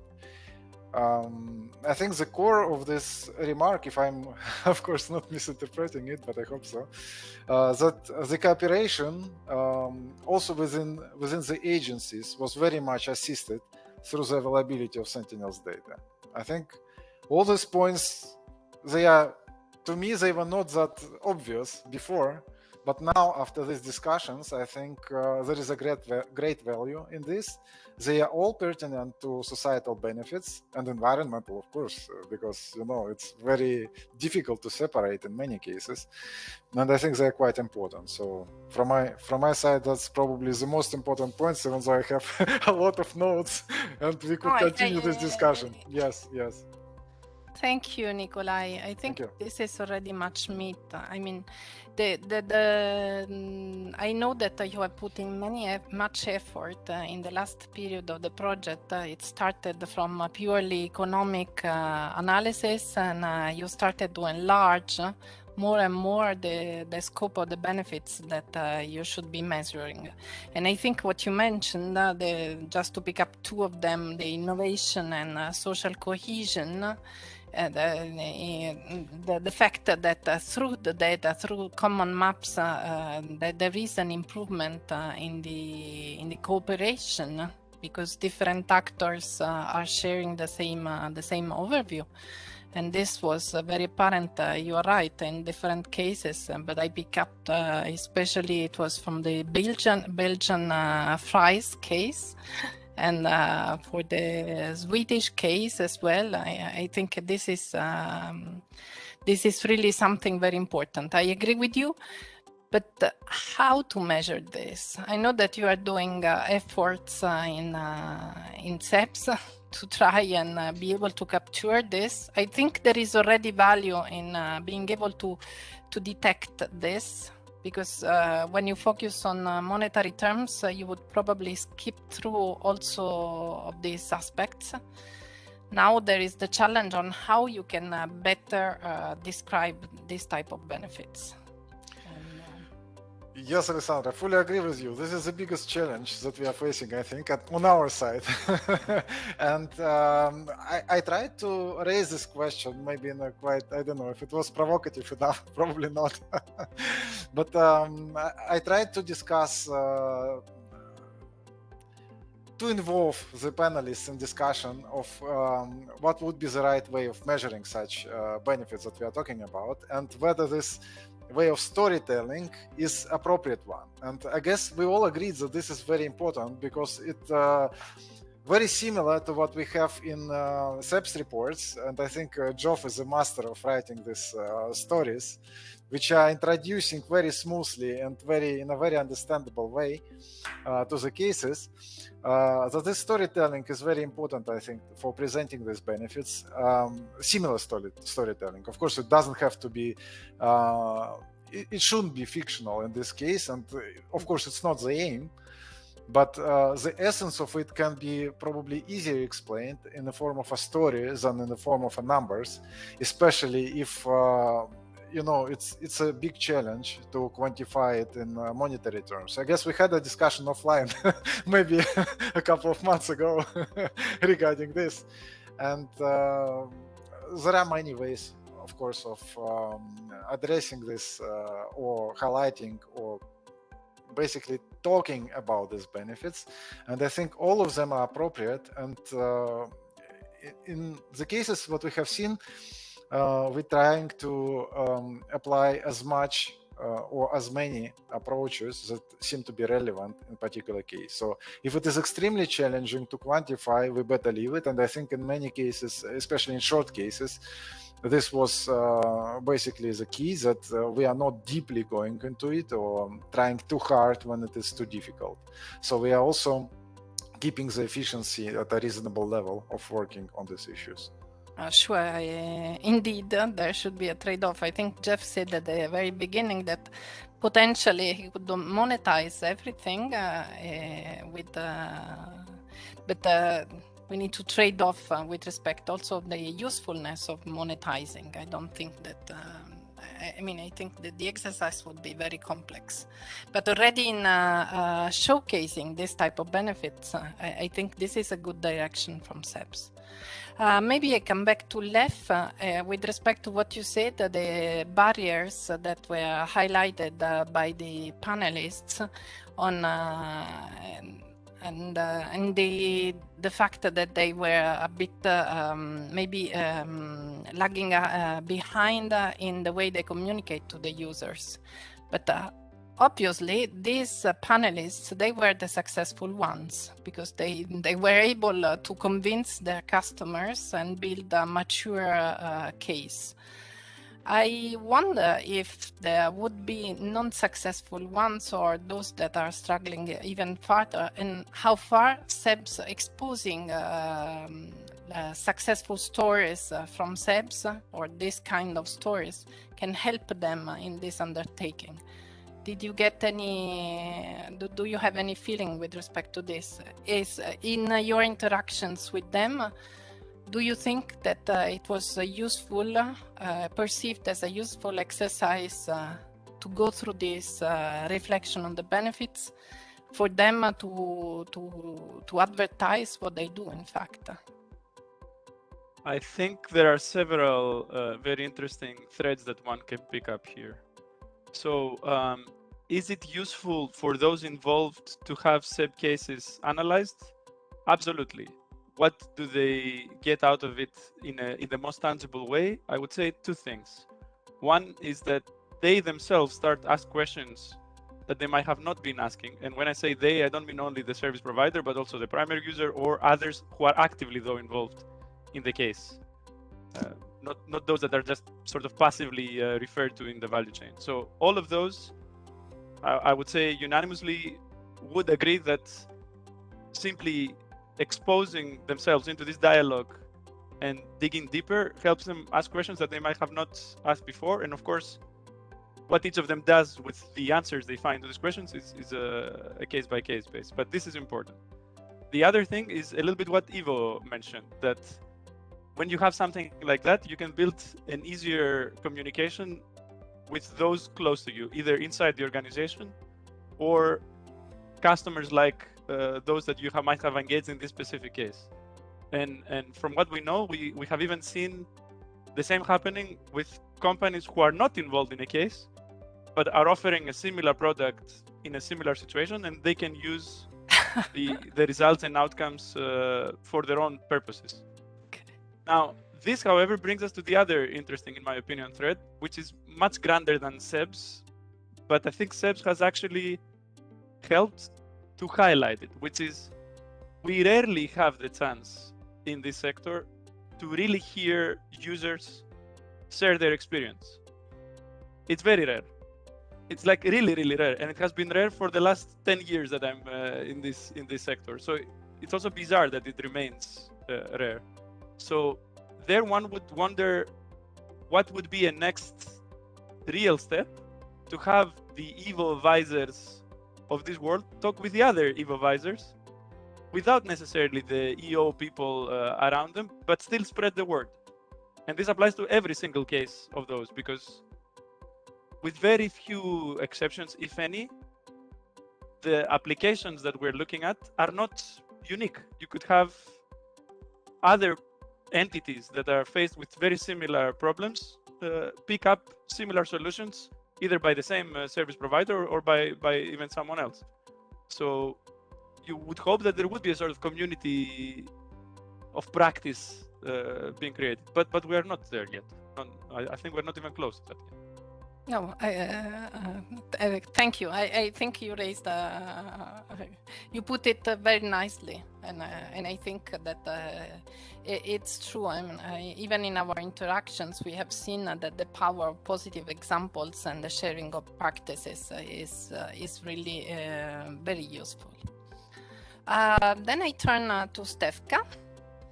I would like to hear from you. Do you have a couple of one or two points that you got from your panel discussions and that you would like to bring to this open discussion? You are muted, I think, Stefka. Apologies. I do have a couple of points, in fact, and I want to bring to the attention to everyone that the people that we had on our panel are representatives of state authorities that one way or another champion the use of Earth observation, and the level that they have of awareness and the penetration of the use of Earth observation in their authorities is indeed very impressive. But this would not be standard level of awareness and use across all the public authorities in Europe, and it's I'd like to say that it's a little bit unfortunate where we are talking about public authorities who are supposed to be the core users of the Copernicus program, and very often we see a lot of barriers in front of them for the use of Earth observation data. I enjoyed the point that Thomas brought up about how very often in public authorities the driving forces are actually single people with awareness, but also with this, let's say, evangelical spirit to profess and to use Earth observation for their purposes, for very practical day-to-day purposes. But this doesn't necessarily have to be the case. The problem is, well, it's not the problem, it's the framework in which all the authorities, state authorities or regional authorities or whatever operate in, is in fact that they are bound to their mandates by laws. They cannot really do whatever they want to do, and very often they cannot do it in the way they want to do it. So it's a rather rare instance that a public authority can use, for instance, Earth observation. It's the example we discussed today of the Water Framework Directive, where yes, there are very few authorities around Europe that use it, but it's mostly the case because it hasn't been expressly mentioned by the directive itself, and and there are two conditions for them to be able to use that. The first one is to be given the space and the possibility to do it. I think Anders mentioned that in Sweden they have a budget for Copernicus activities within their and Copernicus services within their agency. But also for that, indeed, it's not only it is the budget, and it's also the regulatory possibility to be allowed to choose your own methods to do or not to do something. So I think this is my first point. And the second point is not that much mine. I just would like to share the best practices that our participants shared for the uptake of Earth observation. So they were speaking about how useful are the demonstrations and the use cases proving the use of Earth observation. They were thinking about how important it is to ensure that the data that is shared is following the FAIR principles, and that it's shared on common platforms, and it's indeed shared not only within sectors but also across sectors. And that the product itself, it should be easy to use, and it should be made appealing to even for non-technical audiences. So this is what comes to mind on the panel. Thank you, Stefka. I must say, yes, that I think it was an interesting conversation, especially that to involve the public authorities, as you remind that they are a key user for Copernicus.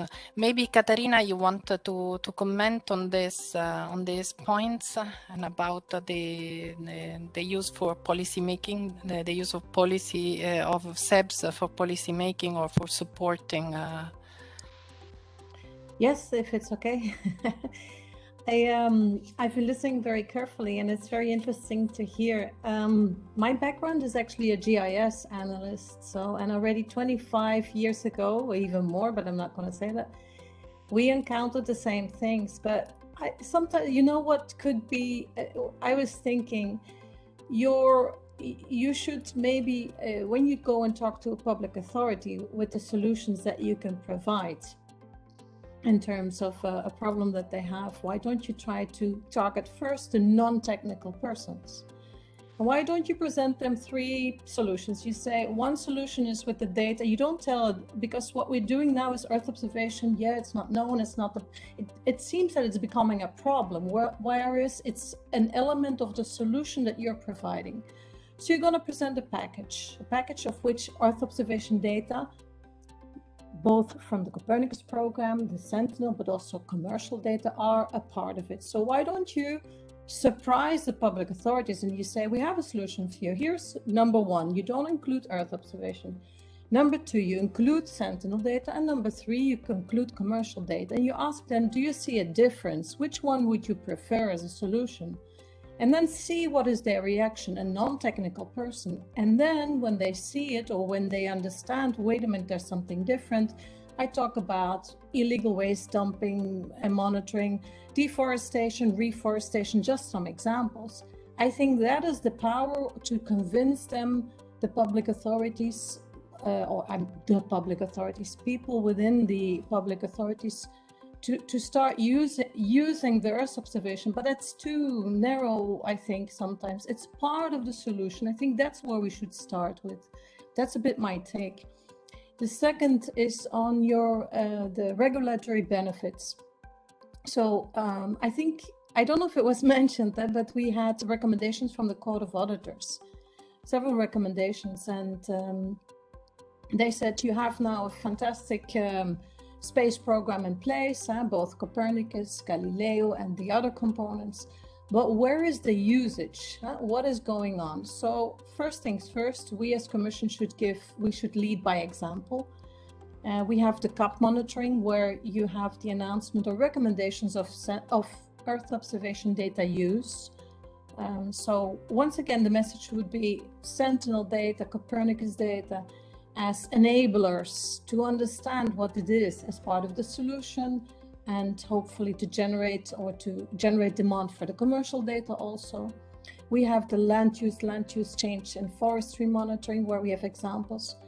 And so the Court of Auditors said, but what about the national authorities of your member states, the Copernicus participating countries, the countries of the Copernicus program? And here it's a bit tricky because we don't have the mandate. We cannot step in we don't have the legal mandate to come into a country in a member state and say, you should do this and this and that. So here, I think the examples that you have been showing actually of what, it's so rich in terms of examples, bottom up, how it can be used. It can push a bit. The public authorities say, wait a minute, baby, we should maybe start recommending also part of reporting include Earth observation data. That's a bit the take that we have on this one. So I hope it's a bit helpful, this feedback. Thank you, and thank you for the thank you for the comment. Yes. Alessandra, sorry, also to say, let's not promise the moon, because I mean, we have successful cases, it's good practices, but if you are being told something like this is the solution, you're like, yeah, must be, but wait a minute, what went wrong and what was solved? So sometimes the testimonies, why don't you be very open about it? Said, look, this public authority used this in the solution, they struggled with this and this and that, they're still struggling with it, but this one has been solved. If you open up a bit instead of only the good news show, I think sometimes, because there is a barrier apparently. Why is that? Obviously, because sometimes people think, whoa, that's very technical. So we should start converting it in a non-technical story that they don't even understand, that they don't even realize, oh, there's observation data. And the same goes to us, Commission. We come, we present the Copernicus program, and it's a space component and services and and in situ. And then as a user, you're like, do I need to know all this? What is it that Copernicus is bringing for me? Do I, as a user, need to know this information comes from this thematic service? Practice, no. You should just be able to use that information for you, and that's it. Move on. I mean, use it as it is, but we should not expect the user to start understanding the full setup of the Copernicus. And that's a bit sometimes, I think, from our side, but this is the way we're organized because of the budget, of course, that's logical. But this also, when we communicate about it, it should be a bit more user-friendly then. I think that's my personal view on this one. I think there are 2 points going on here. Yeah. I mean, one is about the uptake of the products and services and the technology, and there I quite agree. No one don't really need to know it's got Copernicus inside, but when you're coming to sell the program and sell future budgets, that's when you need the political support, and that's where you need the these examples. Yes, of course, when it comes to budget, but it's quite more political. I mean, ideally it would be a user having used Earth observation data for some years, and then suddenly they understand, oh, wait a minute, this came from Copernicus, this came from Russia. Wait a minute, oh, that's fantastic. It's going to be turned off. You won't get it anymore. Yeah. If it's turned off, yeah. So the other thing I found, you've touched around it, but I was really encouraged by the number of our primary users and suppliers, for that matter, who participated. Especially amongst the public authorities, the primary users. These are given time to the cases, and then they've given time to the preparation for this workshop, and they've given time to the workshop itself. And I think you see an enthusiasm and a commitment there that is really, really strong. Fantastic. But was it easy, Jeff? Because I think I was impressed by the fact that those who you could involve, it was fantastic. Because once my impression was that they realized that it was useful and interesting for them as well. So they bought it. But maybe, as Katarina said, we should also talk about the difficulties that you had at the beginning. Maybe you can share a little bit of the difficulties how difficult it was to come to this. For the workshop or for the cases? For the cases in general. For the cases, yeah. I mean, it has been a struggle, and one of the things that we've talked about again is this lack of institutionalization. And that we do have these pioneers in organizations. You saw a lot of them over the last 2 days. But we've got to get beyond them and get into the rest of the organizations, and that's where the barriers are. But again, I'm extremely optimistic, very positive, because what we're seeing is the value is there. We have to communicate that better. We have to communicate it and get others in the organizations recognizing it. And so we've got a certain band of evangelists that we can tap into. Careful what I say, but there are people who are enthusiastic, and the fact that it's being used in a limited way in an organization means that there's actually quite a reasonable market there to develop.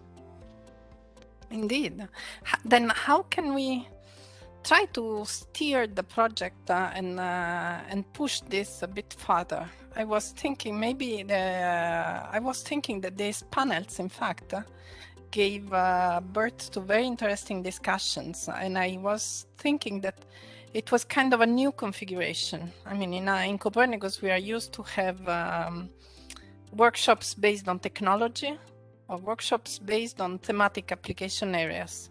But there you got people who were touching upon many different application areas and technologies, and yet they had something in common that they could share in terms of experiences.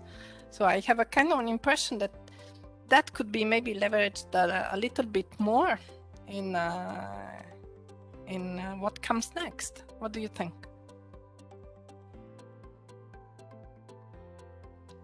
Maybe I could share a please. thought on that. Yeah. Which is actually not mine, but one of the participants in the panel of innovation and entrepreneurship yesterday. And again, these are all participants whose case has been analyzed. They know what SeBS is about in principle and so on. They have seen the value.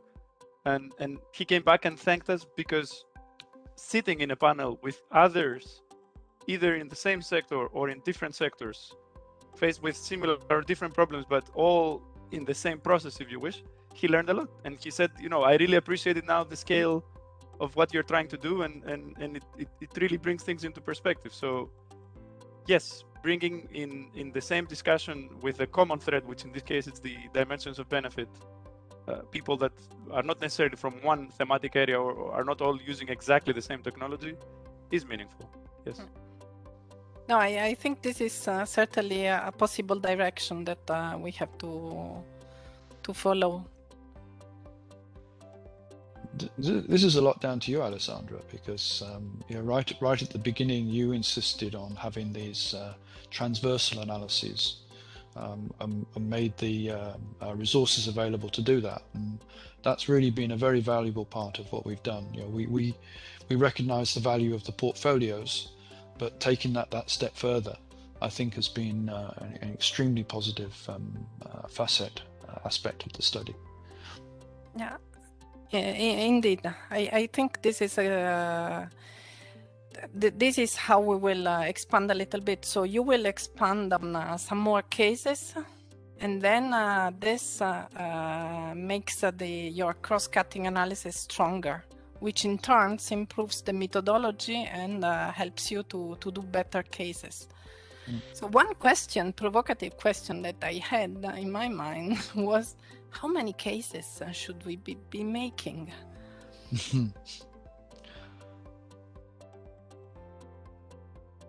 I mean, the number can very quickly go up if you start talking about different governances, different countries. That we tend to focus on a country as a regulatory regime, a market.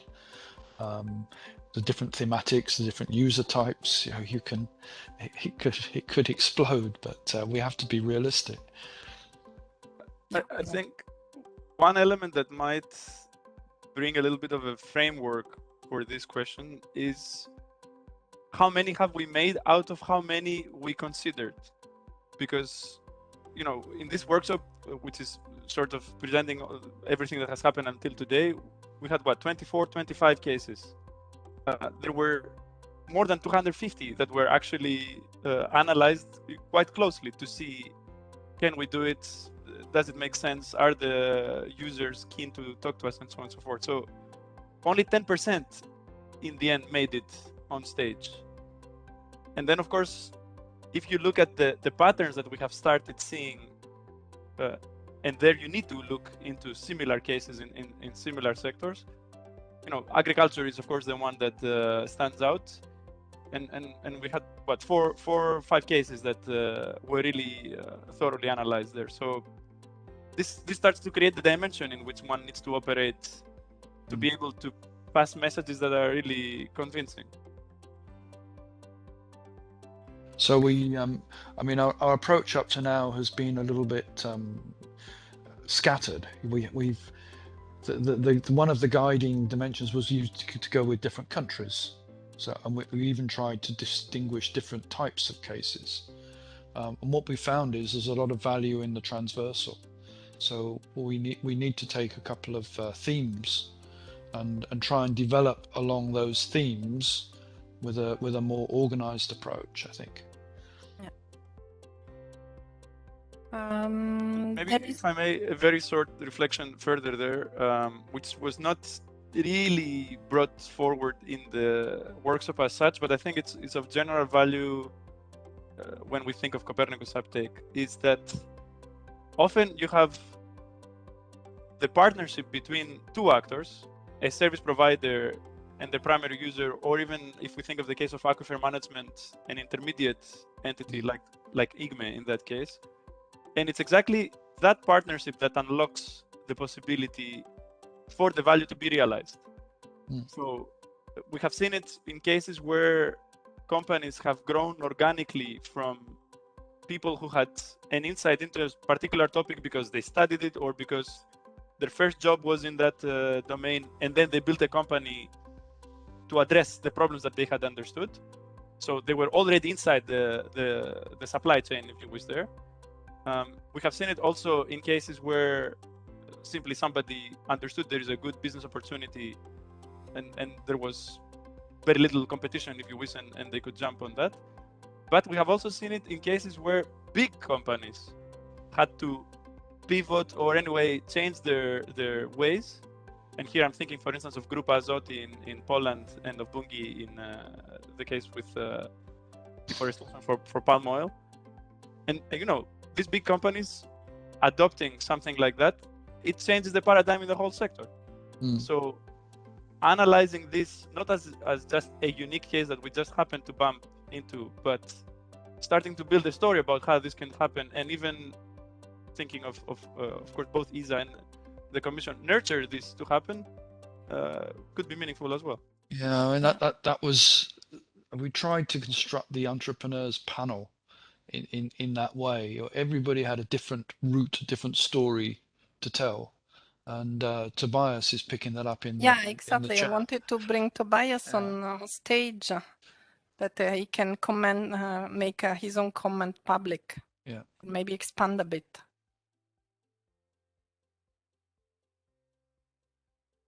Tobias. He had problems with sound this morning, I think. Yeah, I had some problems. Can you hear me now? You got you now, yeah. Just thanks for putting me up here, and thanks for this very interesting workshop. I've been following it very closely on behalf of the German Weather Service. So I just found what I just put in the chat. I found the promotion of the people behind the companies and the products and the panels very, very useful, as it gave me an impression of it's just it's doable. You can do it, and you can promote. It's not just the product that is promoted, but it's the people, and that can probably serve as role models. That just the simple ideas can grow into a business, and these are successful businesses. And I think this is a way maybe of a different way of promoting the efforts. No, indeed, we could think about how to expand this a bit further, also in terms of the reports. We did start to put stories, the company's stories, and where there was a story, we tried to do a little panel where we explain how they've got to where they are. So we started to do that. We can certainly carry on doing that. I think it's a very interesting. Other companies can really learn from that. How somebody who's been successful has overcome the problems they've met along the way. Yeah, definitely. I had another question for you, project team. So you explored, you interacted with many people and many different institutions or companies. How many of these had already experience with benefits assessments? Not necessarily for Earth observation, but did you find in your contacts studies that were already existing and?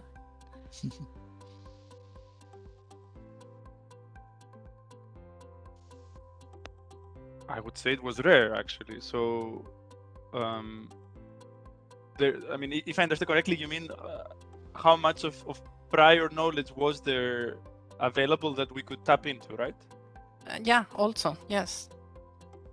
So, I think I would comment two things here. So, one that was very helpful was when the primary user had used for many years a certain service.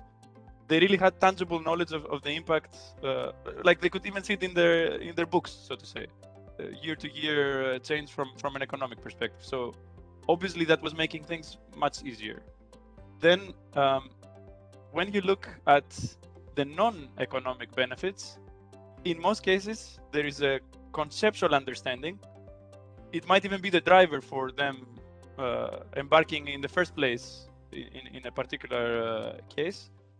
But to a very large extent, we would bump into the same wall that said, we see a benefit, we understand that benefit.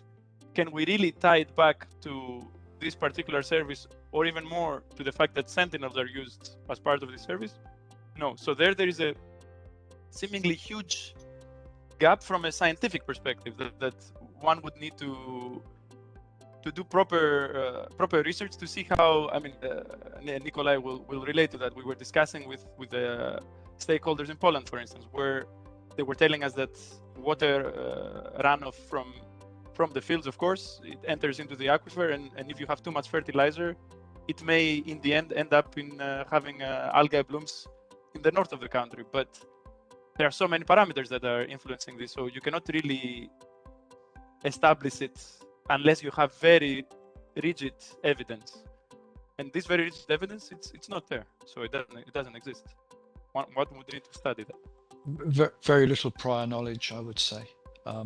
Two cases really come to mind, both from the first batch.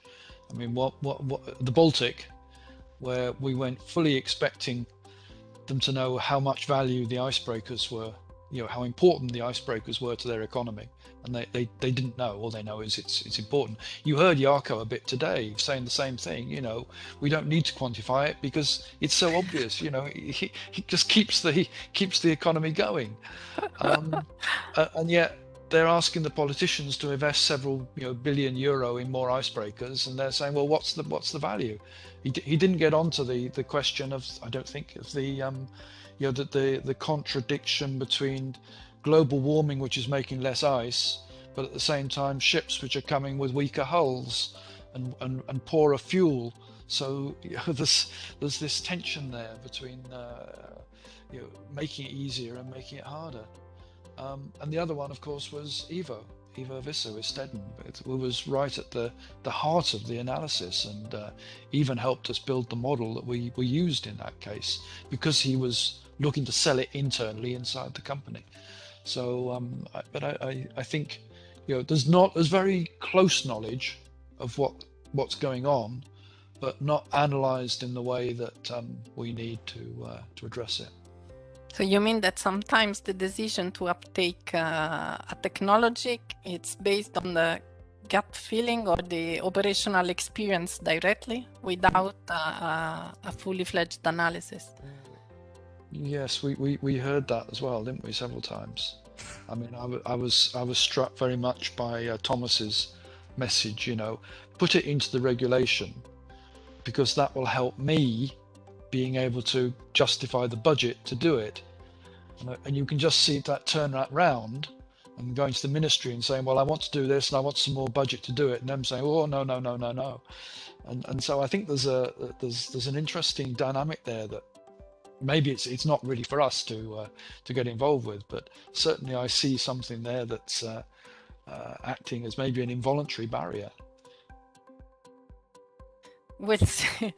Instead of expanding on this, I see that there is an interesting comment here from Patrick Eriksson.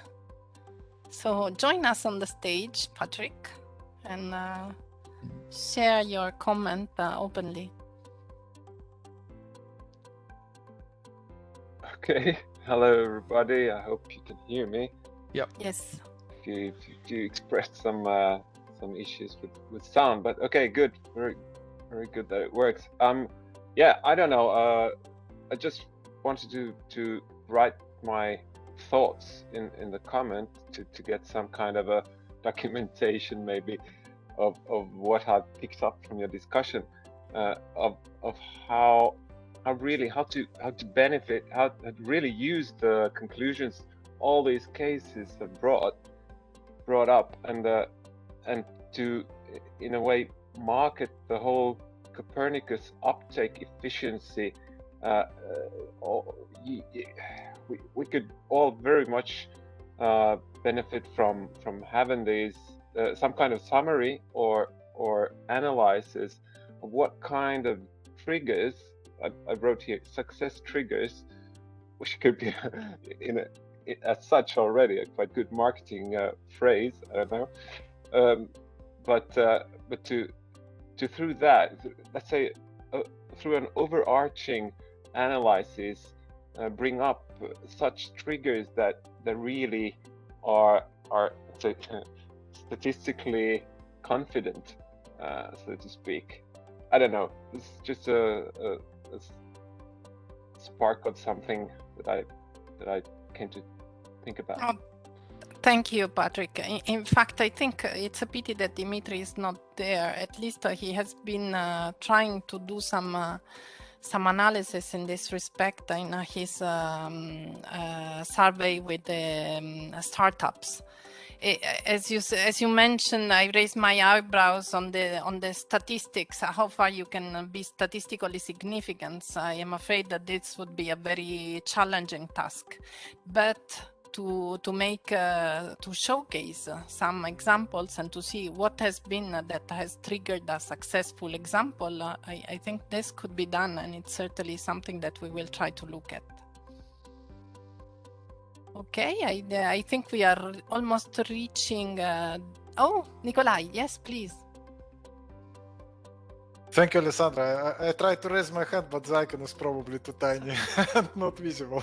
I just wanted to quickly echo on what Patrick was saying and what you also commented.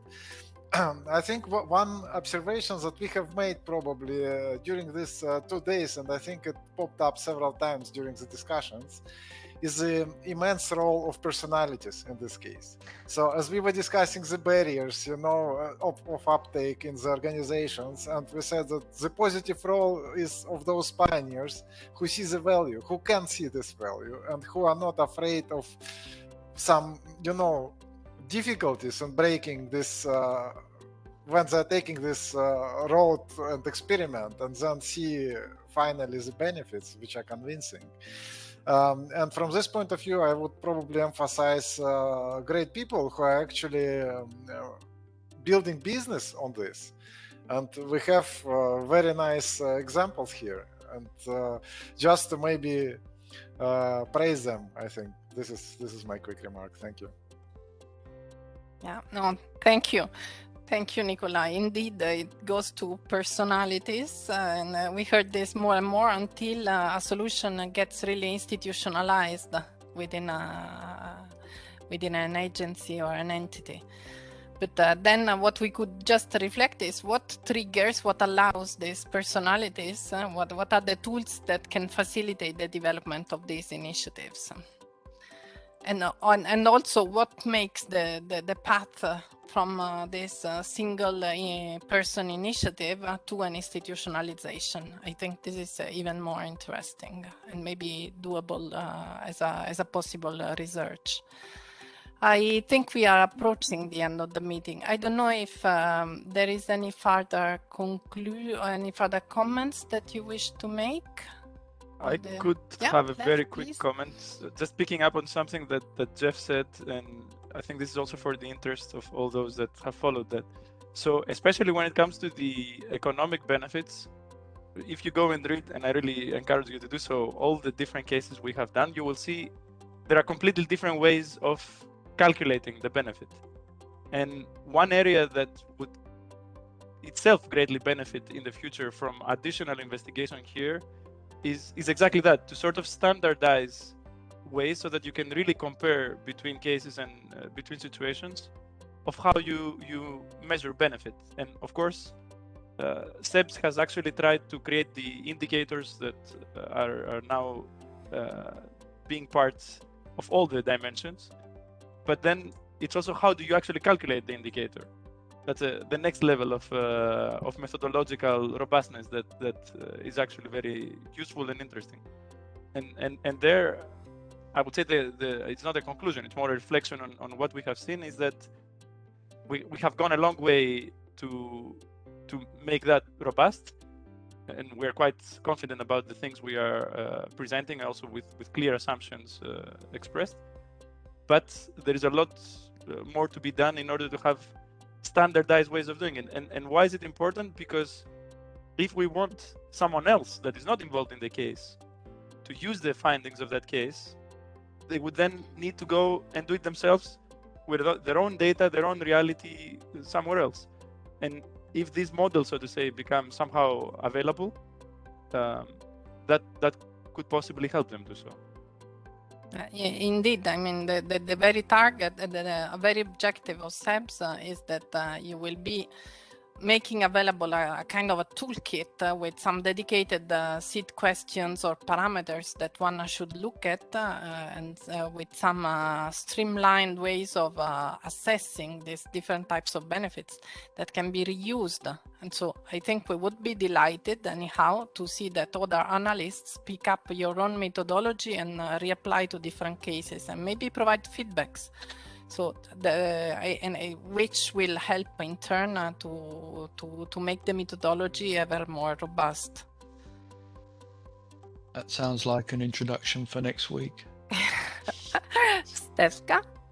I just wanted to thank you. I just wanted to make the point to what you just said earlier, Alessandro, to facilitating those people that have interest in promoting Earth observation even within their own organizations. And I wanted to say that rightfully so. Today we talk about all the benefits that came out of SeBS that have been published, but there are all other sorts of, let's call them collateral benefits from SeBS that they didn't get published. For instance, within the context of the report that we published recently on the use of Sentinel data for regulation, we had contacted the organization of the European Supreme Audit Institutions, which are basically state institutions whose job is to audit the job of other institutions under different aspects, one of which, a very important one, is the environmental one. So we asked them the user observation, and they were like, well, we will ask around, but why don't you tell us what the observation does and how can we use it? So we tell them, yeah, but tell us more about this and tell us more about that. And at least as well as I think the people on this panel were aware, this had followed up and it's still following up. And a few weeks ago, we were presenting on their annual meeting. So there are people asking for that. And that's one of the benefits coming out of the study on the benefits of Sentinel. Indeed, the impression is that there is a huge margin. That there is still much has been done, I think, and but now this can be translated and expanded and touch upon a much wider community. There is maybe a better receptiveness also from the side of the users.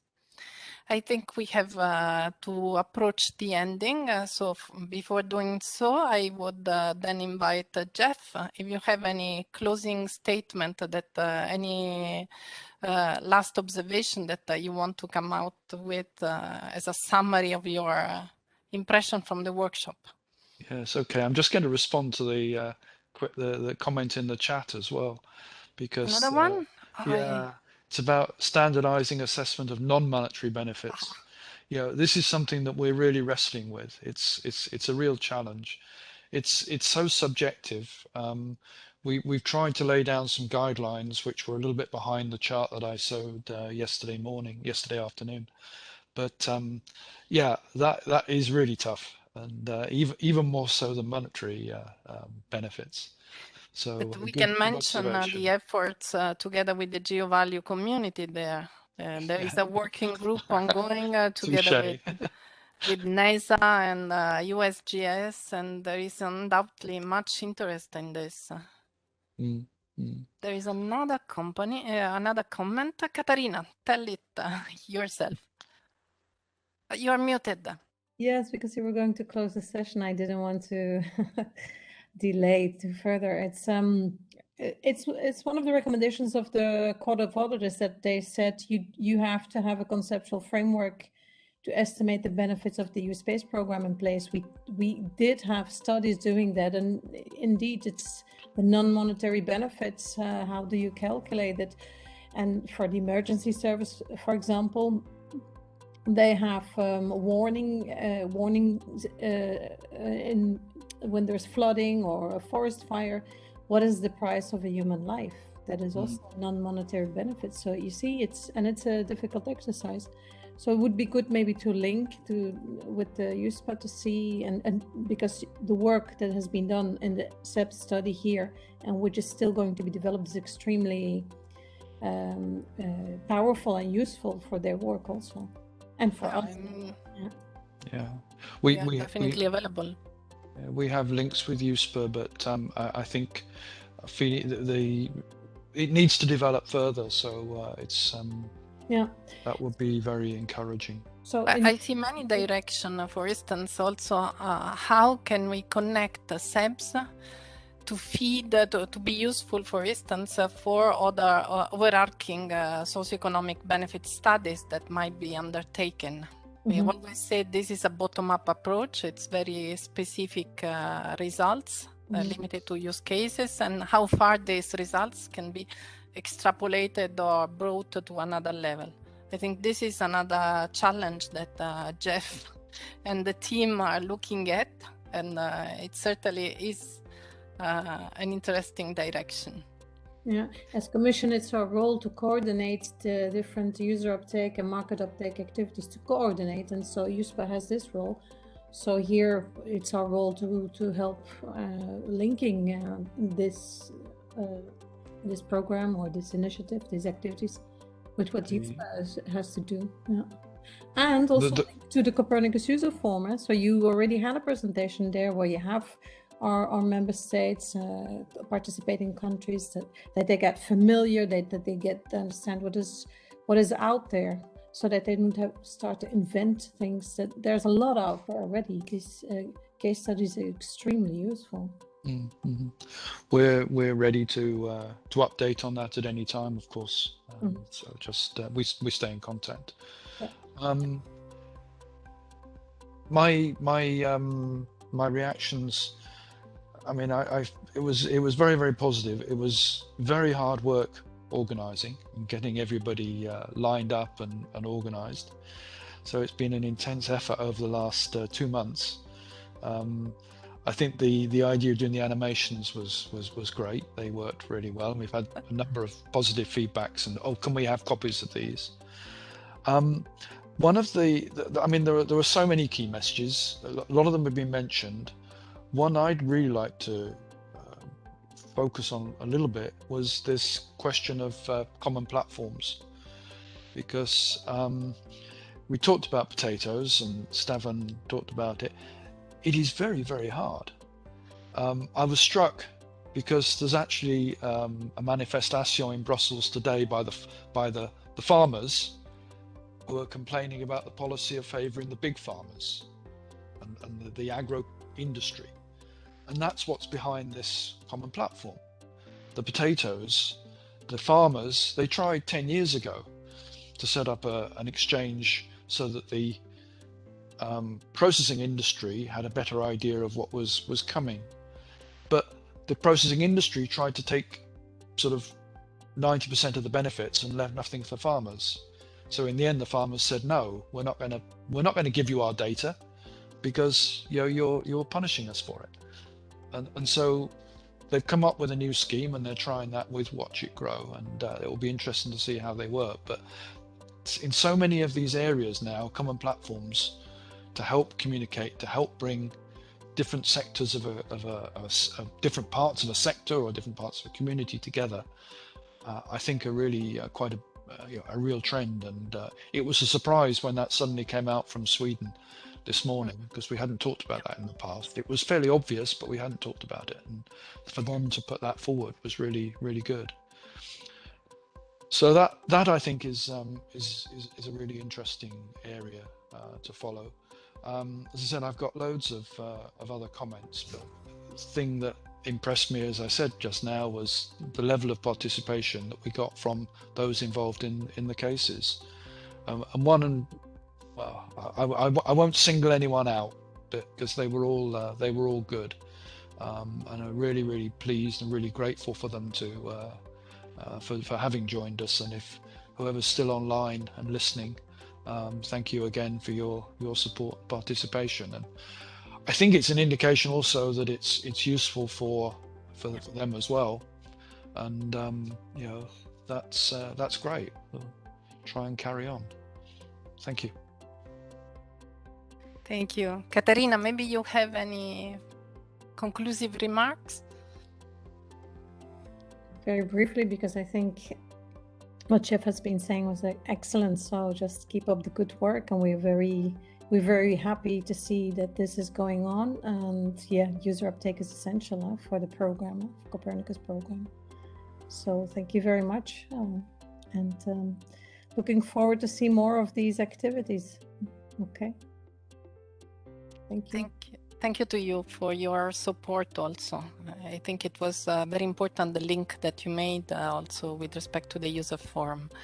From my side, I share the impression that it was a very good meeting, especially I think, as you mentioned and Jeff mentioned, that the participation from all these users was fundamental for the workshop, and also to, as I take it as a sign of the fact that they found the study, the SeBS exercise, useful. and also the comment that it would be useful to share the best practices and to discuss with other agencies that have been uptaking the data. I think this is important, and it's something where we can also continue in this direction. So the showcasing of the successful use cases is very effective, and SeBS seems to be doing quite a good job in this, and we are on a good track. We will have to keep on, and we all took note of many different things or comments where we can develop more. So we will certainly make some improvements to the methodology as well, and with some more cases. And with this, I think I will just have to conclude with my thanks to all the participants. I'm not sure how many are still made it to the end of the meeting, but I'm still very grateful for their participation. The participants, and especially the speakers who devoted their time both to support the study and to participate and to accompany us in this workshop. And to the team, it was really a tremendous amount of work. So you have all been doing a huge effort, and I hope you also had some fun and some reward out of it. And to everybody, thank you very much for following, and have a nice weekend. Thank you. Nice weekend.